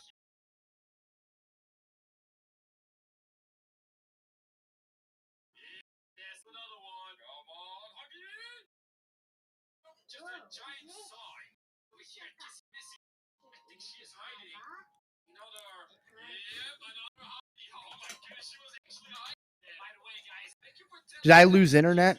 No, yes. I don't know. Okay. Yeah, it even says right here in Texas, they just go to jail, essentially. It says if someone violates an order issued by the family court, he or she can be held in contempt, which, and then it says, what does it mean to be in contempt of law? In simple terms, it means the individual intentionally violated court order. If a judge holds someone in contempt for violating an order, the person can be fined and or incarcerated. Can be, but you must go to court and you must go for the things and you must prove it. Well, you have to, and in order to go to court, you have to be charged. Yeah, I completely get that. And is this a ongoing thing, or is this a one-time thing? That actually straight up doesn't matter, like whether it's ongoing or not. No, it doesn't. Like because if you would apply that principle to everything, then everybody gets off everything scot-free. That's usually what happens. No, it's not. If I shoot my child in the fucking skull, I don't get off because it was only the first time. Okay, so like the point is that doesn't make sense. It makes you just said, was it a first time thing or an always thing? Lead towards it, Sparkle. Huh? You did lead towards whether it be a first time offense or not. So yeah. But the thing is though is with this, like, no, like it's straight up. From what I just read in Texas, this is a Texas law firm fucking link. Okay. No, like in Texas, she was currently in the act. She was of violating a court order. Did she shoot Chad? The problem is, and even if you want to argue, Chad? If she shot him, hang on. Okay, if she was on her property and Chad showed up and she gunned him down, yeah, she'd be completely liable for it. Would be a bad shoot. Problem wasn't her property. Yeah, that child did not know of any of this shit happening. Yeah. You know what's really funny about that? You know what it's called whenever you have somebody on your property that's in the act of currently breaking the law? It's called harboring. You're breaking the law by bringing somebody on your property that's breaking the law. Again, like that he knew willingly that he was harboring. Yeah. No, it was a big secret. Nobody knew but her. There's no way. Like that. I mean, like, I don't know. I very, very, very, very, very, very highly doubt that nobody knew but her that she was withholding the kid. In no point her boyfriend asked, "Where's the other kid at?" blah blah blah blah blah. Honestly, I don't even think he would even care. Okay, because none of then the kids that's were even on his worse. property at the time. No, the He kids were was on what? his property at the time. None of those kids were at the actual property at Yes, the I time. thought you and said they two knew of them were. that. Which is it? No, I didn't say any of them were. Yeah, that's cool, but that doesn't make it any less of an issue. Like that's kind of the whole point. So Like, how's the- it? How's For it the withholding? youngest out of the three, the youngest out of the three happened to be in a different location. That's cool. So what? She was supposed to have that kid at a Yes. specific time at the school. That's Yes. the point. Yeah, and life Problem is, happens that's sometimes. No, don't use that bullshit fucking excuse. No. Okay, let me tell you something about having kids. There is no life happens. Okay, there is no reason knowing days in advance, which by the way, she very, very much had at least 24 hours in advance. This wasn't like an hour ago. She was told 3:15. There is no, absolutely zero reason why she could not present that child.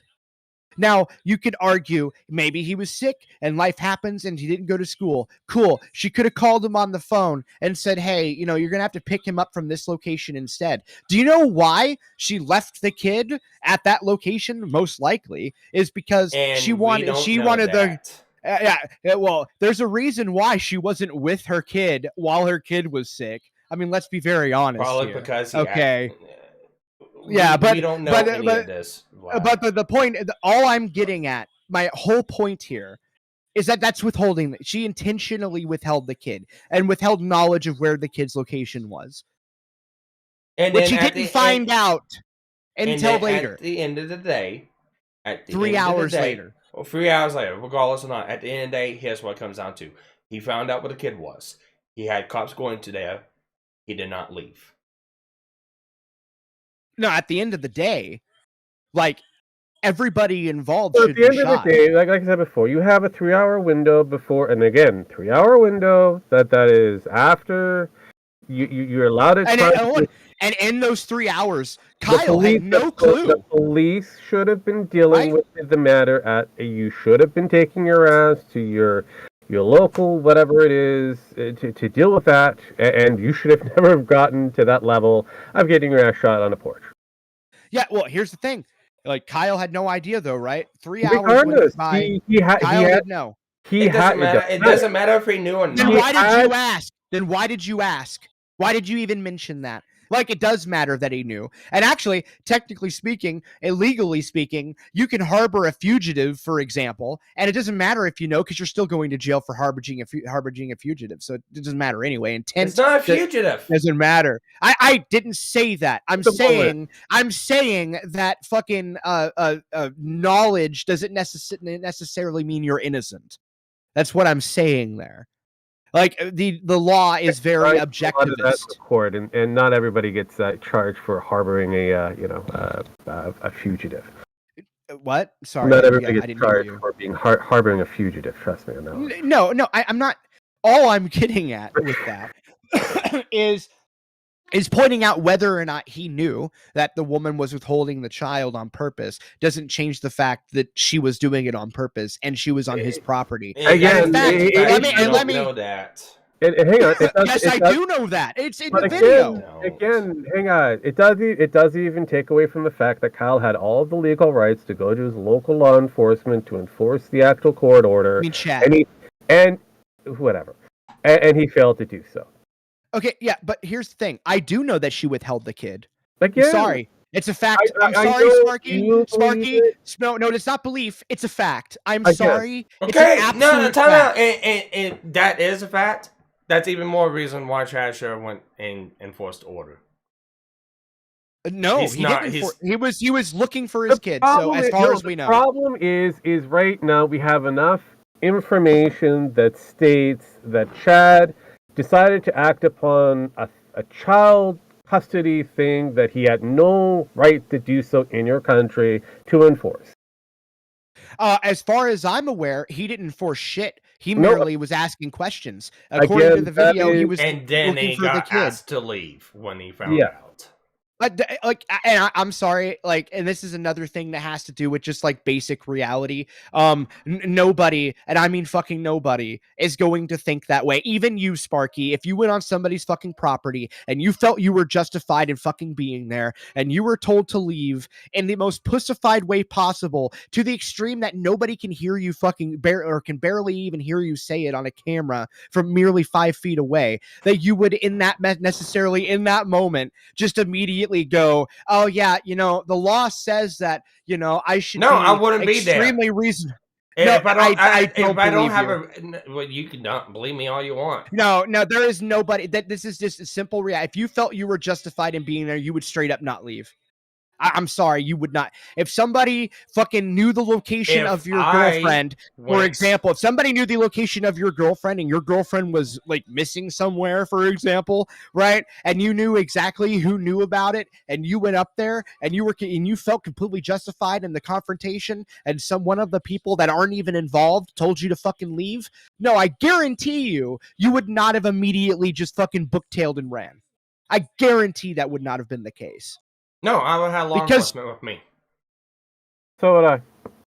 So I'd shoot him in the fucking skull, because that's how reality works. That is how reality works. That's how you go to jail. No, I'm sorry. Like this idea that people, like, I can believe Rogue. He lives in Canada. Okay, so anytime he says anything like that, I just believe him. Vlad.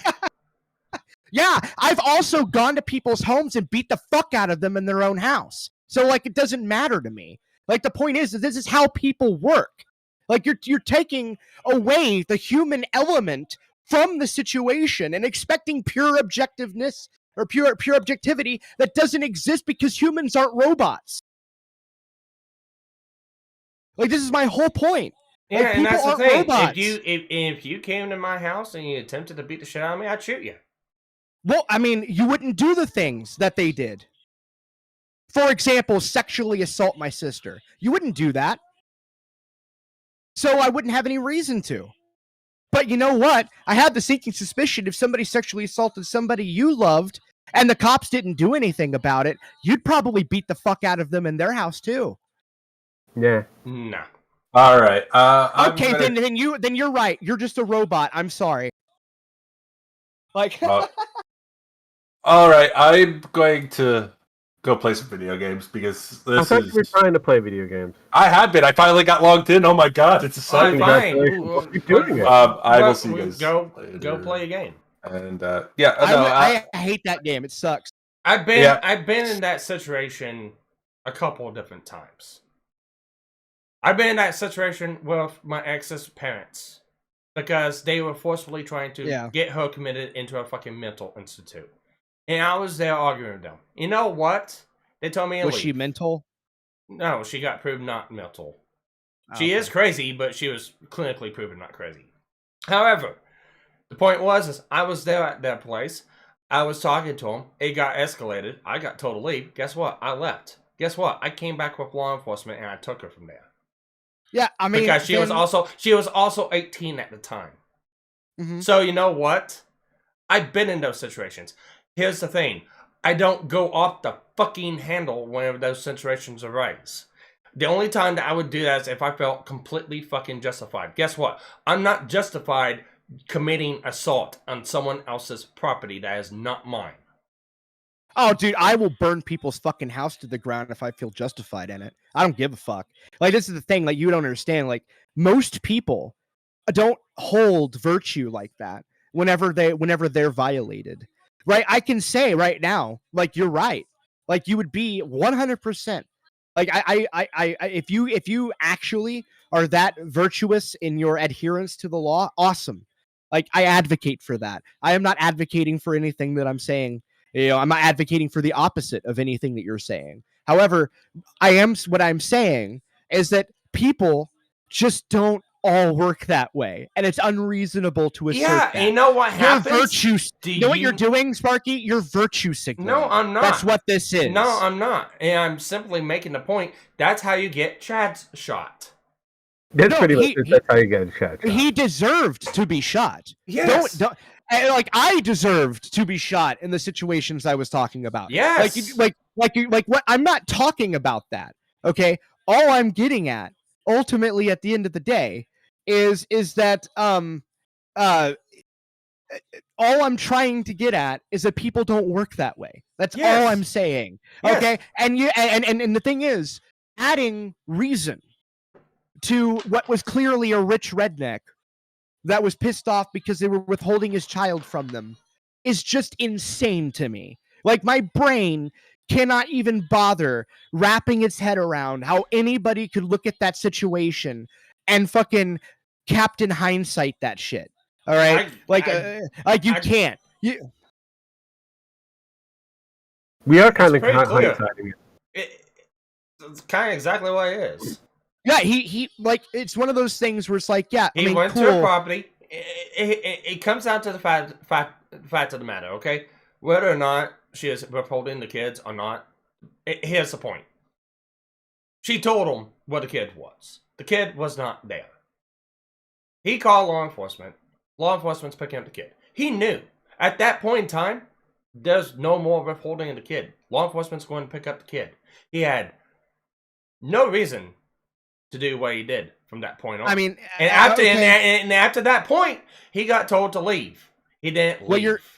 What you're missing here is that he didn't know where the kid was until after he got there. Until after the got there, that's fine. I'm not skipping up that part. I'm actually.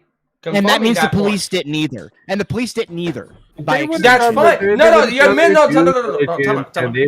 missing. You're missing the whole entire thing. The whole entire thing you're missing is this.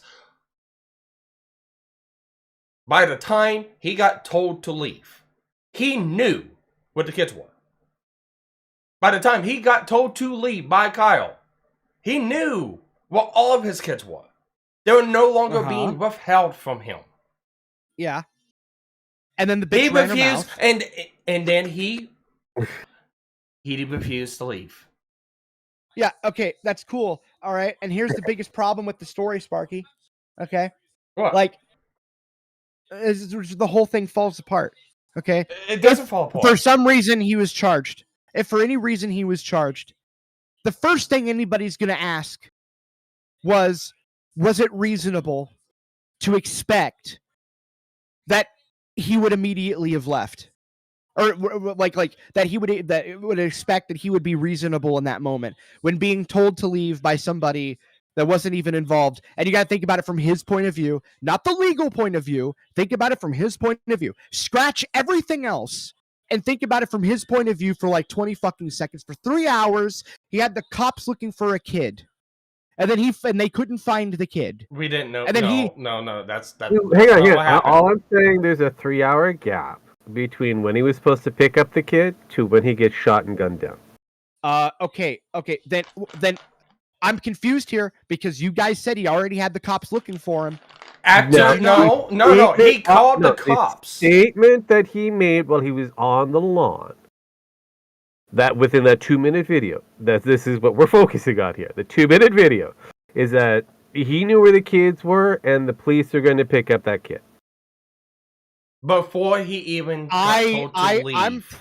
I'm pretty sure what I heard was him say he was gonna pick up the kid. But whatever. You're on your way at your mother's to pick up the kid. Well, we don't even know the cops were going to pick up the kid, so we're assuming that one. But the kid was at the mom's house, and the cops were going to the mom's house. Actually, we're also assuming that as well, because again, it's a lot of speculation that's coming up because all these pieces of information are slowly being leaked out. Like the youngest person in question, who is supposed to be about 4, maybe 6 years old, who was originally supposed to be at the school, happened not to be at the school because he was sent home sick. The biggest issue is we have no way of knowing that the cops are going to be there or knew anything about this situation, which is true. It could be that he never called the cops at all. That's more his fault. And again, at the end of the day, we have a dead Chad on the porch, and Kyle, who shot the Chad on the porch, is not being charged. I like that whole situation. Like, and this is like, although it may be in his right to bring out the gun, he shouldn't have brought. There was no reason to bring out that gun. No, there was no reason. There was, on this one. yeah, ethically. Ethically or not, there's no reason to bring out the gun. Yeah, he probably could have talked to him. He probably could have gone to leave. You don't have to do that though.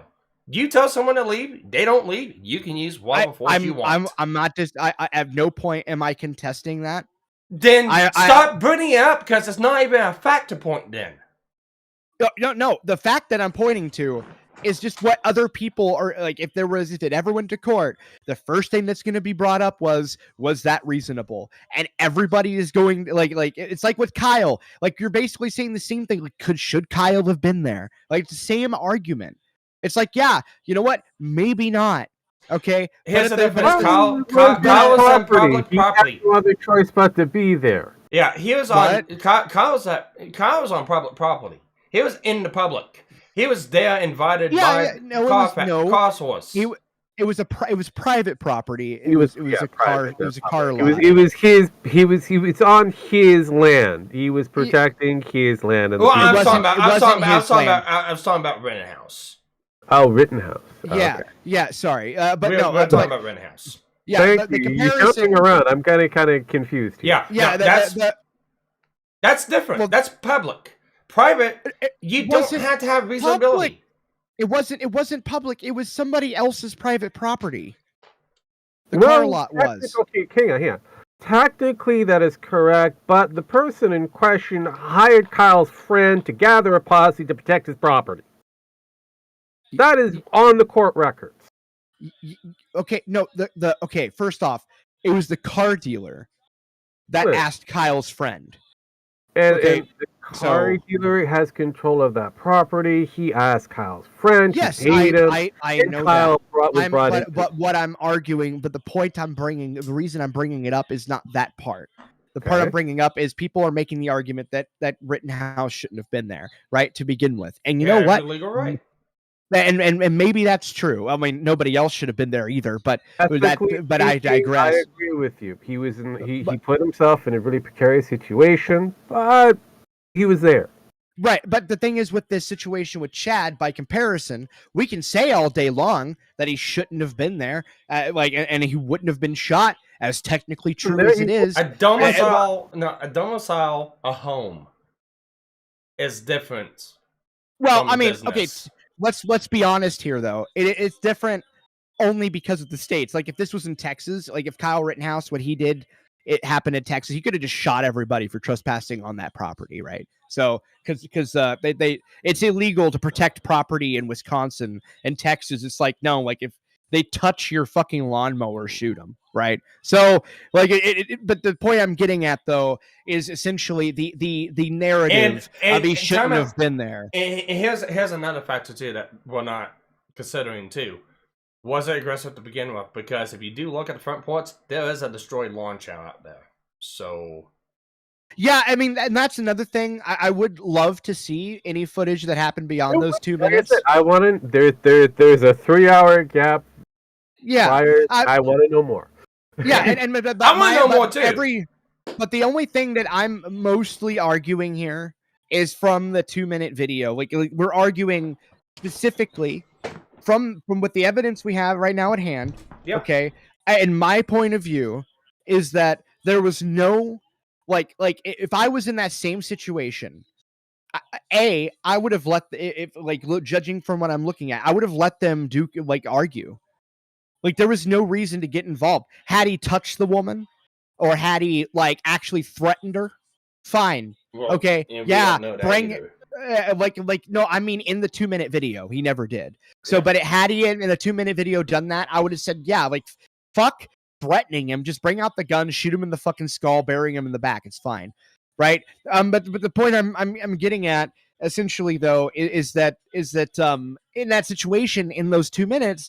There's no reason that makes no sense to bring out that gun like that. It was he only did that because he was a bitch and he couldn't stand up to the guy. That's why that happened. I don't care. No. Time out. Thank you for making the cross argument. He should have just took the beating. There was no beating to take. There was nothing there to be taken. He left. That's the point. Like the guy never like that was like there was like all he had to do was stand there and keep his mouth shut because there was no reason, there was no threat of any violence at all until he told the guy to leave. And then he escalated that situation himself from the very beginning. You didn't. In that 2-minute video. We're getting to semantics. No, the tone of that entire video changed the moment that guy said get off the property. No. That entire tone changed the moment he stepped on the porch without. You're missing. No. That true escalated. That escalated further. But if you look prior to telling him prior to that. Go watch. Listen.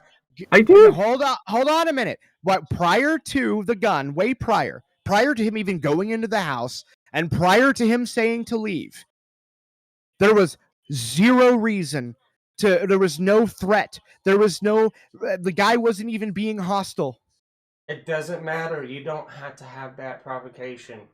I'm not talking about the law. He could have just walked out there without even saying anything, whipped the gun to say leave right then and there, and it still would have been he didn't even have to do that. According to the basic laws, he could have just simply shot the guy point blank range. Yes.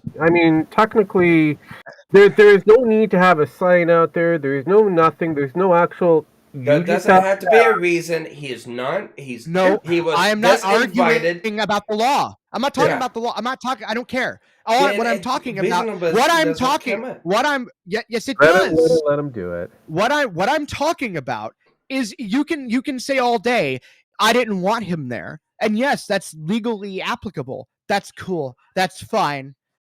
But if you're trying to but if he would have just sat there and fucking let them have their discussion, the formerly married couple, guess what would have happened? Nothing. Not a fucking thing would have happened. Now we're trying to play the speculation. Okay, no. I mean, I'm just judging by everything that prior in those 2 minutes. There was no reason. If you do look at the environment of that area, yes, there's a turned up chair. There are people who are 6 feet away from each other. You have a person who looks kind of irate and befuddled. If you look at him, he's in a state of being completely pissed off. She is in a state of being somewhat as calm as possible, and slightly timid to a degree. And you have the other person who shows up, who is pretty much told to fuck off because it has nothing to do with him. Even though he's politely told the other guy to leave, you don't really hear that very well. And then you have the befuddled guy going, "What are you going to do about it?" kind of thing, or has that gesture of, "What are you going to do about it?" Yeah, which this is the whole point, though. If they would have just let him say his fucking piece and leave, but you don't have to. But again, I didn't say. You keep trying to create a precedent. You keep assuming everything I say is trying to establish a precedent. I'm not talking about whether or not he legally has any right to do anything. Legally speaking, he could have shot the guy as soon as he drove up. I know. But again, you're arguing it's irrelevant. A reasonable and ethical kind of common sense. This shit right here that I'm saying is exactly what they're going to bring up in court. And you can say until you're blue in the face, he didn't have to. But these are reasons why people go to prison for following the law. You know what, too? If it comes down to it and it does come to the jury, and it's got to go like this. It doesn't have to have a reason. This is what the letter of the law states. This is what happened. That's not what's going to happen. That's exactly what happened to Kyle Rittenhouse. No, the Kyle Rittenhouse situation was vastly more black and white. Actually, the problem with the Kyle case, and again, wasn't properly argued on the prosecution side of it. No, I'm sorry. No, there was no way to argue it. That's why. Yes, there was, because of the fact that Kyle was not on his ground when the firearm was discharged. He was. He was on the car source. Was he on the car source? It doesn't. No, hold on. No, you're missing the point. It doesn't matter because he wasn't defending car source. Yeah, he was defending himself. He would have went to prison if he was defending the property. Yeah, I know that, and that's I don't even know. That's why, what I'm telling Rogue. I don't even know why Rogue brought that up, but yeah, like this whole thing, like Kyle Rittenhouse's case was so black and white that I can't even imagine anybody having any other opinion. Here's the problem. All right, here's the problem. We don't know what the judge's instructions to the jury is going to be. That's the problem. We don't know. And we don't even know if it's going to go to a jury. That is the other problem. So, if they read it in the letter of the law, they have a right to be there before anything happens. Okay, did you read the jury instructions? It hasn't went to court yet, so we haven't got the No. I mean any jury instructions. Whenever you read jury instructions, it does not just say letter of the law. It's always wrapped in reasonability every time, and usually in things like without whatever doubt. I can't remember the term, but essentially, it's always reasonable doubt. Yeah, well, yeah, but the point is, there's always reasonability attached to this stuff because it's never letter of the law ever. Like, I'll give you a grand example of this. It's really great. All right, You're right. You don't have to give examples. You're right. Reasonability of the law. Yeah. And it's reasonable. If you're causing an argument, if you're in the middle of an argument on someone else's property and you get told to leave, it's reasonable to believe, since you're not supposed to be there and you got told to leave, you would leave. You don't leave. It's reasonable to assume that owner can take whatever measures needed to remove you from the property. But is it reasonable to assume that if the entire time up to that they were withholding the child from him and provoking him? But that's the problem. That's the problem. He knew where the child was before that happened. Actually, no. Hang on. We don't know. Well, we don't know. And here's the other thing. It's a high level of trying to prove that the female in this question was doing it willingly. Yeah, well, here's the point. Okay, Sparky, if it was proven that if we knew that he knew before being on that property, as a matter of fact, where the kid was, then you know what? I would agree with everything that you're saying. But the problem is he didn't find out till he fucking got there. Yeah, and that's fine. He found out. Why'd he stay? Yeah, and this is where my point is. He was being provoked all the way up to that point, and probably, and I'm speculating here. How's he being provoked? I'm sorry. If I'm withholding your kid if I'm holding a kid from you, I'm provoking you. It's just but it is what it is. You have to prove that she's doing it. Huh? You have to prove that she did it. Easy. Did he have the kid? Nope. Okay, there we go. Neither does she. All she had to do was send him a text message. The kid is here. She didn't do that. She was intentionally. Well, we don't know that. I'm sorry. I'm sorry, Sparky. I'm sorry, Sparky. It is not hard. It is not fucking hard. Okay, and also in the video, she specifically said that she wanted him to come back at 6. So yes, we do kind of know that. Again, it was 6:15 by the time frame the incident happened. Yeah, well, yeah, but he said like after 6, and so how do you know he didn't show up after 6 when that happened to pick up the kid, and the kid still wasn't there? So because you know what I mean? Like that's kind of the point.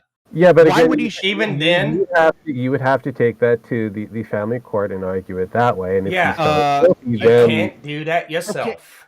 Okay, you're not understanding what I'm saying. She told him that he had to be there at 6 o'clock to pick up the kid instead, and he shows up at 6 o'clock to pick up the kid, and the kid was still not presented to him, and he doesn't find out where the kid is until after he gets there. That's not enforcing anything. He wasn't enforcing anything. He showed up there to collect the kid like he was asked to do. Yeah, and, but and then he got the information to where the kid was. Then he should have collected the kid. Guys, keep this in mind. He was originally supposed to pick up the child at the fucking school. I know that. That's what I'm trying to argue. Why did he have to go to another person's place to confront a person that may or may not be willing, holding or withholding this child?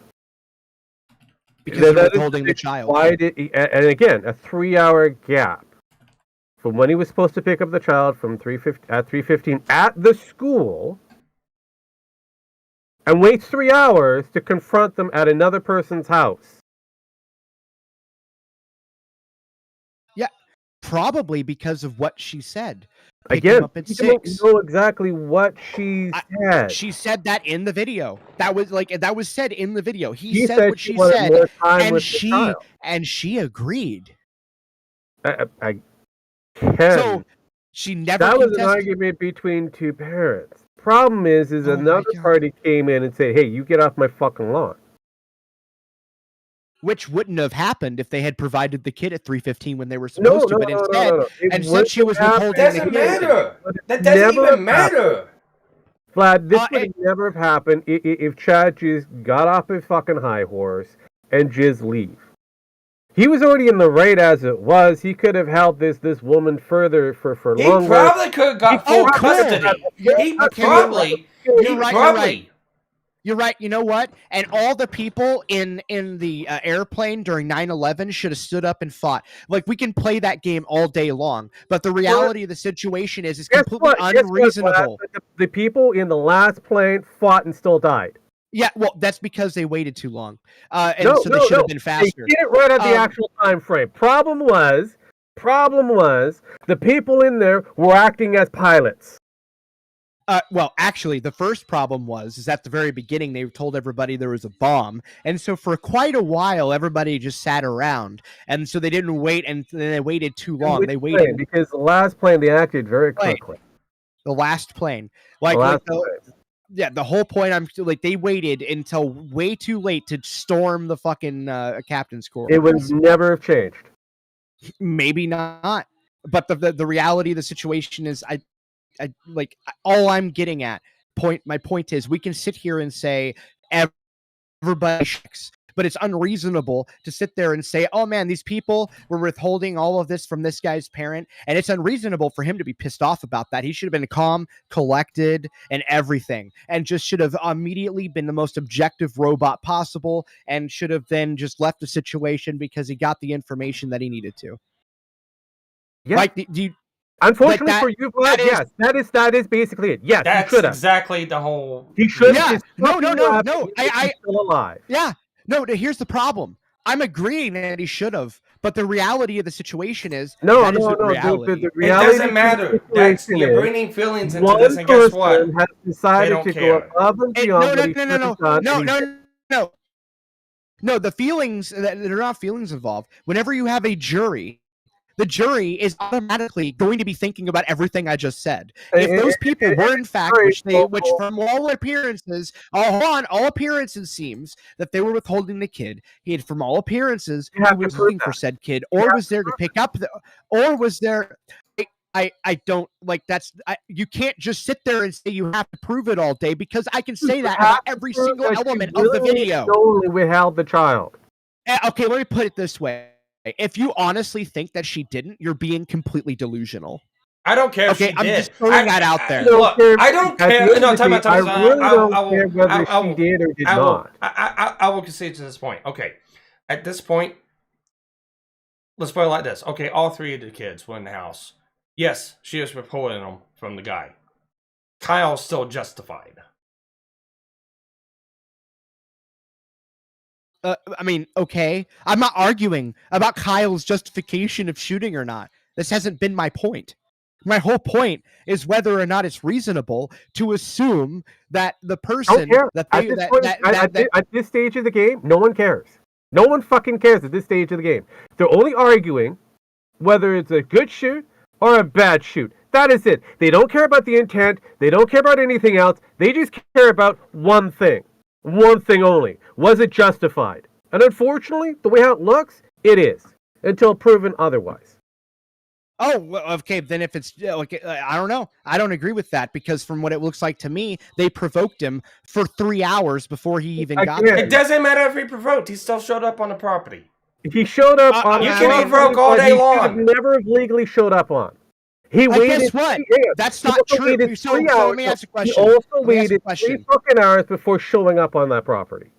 Oh, what? No. See, now you're speculating even more so than anyone else is. So, like you like there's a 3-hour gap from when he was supposed to pick up the child to when he got to that property and died. Yeah, and is it just a weird coincidence that he shows up there at 6:15 and he was told to be there at 6 and he brings that up in the video? Are you just gonna skip over that? I think it's very strange. Why is he going there? None of apparently none of the other kids are there. No, what's strange? No, what's strange is why is she there when her kid is sick somewhere else? Because the kid is with the mother. Why does she need to be there? With the mother, or her mother. Come on. Yes, very, very good. Congratulations. I stated that. Apparently, the child, the youngest one, was with the fucking mother, the grandparent. Why does she need to be with the grandparent at that time frame when she trusts her own fucking mother to take care of a child that has maybe a small head cold? You're missing the point. Why is she relying on the grandmother? How come nobody told him that 3 hours ago? We don't even know he wasn't even told. I told you there's a 3-hour gap here. We don't know that, even though he says that in the video. That argument in the video is a short 2-minute argument. We don't even know what leads up to it.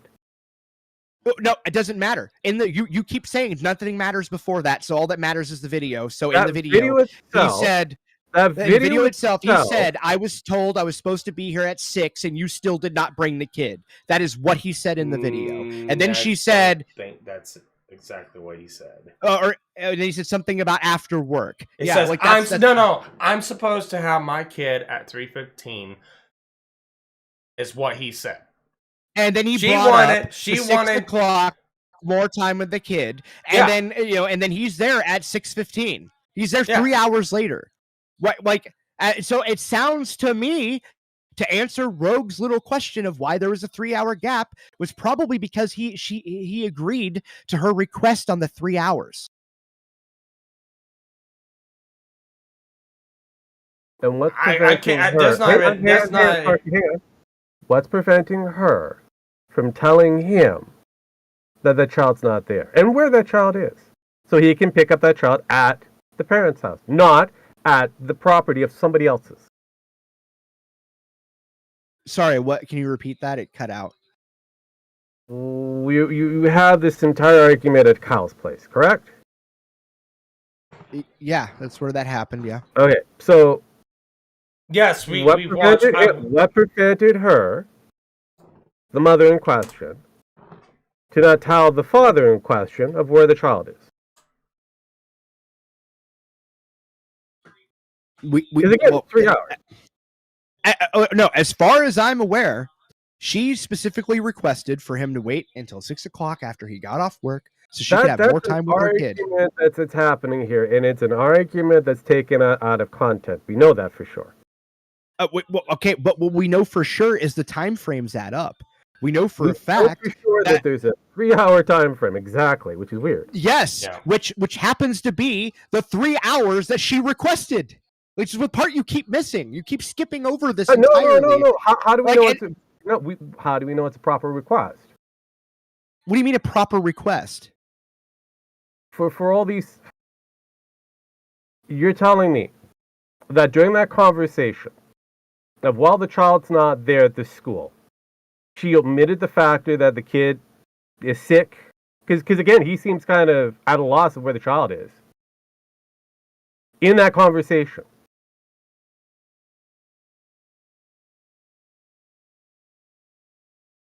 Then we have conversation.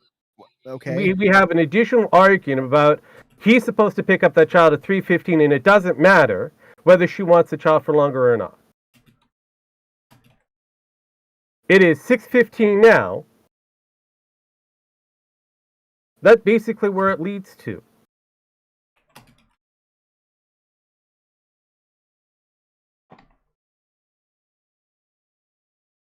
I'll be right back. I gotta go get something.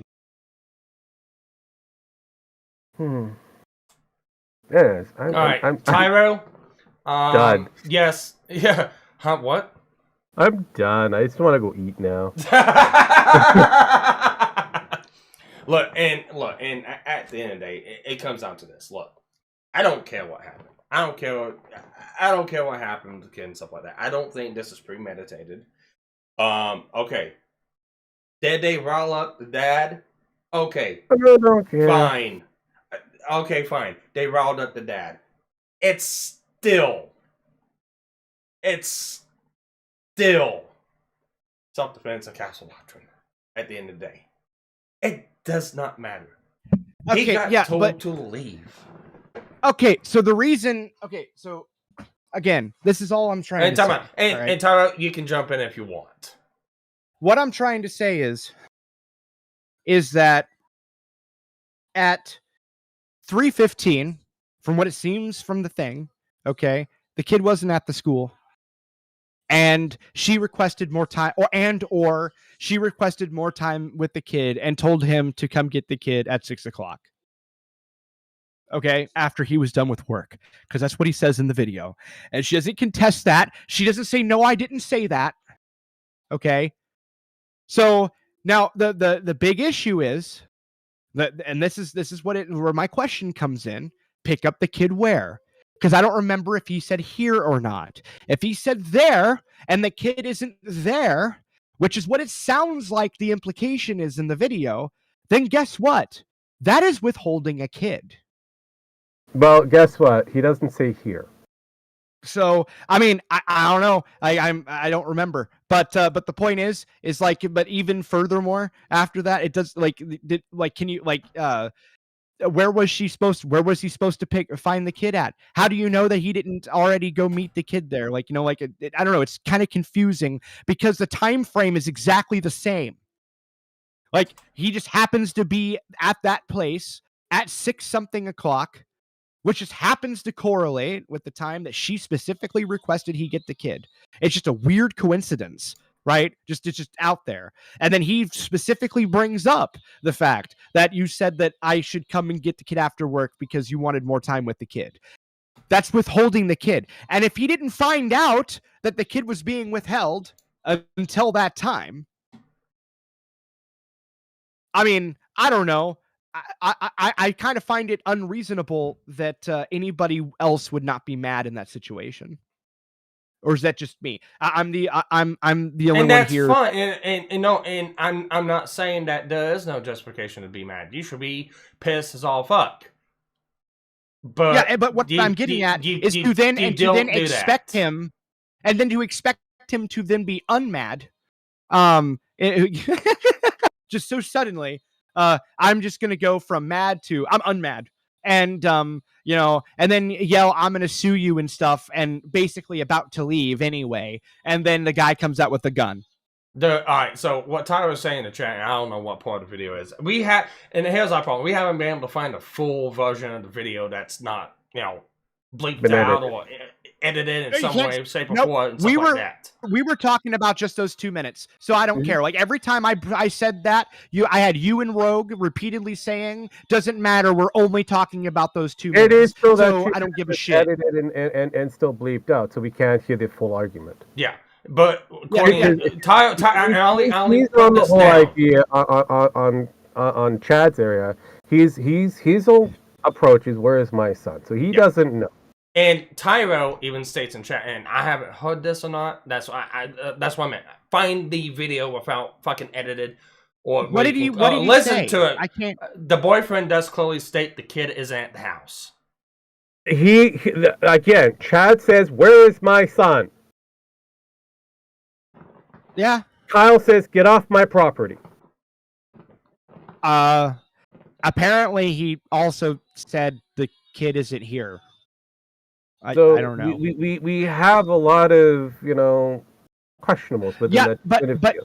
But this is the crucial point that I'm bringing up, right? Like, if they provoked all of that by withholding the kid and they made him angry in the first place, it's kind of unreasonable to then say that he should be, reasonable, that they didn't provoke him into being unreasonable like he was.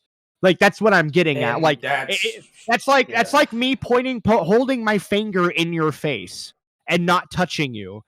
And, like that's that whole argument. Like, I'm provoking you, but I'm not really, physically touching you. Like, my question here would be like, this is what it's Look. like. Okay, if he was across the street and provoked the guy to come onto his property and then said, "Get off of my property," then shot him, would that be a good shoot? I think not. That's essentially not what happened.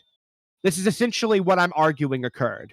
They went out of their way to withhold the kid, almost, like I don't know what the motivation would be. No, that's again because within the video content that we have currently, and he leads to the idea that he doesn't know where the kid is. I mean, was you arguing what Tyro said? Unfortunately, it leads that Chad does not know where his kid is. He also makes a statement that sorry. He also goes back to the axe, going, "Where is my son? I'm supposed to have him at 3:15. I get him at 3:15. If you want to see him, you see him up until 3:15." That is the statement. Are you okay? That is basically what he says within that time. So there's no acknowledgement of where the child is for that 2-minute video. It wouldn't work. I don't know who you're arguing against here. I'm not arguing. I'm just stating these are the facts. Not arguing anything. This is the fact. Well, I mean, like, and the thing is, yeah, Tyro's typing in chat. Let me read what he said. Oh, God. Law clearly states you cannot provoke someone into a conflict, kill them, and then claim self-defense. Rikita went over that. Yes, I know Rikita went over that. An argument about custodial interference as provocation could be made. No idea what. Yes, and Rikita also went over that, and exactly what I said. And Rikita said that is a civil matter, not a criminal matter. So even if that was the case, it still would be a justified shoot.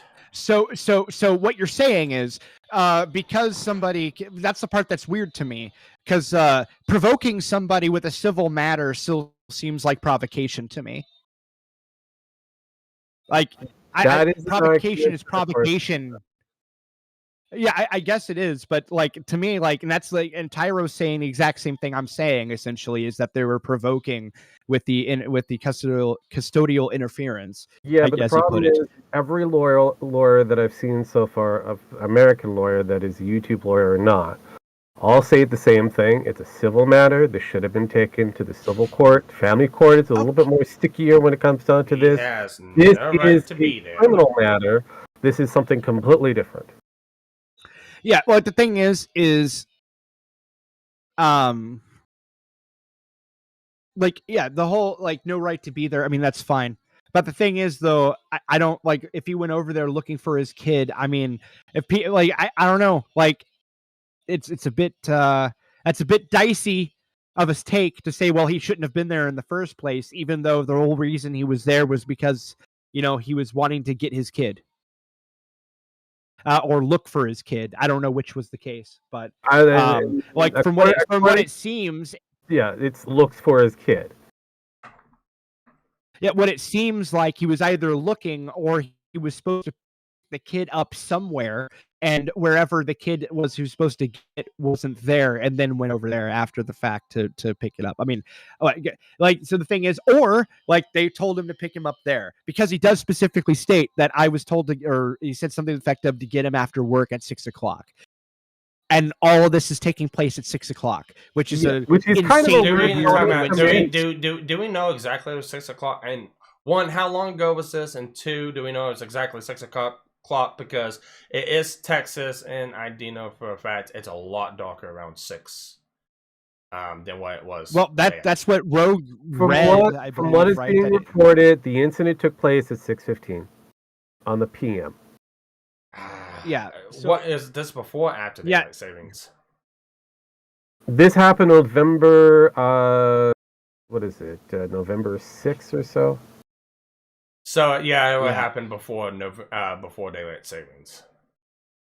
Yeah, but it doesn't. What the point is I'm just trying to get the that time set. it's an insane statement to say it's just a coincidence that he happened to be that he was there for absolutely no fucking reason whatsoever. Really don't care. Look. At the exact time. I'm gonna put into this argument because of the fact of we are like 5 hours into the stream. For 5 hours on this. Yeah, we're 5 hours in the stream. I'm supposed to be doing some recordings for Tyro, but at the end of the day, and this is my closing opinion about this whole thing. I don't care if all 3 of the kids were there. I don't care if they were holding the kids from the dad. Because you don't have kids. I really don't care. But I really don't care. Everything that led up to that point, to me, was a justified shoot. The dad, reasonable or not, pissed off or not, I don't care. Get your fucking emotions out of it. And I know it's hard to do. Get your fucking emotions out of it, because that's what leads to shit like this. The dad should have got law enforcement involved. The dad should have got courts involved to go through, hey, wife's doing this, it's going against our agreement, rework the agreement, try to gain full custody of the kids. That's what should have happened. He should have never been there.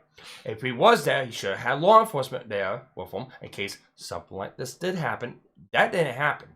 He showed up there, the kids were not there. He got told to leave, he didn't leave, he got shot.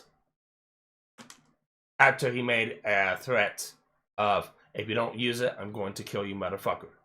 After he got told 3 times to leave with the gun. I'm sorry.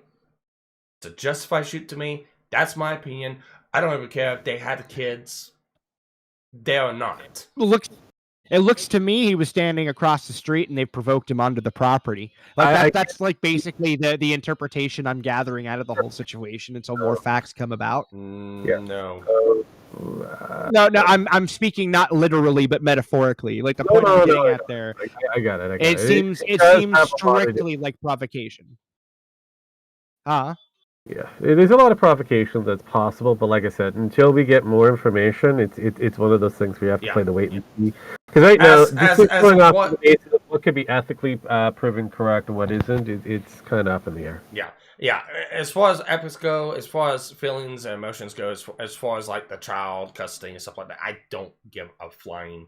Okay, so I have a question about that. So you don't care. So if they were intentionally provoking him with intentionally violating the court order, by intentionally withholding the kid from him, and knew that he was likely going to, whatever not they knew, but then he shows up either looking for his kid or what have you, like all of that beforehand, and they were doing that on purpose. Let's say just hypothetically, like maliciously.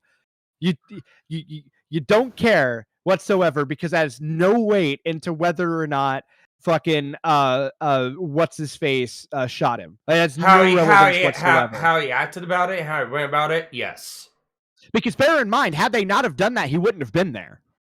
That's kind of my whole point. There's no he wouldn't have been looking for his kid. There would have been no reason for him to be there. Kid was sick. He was going to be there regardless. No, he's talking about my hypothetical. Oh, your hypothetical? What I'm saying is essentially at no the whole reason he was there was for his kid. He should have got the cops. He should have had the cops with him, and they should have had the cops enforce the court order. And the big problem I have with that is that is such a hugely unreasonable expectation to hold on anybody. No. It's a realistic expectation. I'm sorry. Or I should say in respect to parental shit specifically. It's realistic. No, it's not. It's not reasonable. It does not work that way. It just doesn't. I don't care about reasonable. I'm talking about realistic. No, actually, it's not even realistic. Like nobody, dude, it just doesn't. Whenever people have their kids withheld from them, whether it's even if it's unintentional, they go insane. That is the basic. You are basically arguing against basic human. Yeah, I mean he's stupid, but you're arguing against basic biology, saying that everybody should adhere to a virtue. That nobody like when it comes down to it, people will almost always follow biology and respect their kids over the virtue of law adherence. Yeah, but we also have law and order here, so. Yeah, but and the problem with the law and order that you're talking about is technically I could even go more meta with this and say none of this would have happened if we had, better laws and respect of family shit, which does nothing but facilitate all of this bullshit in the first place. Yeah, and I will agree with you on that. The family law matter is shit. I'm not disputing that. I don't think I dispute that.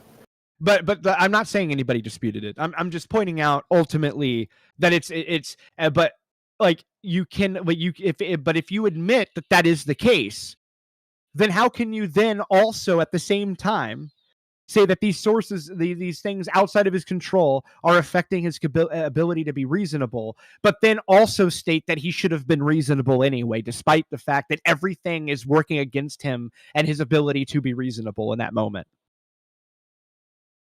Here's the thing: they've already went to court. They have a court order. He cannot enforce that court order. He wasn't. This is where you keep failing. He wasn't enforcing a court order. He was showing up. Was he there without police? It doesn't. That's not enforcing a court order, Sparky. He was looking for his kid. Is. That's not what that means. I'm sorry. Like, you are just wrong. That's not what that means. Enforcing a court order would be him basically beating down the grandmother's door to take the kid. That's enforcing a court order. Oh, he was. Well, he was. Kind of was. If you have the statement of the police are going to your mother's place, and you have the question of why are they going to my mother's place? That's because he's probably there. Yeah, I never heard him actually say that. Yeah, that is exactly what's in the actual video. Yeah, but the thing is, police are on the way to your mom's house now, and afterwards he goes on the He also said I'm gonna sue you, I'm gonna sue you, I'm gonna sue you. But then there's all that other confusing stuff in between, where he doesn't know where the kid is. At the very beginning, he doesn't know, but then later he knows, and then the police are going to be there. This is the stuff we don't know. Yeah, well, what it sounds to me like is he was threatening to send the police there. No, that the police are already got the cops on their way to your mom's. She then hold on. This is just a stupid language shit. Like, no, okay. People say that all the time when threatening to call the police. Why would you say it then? Because that's probably where he is. Wait, but that's the gif of that little portion of that argument that they have. This is where I'm confused, because if that's true, then why did he ask where the kid was? Go! I don't know. But my point, the point is that I'm getting is he probably didn't. No, you're missing the point that I'm making. Is that in the moment, okay? When he found out where the kid was, people say the police are on the way. No. All the time as a general phrase. Here's the problem. His statement and the answer to the question that was proposed, two separate different things. I already got the cops on the way to your mother's. Why are they going to my mother's? And then he goes, because that's possibly, or probably, the word is probably, where he is. Probably means that up in the air, maybe. Oh, so he's guessing the kid was there? Yes, that's what he was doing. He was assuming that the child was there. Okay. All so right, why would he? Time out. Yeah. I don't know. I actually found a video. Okay. I actually think I found a full video of this. So we're gonna watch this one more time and just sweet. Yeah. We mean for the first time? Probably the first time if it's a full video. Yeah. All right. Here we go. Let me know when you're in. I mean, could you just make sure the captions are on? I know they're generally automated, but still.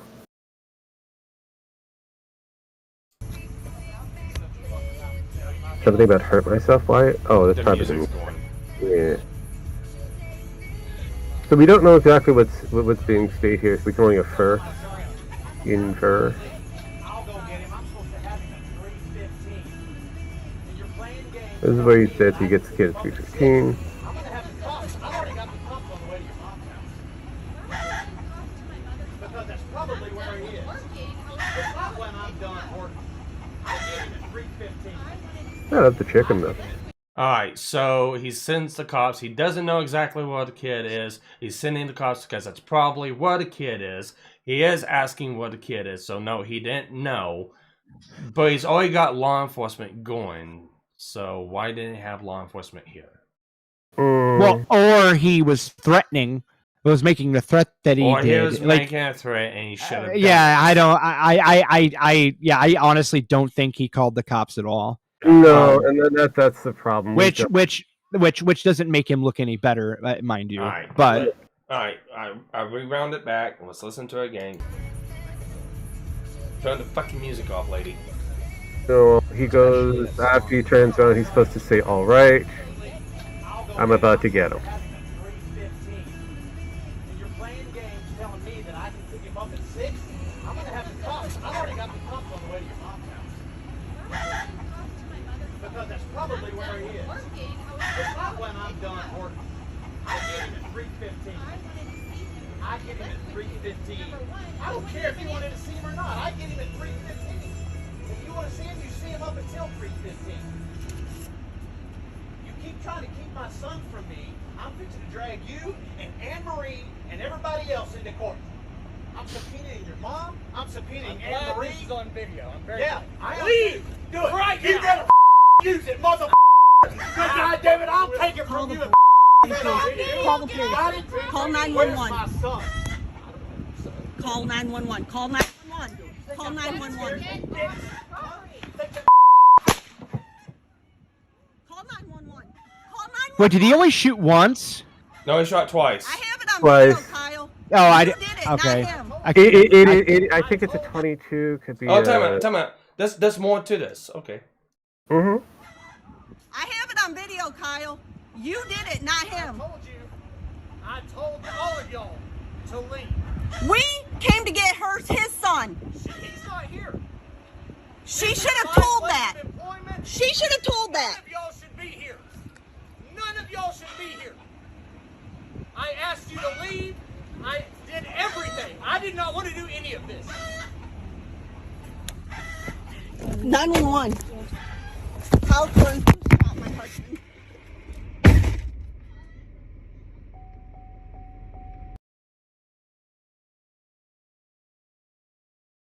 Yeah, that was a release tape or Yeah. from their end.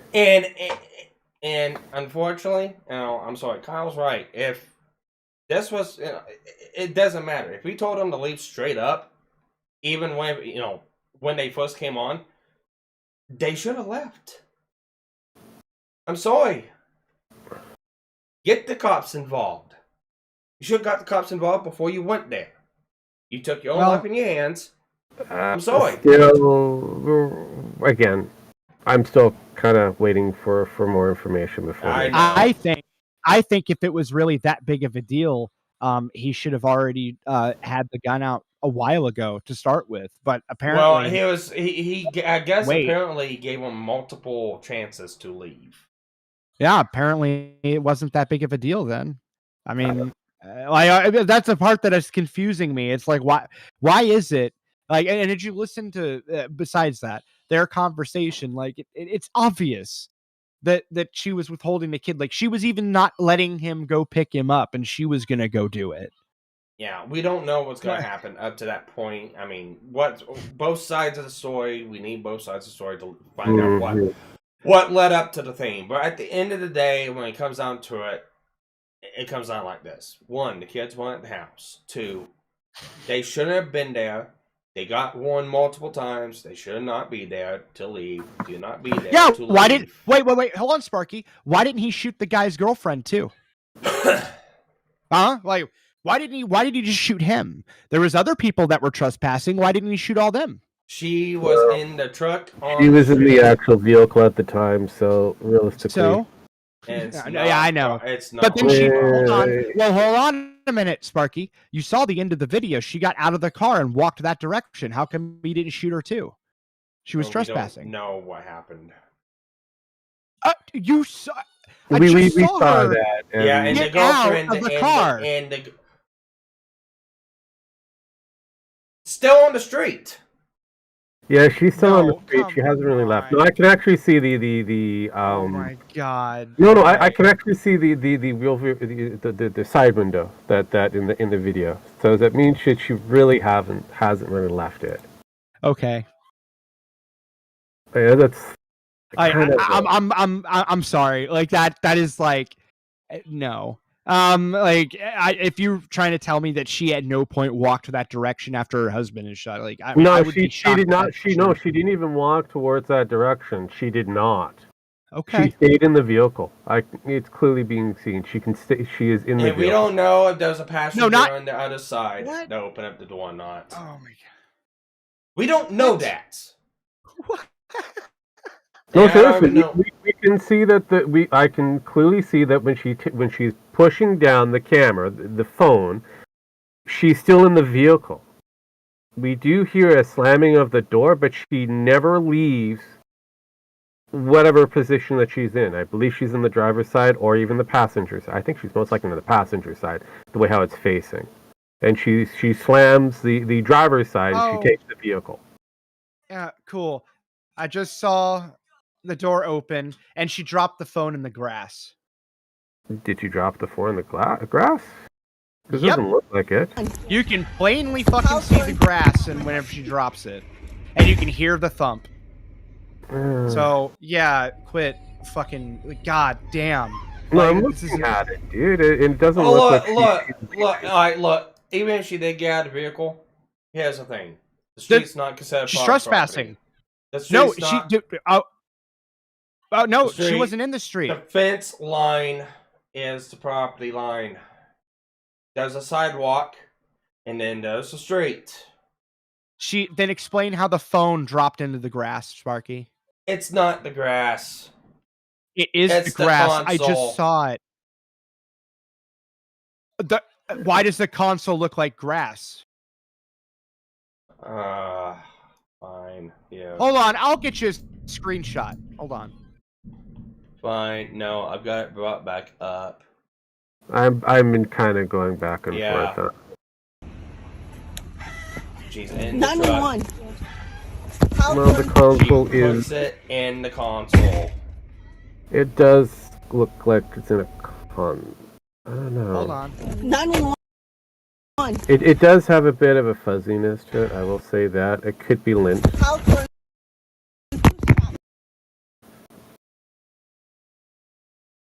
And then again, I guess Yep, it could be bingo. grass. There it is. Got the screenshot, the exact frame I'm talking about. Let's look at 911. I'm editing it. Or not editing it, but it's fucking paint. Oh, you're Print using screen. paint. Okay.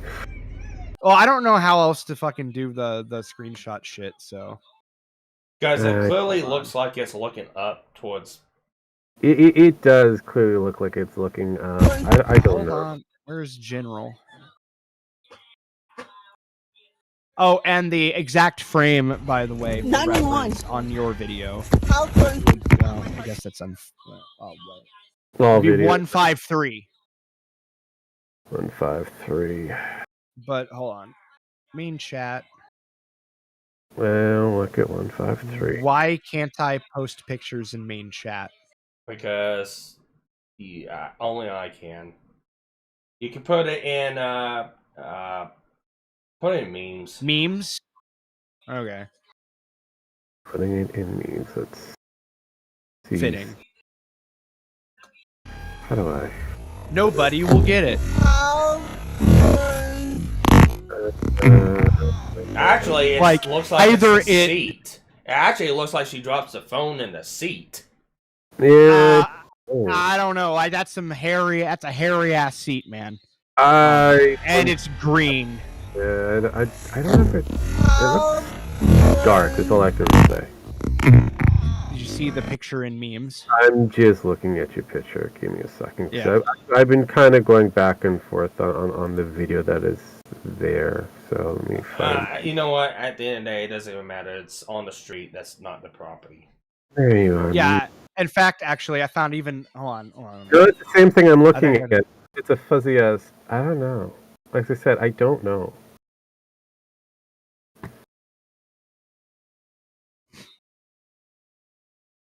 Yeah, dude, it just looks like grass. Also, looking at the actual video prior to that, it just looks like it looks like they're parked like there's no sidewalk, it's just street, and they're parked like right up on a fucking curb.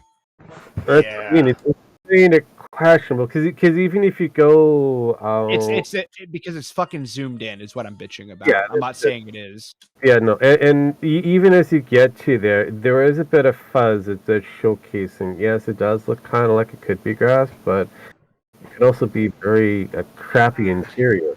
Depending on the I would be the crappiest interior I think I've ever seen in my life. Yeah. Well, it depends on the truck. Because if it's a truck, it's probably a Ford. But you can even hear it thud, right? Yeah, like I know. it sounds like you can hear it. Like it looks like she was knocked out of her hand. You know, I don't know. It also kind of hears like a door slams because that's where you kind of go. Yeah. But even then, if they're on the sidewalk on the street, that's not trespassing, and he would go to jail if that's what he shot him at. So. At the end of the day, at the end of the day, it's. But I don't think she would leave him there. I'm pretty sure she would go over there to see if he was okay, right? Like, I mean, that makes sense, right? I mean, am I wrong? Well, she sounds so concerned too. Yeah, I mean, it's Texas, dude. I don't know. They're no, weird. that would be kind of the vernacular. She does seem like that she's probably seen this before. But no, as for what it is, the statements or whatever the statements are on the 2-minute release video, give or take. Unfortunately, it's questionable how the events kind of lead up to. Unfortunately, Chad doesn't plead a good case for himself. No, I'll say that. Yeah, I'm 100% agreeing. He was an idiot. The problem is like in so much as he was unreasonable or whatever, right? My whole argument in a nutshell just comes down to whether or not the unreasonability was provoked by them. If it's in fact the case, by the way, that cannot be classified as any form of and I'm not going to say provocation to violence, but at least provocation to trespassing, right? Mm-hmm. If in fact it is the case that you can do that and just completely fucking get away with it, then wow. Well, okay. no, you can only do it and get away with it. The guy's a total fucking idiot. Well, wait, what do you mean? Well, like what we've seen. We saw a few times. He did. Well, no, like okay. I don't care if your son's there or not. If you got told to leave, come back with law enforcement. Because when you come back with law enforcement, that gives you the legal right. Oh, no, yeah. I mean, you could. This is just virtue signaling, dude. That's all that is. It's not virtue signaling. It's the letter of the fucking law. Which is a virtue. Like, which don't get me wrong, I do it too. If I have, it's whatever you want to call it. Here's why I look at it as, like I said before, if I have two people arguing on my front lawn, tell them to leave, they don't leave, I'm going to grab a gun, and I'm going to tell them don't leave again. If they run up on me, they're getting shot. Cool. And if my ex is holding my kid from me and I was supposed to have my kid, but I can't because it's being barred from me to the point that I can't even go pick up the kid because she wants to do it for me and stop me from even picking it up, which is what she actually explicitly said in the video, by the way. If that was all the case, then I think I'm completely justified in being pissed off just then. And that's fine. Not only am I and you're justifying being pissed off. And honestly, he wouldn't even got of any of that information. And actually, that guy too even said, "I don't know where your kid is" in the video. So he did actually clearly say that, per what Tyro said. Yeah, I don't know where your kid is. Yeah, he's not here. Get off my property. Yeah, and the big problem with that whole thing, he wouldn't have been on the property had she have done what she was supposed to do. That would have never happened. Regardless or not. So that's kind of like what I'm saying, is that whole situation could have been solved if one vagina had done what she was ordered to do. You know what? I'm not gonna even argue that fact.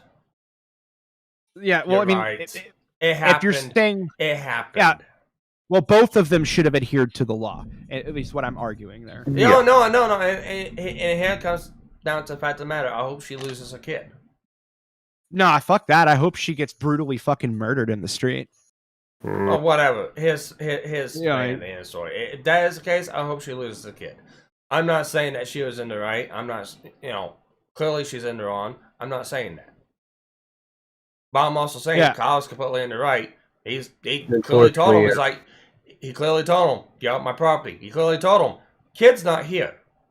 And we don't know how many times we don't know how many times he reiterated that before they started video recording. Yeah. We don't even know how long this fucking confrontation went for. Well, right, but you see, he's only in the right in any of that, in so much as if they didn't provoke the guy. If they provoked him to show up, then he's not in the right. How did he provoke him to show up? The kid's not there. Comes back down. That's what that means. But he doesn't. Nobody. And the problem is that and again, it's already been pointed out that Kyle knew nothing about where Chad's kid is, and the only person who didn't even speak up. Again, it comes back down to there's a lot of speculation on her end of it, that she led to that possibility. And again, speculation.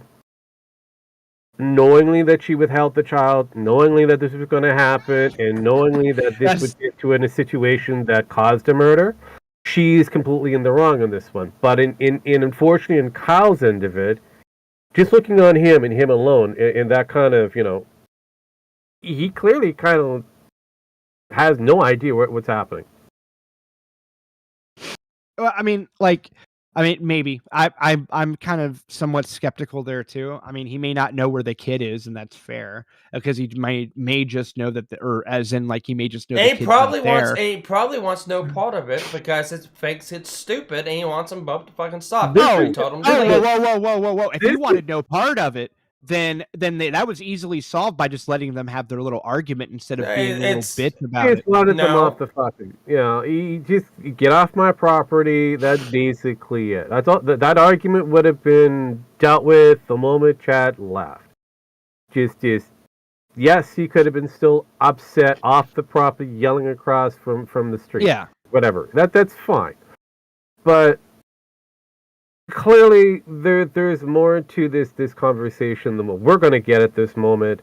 We do know that 3:15 was the alleged time frame that the youngest boy was supposed to be picked up.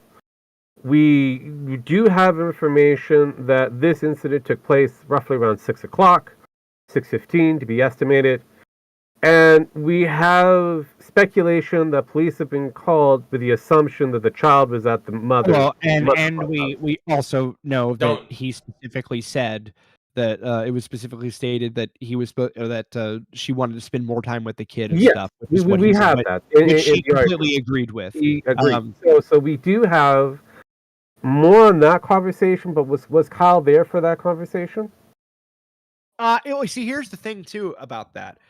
Like, I don't know. I'm finding it difficult to believe that she just told her boyfriend absolutely nothing at all. Oh, I can totally believe it. I can totally believe it too. I can totally believe that. Wow.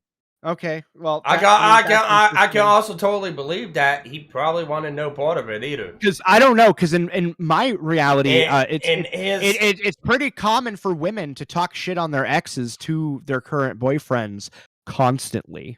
Talking shit is one thing, but hiding that particular piece of information, that's a completely different thing, especially when she's irritated. She is a judge. I mean, like, it's one of those things where, like, I just find it kind of difficult to believe that she never told the guy that the kid was sick. She is the judge. Yeah. She is a judge. So She is a seated judge. she thought she was above the law. I get that. Yeah. So if she's able to deny certain pieces of information to give reasonability, I mean, it's possible.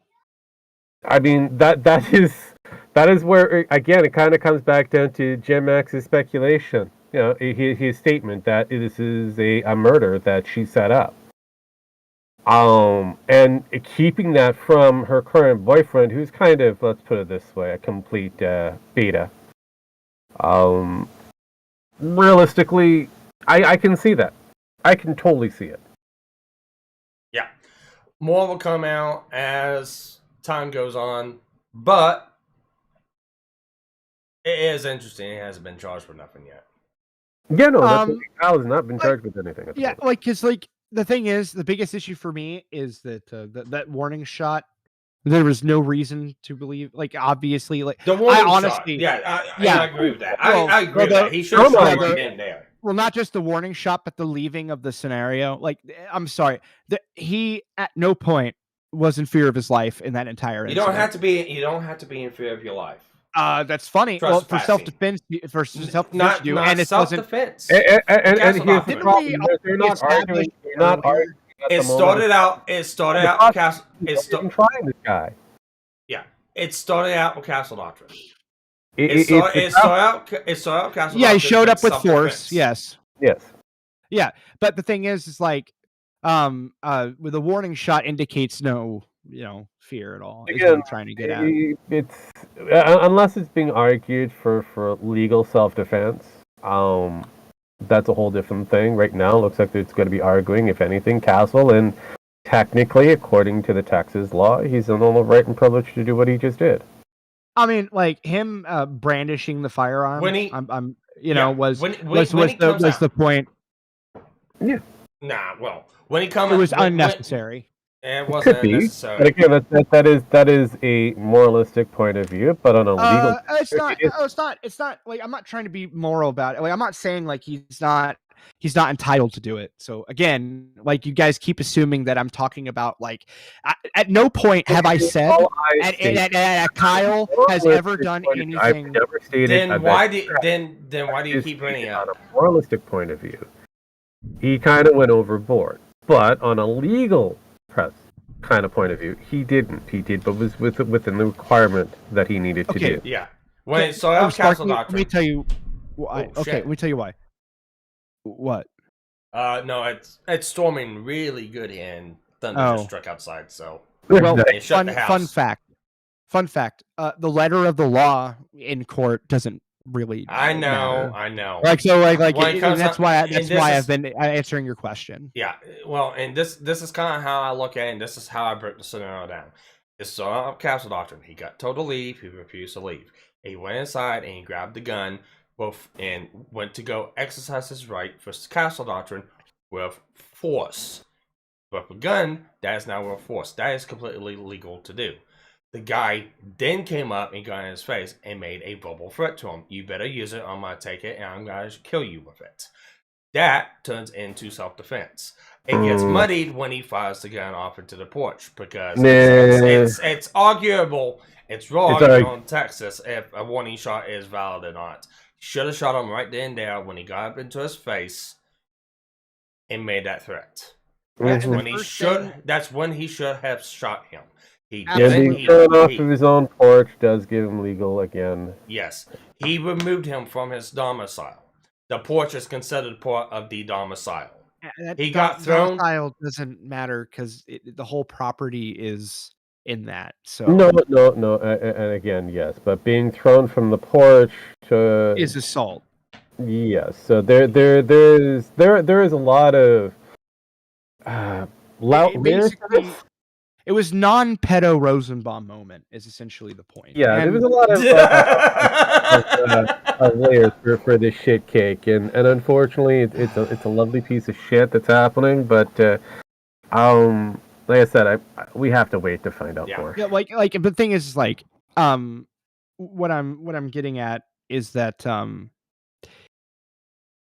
every prosecutor on the planet when looking at this case, if they decided to prosecute, which, you know what, they might not, because they like, prosecutors are not necessarily in a big hurry to jump on cases that could go either way, right? They have to Unless get you're reelected. Thomas Boehner.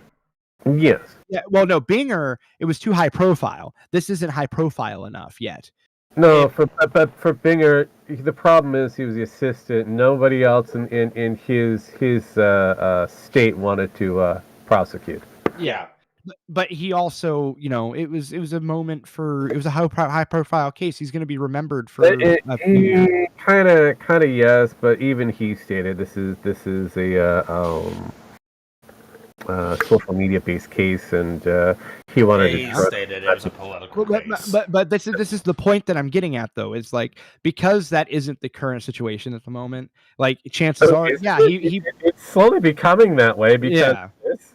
I know, but I'm just saying that the reason he hasn't been prosecuted yet is probably because, not because of principle or anything like that, because you got to understand, prosecutors don't give an actual fuck about principle or anything like what they care about is, I want to maximize the amount of wins so that I can get reelected. That's all this will always come down to for prosecutors. If they can get easy fucking wins all day long, cool. If he actually believed for a moment that he could win that case instantaneously, yeah, he would go for it. And as I said, like, this situation is ethically gray, which is the whole point I've been arguing the entire time. If he used those 2 minutes of video as evidence and there wasn't any more, for, let's say, hypothetically, there isn't any more, which I know is bullshit, but hypothetically, let's say there isn't any more. Like, yeah, of course, he's probably going to look at that and go like, and probably not be in a hurry to jump at it anyway, because what we're talking about is such a massive ethical gray area. However, if he did, I guarantee you, one of the very first things that they would bring up is, although it was his legal right, was it necessary? Or was it not necessary? Sorry. Was it reasonable? Given the circumstance in the moment, and that is the first thing they're going to bring up. If you told somebody multiple times to get off your property, it's reasonable then. And this, like, and the thing is like, it's not reasonable then, it's lawful then. There's a difference between reasonable and lawful. Let me tell you a secret about law. There's no such thing as a reasonable law. None of them are reasonable. They are all black and white. Reason is the nuance that's argued later. Yeah. So, yeah, well, to me, it was a lawful shoot. Except and within except for that muddle the warning shot. I really don't know how that's gonna go. But if it hasn't been prosecuted yet, I really doubt it's going to. Yeah, I mean, do we know it was like, it could have been a reason. The police haven't even continued with any form of I mean, yeah, I mean, but as I said, like, yeah, it could be one of those things where, as I said, maybe it's just too dicey and they don't really give a shit, and they're just like, yeah, I mean, like, the guy was an idiot and he fucked around and found out and they left it alone, which is not an incorrect statement. I'm not saying that I'm not trying to defend the father in this case to the point that I'm trying to make him into some weirdo martyr, right? No, he's a complete fucking moron, and he deserved everything that happened. You're just trying to make sure all stances are argued properly. Well, what I'm trying to do is make the point that although this may be fairly cut and dry in a legal sense, as per the law, it's not going to be viewed that way if it ever went to a courtroom. Like, and we tell you one thing: this would go to a courtroom if the guy that was shot was black. All right, we'll just say this right now. Okay, this would already be in court. No, he was just a Chad. Right, and so like, but the point is, ultimately, is like, to me, my opinion is that it's all the woman's fault. And I'm not. You know what? And I'm willing to. And the only thing is, with my only criticism of the Kyle person is that, you know, he had the unique opportunity, unlike the two other parties. He actually had the unique opportunity to be the one reasonable voice in that entire thing. And he's the only person in that entire situation that I would actually do what you're doing, but to him.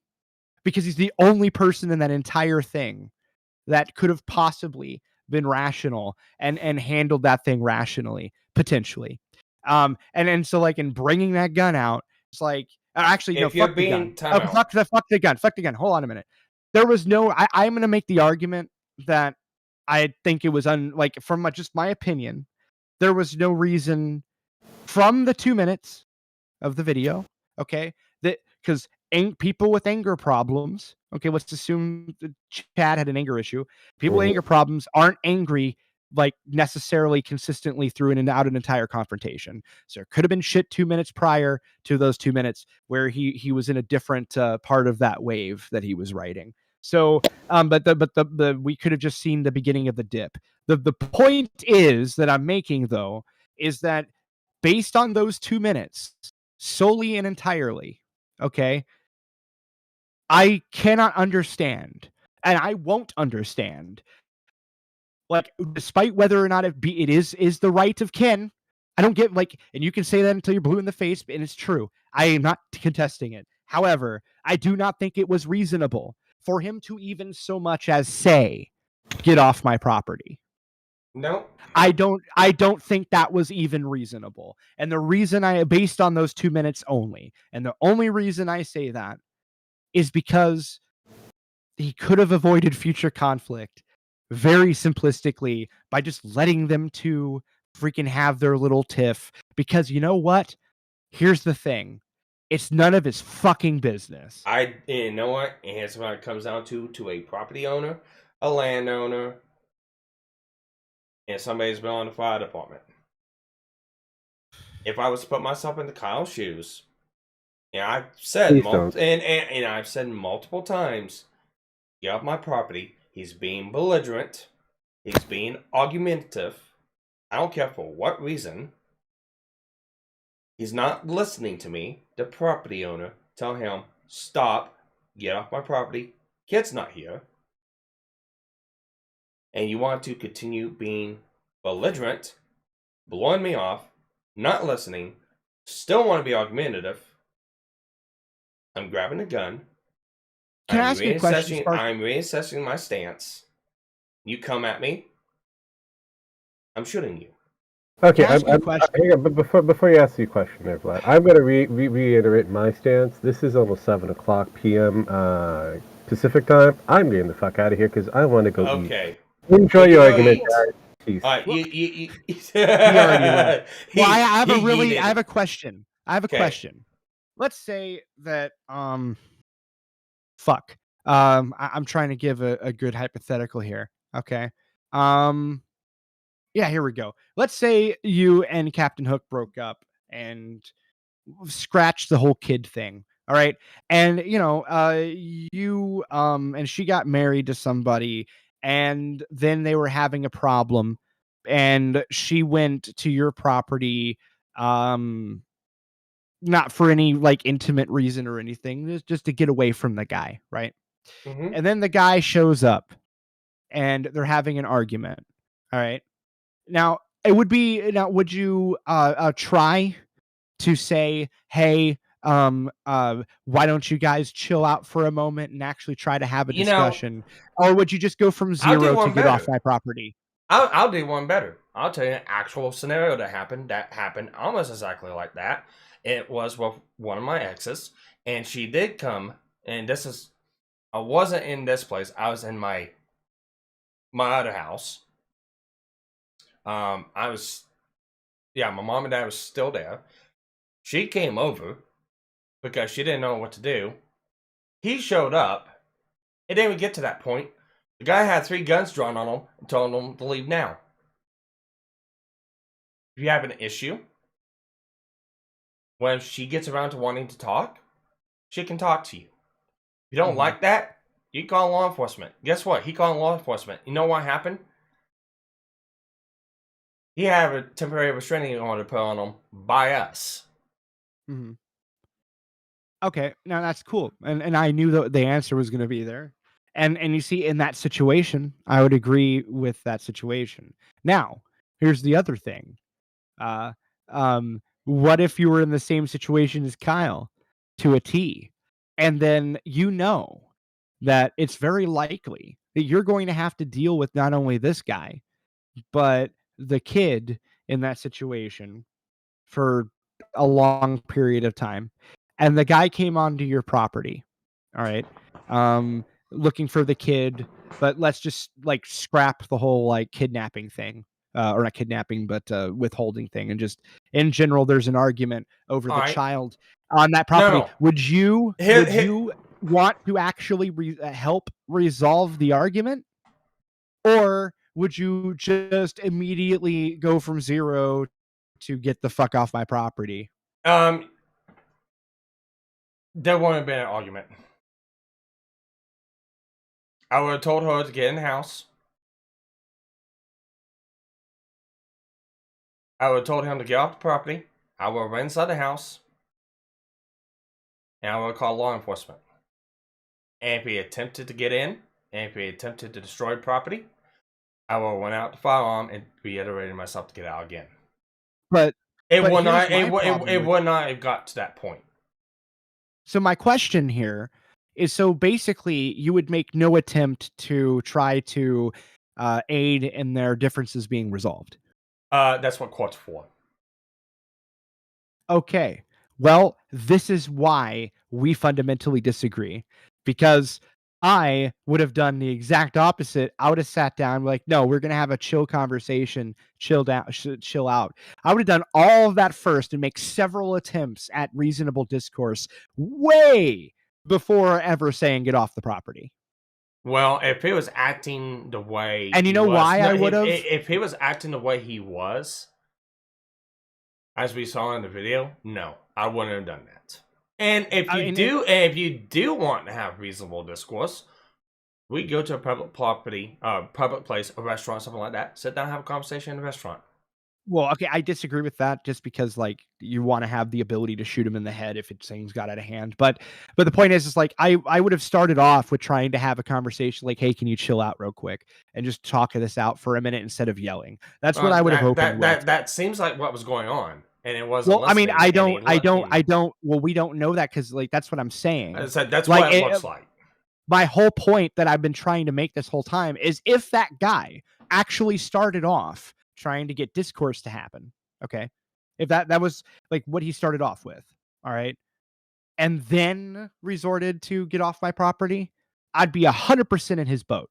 Yeah, and we don't know that because the thing is that because you have to understand, if they're going to get married, Kyle and what's her face, you need to understand that a mature adult would recognize they're going to have to deal with the ex of the child that their current wife had.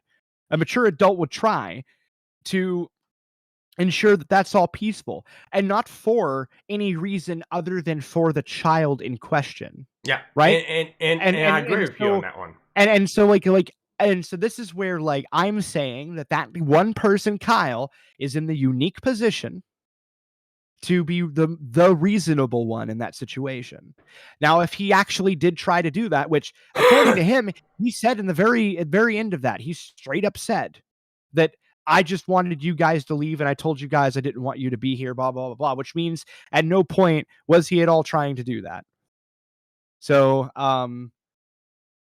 well, okay, I mean, and Rogue's response of, well, he's dead, so not an issue, is kind of like whatever. But the point is like all I'm saying is that in a courtroom, like chances are going to be looked at, although I don't know how important it would be, but like, did you try to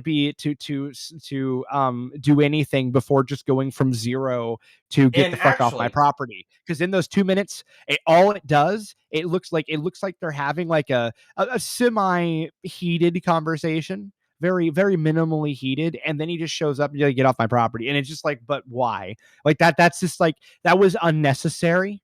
And in fact, I'm going to be 100% honest with you. If I was the father in that situation, I would feel like I would I get that. Like, we're not talking about whether or not it's lawful or not. What we're talking about is imposing reasonability Okay, and like if I was going to impose reasonability upon anybody, it would have been the guy that owned the property. He was in the unique position to actually take the situation and de-escalate it without using any escalation or having to tell him to get the fuck out. I would have told him to get the fuck out too if all other attempts at discourse failed. Absolutely. In fact, I'll tell you a fun secret. I wouldn't have even threatened him after with the gun either. So if I would have said, let's be reasonable, and he got in my face, I would have just went in the house and just immediately walked out and shot him. Yeah, that's exactly what I would have done. So like it wouldn't have been, but the point is, it's like ultimately, he could have, because he knew he would have to deal with him potentially forever. It would have been mature of him to try and get the situation resolved, even if that meant chastising his fucking fiance. But ultimately, the person I blame the most in that situation isn't him anyway. Yeah. Well, I would actually go a step further, and I wouldn't even be in that situation to begin with. And what I mean is I've dated somebody with kids before. And that was one experience that taught me something very, very, very, very good.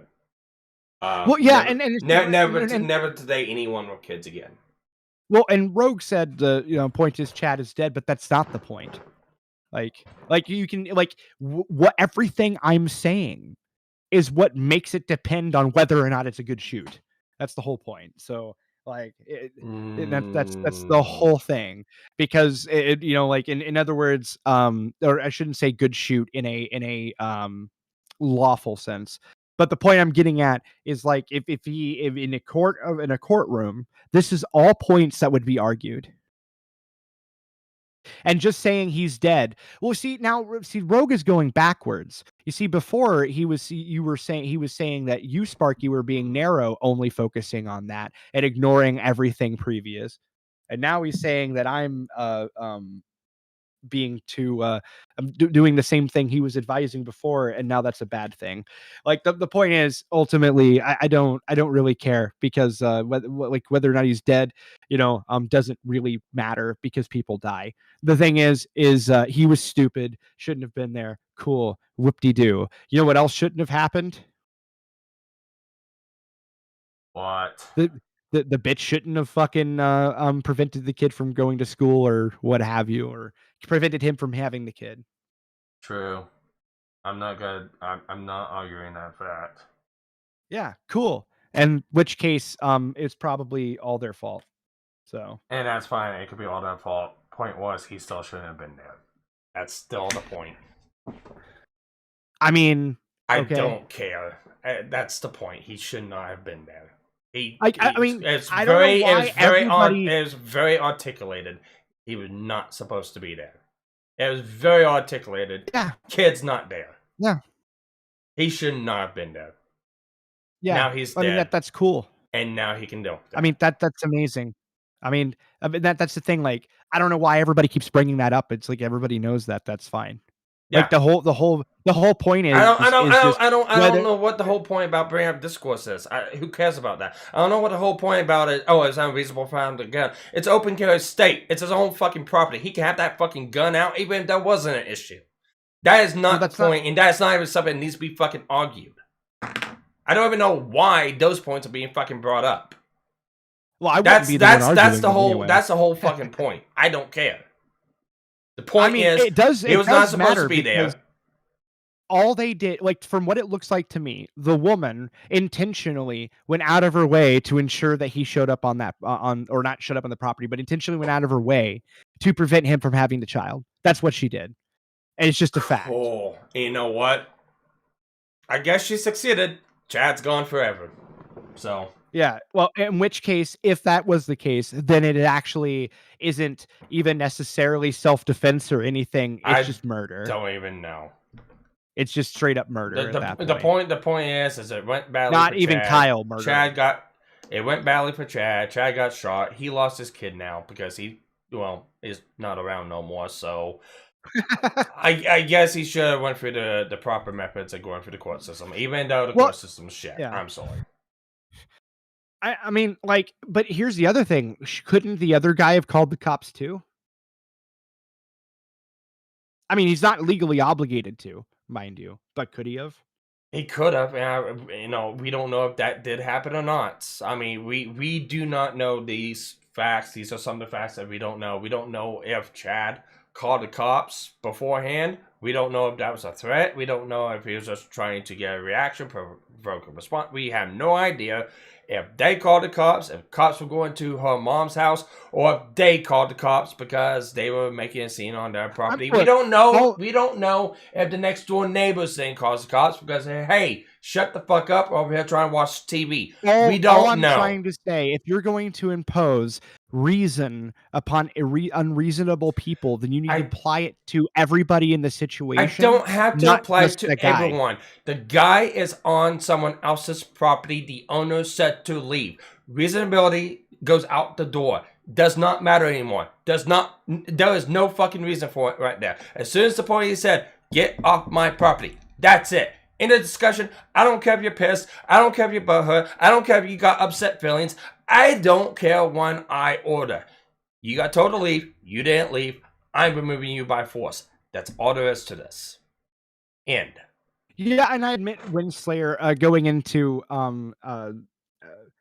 whatever is kind of unreasonable. But I'm or useless. But all I'm trying to establish is, like, I don't know. I saw zero reason for him to say, "Get off my property." Like as far as a motivate, like I want, like, I know, like, I honestly doubt that the guy in the situation, that Kyle specifically said in his head in the moment, get off my property, and the reason I want you to get off my property is because you're on my property, and that's the only reason. I don't have to give you a reason. I do not have to give you a reason to tell you to get off my property. If you're on my property, I can just tell you to leave. I don't have to specifically say it in a phrase or anything like that. I don't have to say incantation like open sesame. Leave. You're That's actually all I need to do. misunderstanding the law there. You're actually entirely misunderstanding the law on that. The reason why they don't mention that you have to give reasons is not because you don't have to give reasons. It's strictly because they could not list all of the fucking reasons. The reasons for why you would do that would have been what would be argued in court. And if the reason, for example, he said, get off my property, was because, I don't know, he was yelling at my fiance, right? Like that's what I'm talking about, right? I'm not saying like the reason to give that guy. I'm talking about what was his reason in the moment. And I don't think his reason was because this guy was being belligerent or what have you. It was just like, what I think it was? He used to fuck his fiance, and he didn't want the guy that used to fuck his fiance there. I actually think Rogue's right. The reason why this video was released, I think it's 50 million reasons. Yeah, well, no, exactly. You can give 50 million reasons, and that's why they don't write that in the law. No, so it's the 50 million wrongful dead suit. Oh, you mean why the video? Okay, yes. So I misunderstood him. I thought he was saying this entire time that the whole reason they recorded it in the first place was... He's reiterating what Richard said at the closing arguments in the Kyle Rittenhouse case. Gage Grosskreutz has 10 million reasons why this case needs to go in favor of Kyle being guilty. Right. Well, I mean, like I can see why they released the video for that purpose, probably. I mean, and I can tell you right now, they're probably gonna lose. Because wrongful death has to be argued like this. Well, in a lawsuit, that's much. It's not gonna go in the favor of Chad. It's not. Yeah, because in a lawsuit, you're not going to be arguing to a jury. Yeah, because it comes like this: if Chad's not prosecuted yet, and there's no charges against Chad. Kyle, you mean? Well, Kyle. Yeah, not Chad. Kyle. If there's no charges against Kyle yet, it doesn't mean that they're not coming. Does not mean that they're not coming. But if there's no charges yet, it means this could be viewed as a lawful shoot. A lawful shoot to the point of it's a matter of law, doesn't need to be argued. Now, we don't know that yet. The prosecutor could come in, a year down the road and prosecute this case. It's this. statute of limitations, I think, is what, 7 years. So within 7 years, they can come in and argue this whenever they want. Problem is, in order for a wrongful death claim to be present, there has to be a wrongful death. The only way that there can be a wrongful death is if he got murdered in cold blood, i.e., getting shot, i.e., not being self-defense. Yeah, I'm kind of waiting to find out like some of the information before that. Yeah, like phone records and shit would be nice. Ultimately because I don't know, I just have the sinking suspicion that there was a lot of maliciousness in surrounding the shit with the kid, and I think that personally, if they were, if she was intentionally withholding the kid, I mean, I will bite the bullet on that has nothing to do with Kyle, but but it could be argued that she murdered Chad.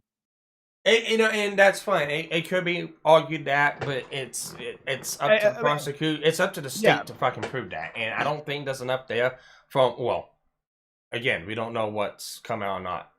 I mean, is it possible? Yeah, and yes, but at the end of the day, at the end of the day, it doesn't matter if they're engaged. Doesn't matter if they're just boyfriend girlfriend, anything like that. The problem is, yeah, Chad is in this girl's life for right now. At the moment, that could change down the road. That may not change down the road. We have no idea. Technically, they are not legally married. Technically, this is not Kyle's issue. And technically, it shouldn't have been argued on his property. Okay, well, but the thing is, it's like, no, you're misunderstanding me, Rogue. It wouldn't be a family court issue at all. Like, if for some reason they pulled up phone records and it showed like, she like was intentionally withholding the kid and knew it was gonna provoke him, and then took measures to like hide the kid because she like there's this weird like conspiracy to fucking keep the kid from him and stuff like. Yeah, like I'm pretty confident that that's not going to end up being one of these cases. I don't know. I could be wrong, but I'm pretty confident that it would be argued that she completely provoked him into the situation. So, and also I highly doubt that the Kyle didn't know about it. Although presenting the point that she was a judge is a great point of Rogue. So omission yeah, I was mean, kind of her job. But until we get the minutia of the ins and outs, we can only speculate. But it's just one of those things that women always talk shit on their boyfriend or their previous boyfriends, and they always talk about their children, and they always talk about this shit with people. Huck doesn't. So, who? Huck. Herc. Captain, my wife. Oh, Hook. Hook. Wait, okay. She was with a guy before me for about 8 years. Okay. Well, exceptions don't define the rule. I know exceptions don't define the rule. That judge is a basic bitch. Let's be honest here. Yeah. Anyways, all right. That judge. Anyways, I've got to end this. I've got to end this. Tyro, meet me in recording. I'll be there, and let me close this out. I'm more glad to talk more about this later on. Whether there's more, whether there's more evidence that comes out later on, or you just want to rehash the points that we had here. Well, either way, I don't think Kyle is going to go anywhere. So I mean, I agree with that anyway. It doesn't matter. Is there something more sinister? Who knows? All parties here. All parties here in the wrong. Even Kyle to a point. Except for the fact of he had every right to shoot him. Actually, I will say the only thing they could possibly get him on is fucking manslaughter, maybe, because that one shot was the porch was yeah. But outside of that, whatever. Right, wrap it up. Need to watch. Jesus. Wrap it up, Spurgs. We have anime to watch. Well, no, I was agreeing with Sparky. Like the only thing they could possibly get him on was the warning shot, and that's what I'm saying. Yeah. Like outside of that, I don't think he's very touchable, without a court hearing. So yeah, okay, yeah. I was yelling at that at you and Rogue earlier. It's like, come on, Man, yeah, Rogue is one we've of the been reasons going. I thought he was. We've been on this topic for 4 hours. This is a Look, 6-hour I long know, stream. I know. Oh wait, this is Tyro. I thought it was Rogue. No, Okay. it's Tyro. Oh, what? They sound the Rogue same. and I sound Whatever. what? No, we don't. My voice is far superior to Rogue. Even Rogue admits that. It's one reason he doesn't do videos with me. I don't make his voice sound as good, so that's why he doesn't do Anime Watch Club with me. I thought the reason was I'm you in. talk too much. Okay, Vlad. We need to get you, Rogue, and Hardcore. Was it Hardcore? I think it's Hardcore on Doc stream one day, and just let the tism flow, and it'll drive Addy. I don't want. No, I don't if want. you- Hold on. I hate hardcore, and I hope he fucking chokes to death on a hot dog or something. Well, he's one Secondly, of the few people who's more tismy than you are. I can't stand him. But also. Okay. I'm muting the Discord. I'm ending this right now. Thank you everyone for joining. Please subscribe, bell notification, like, whatever, and stuff like that. Later.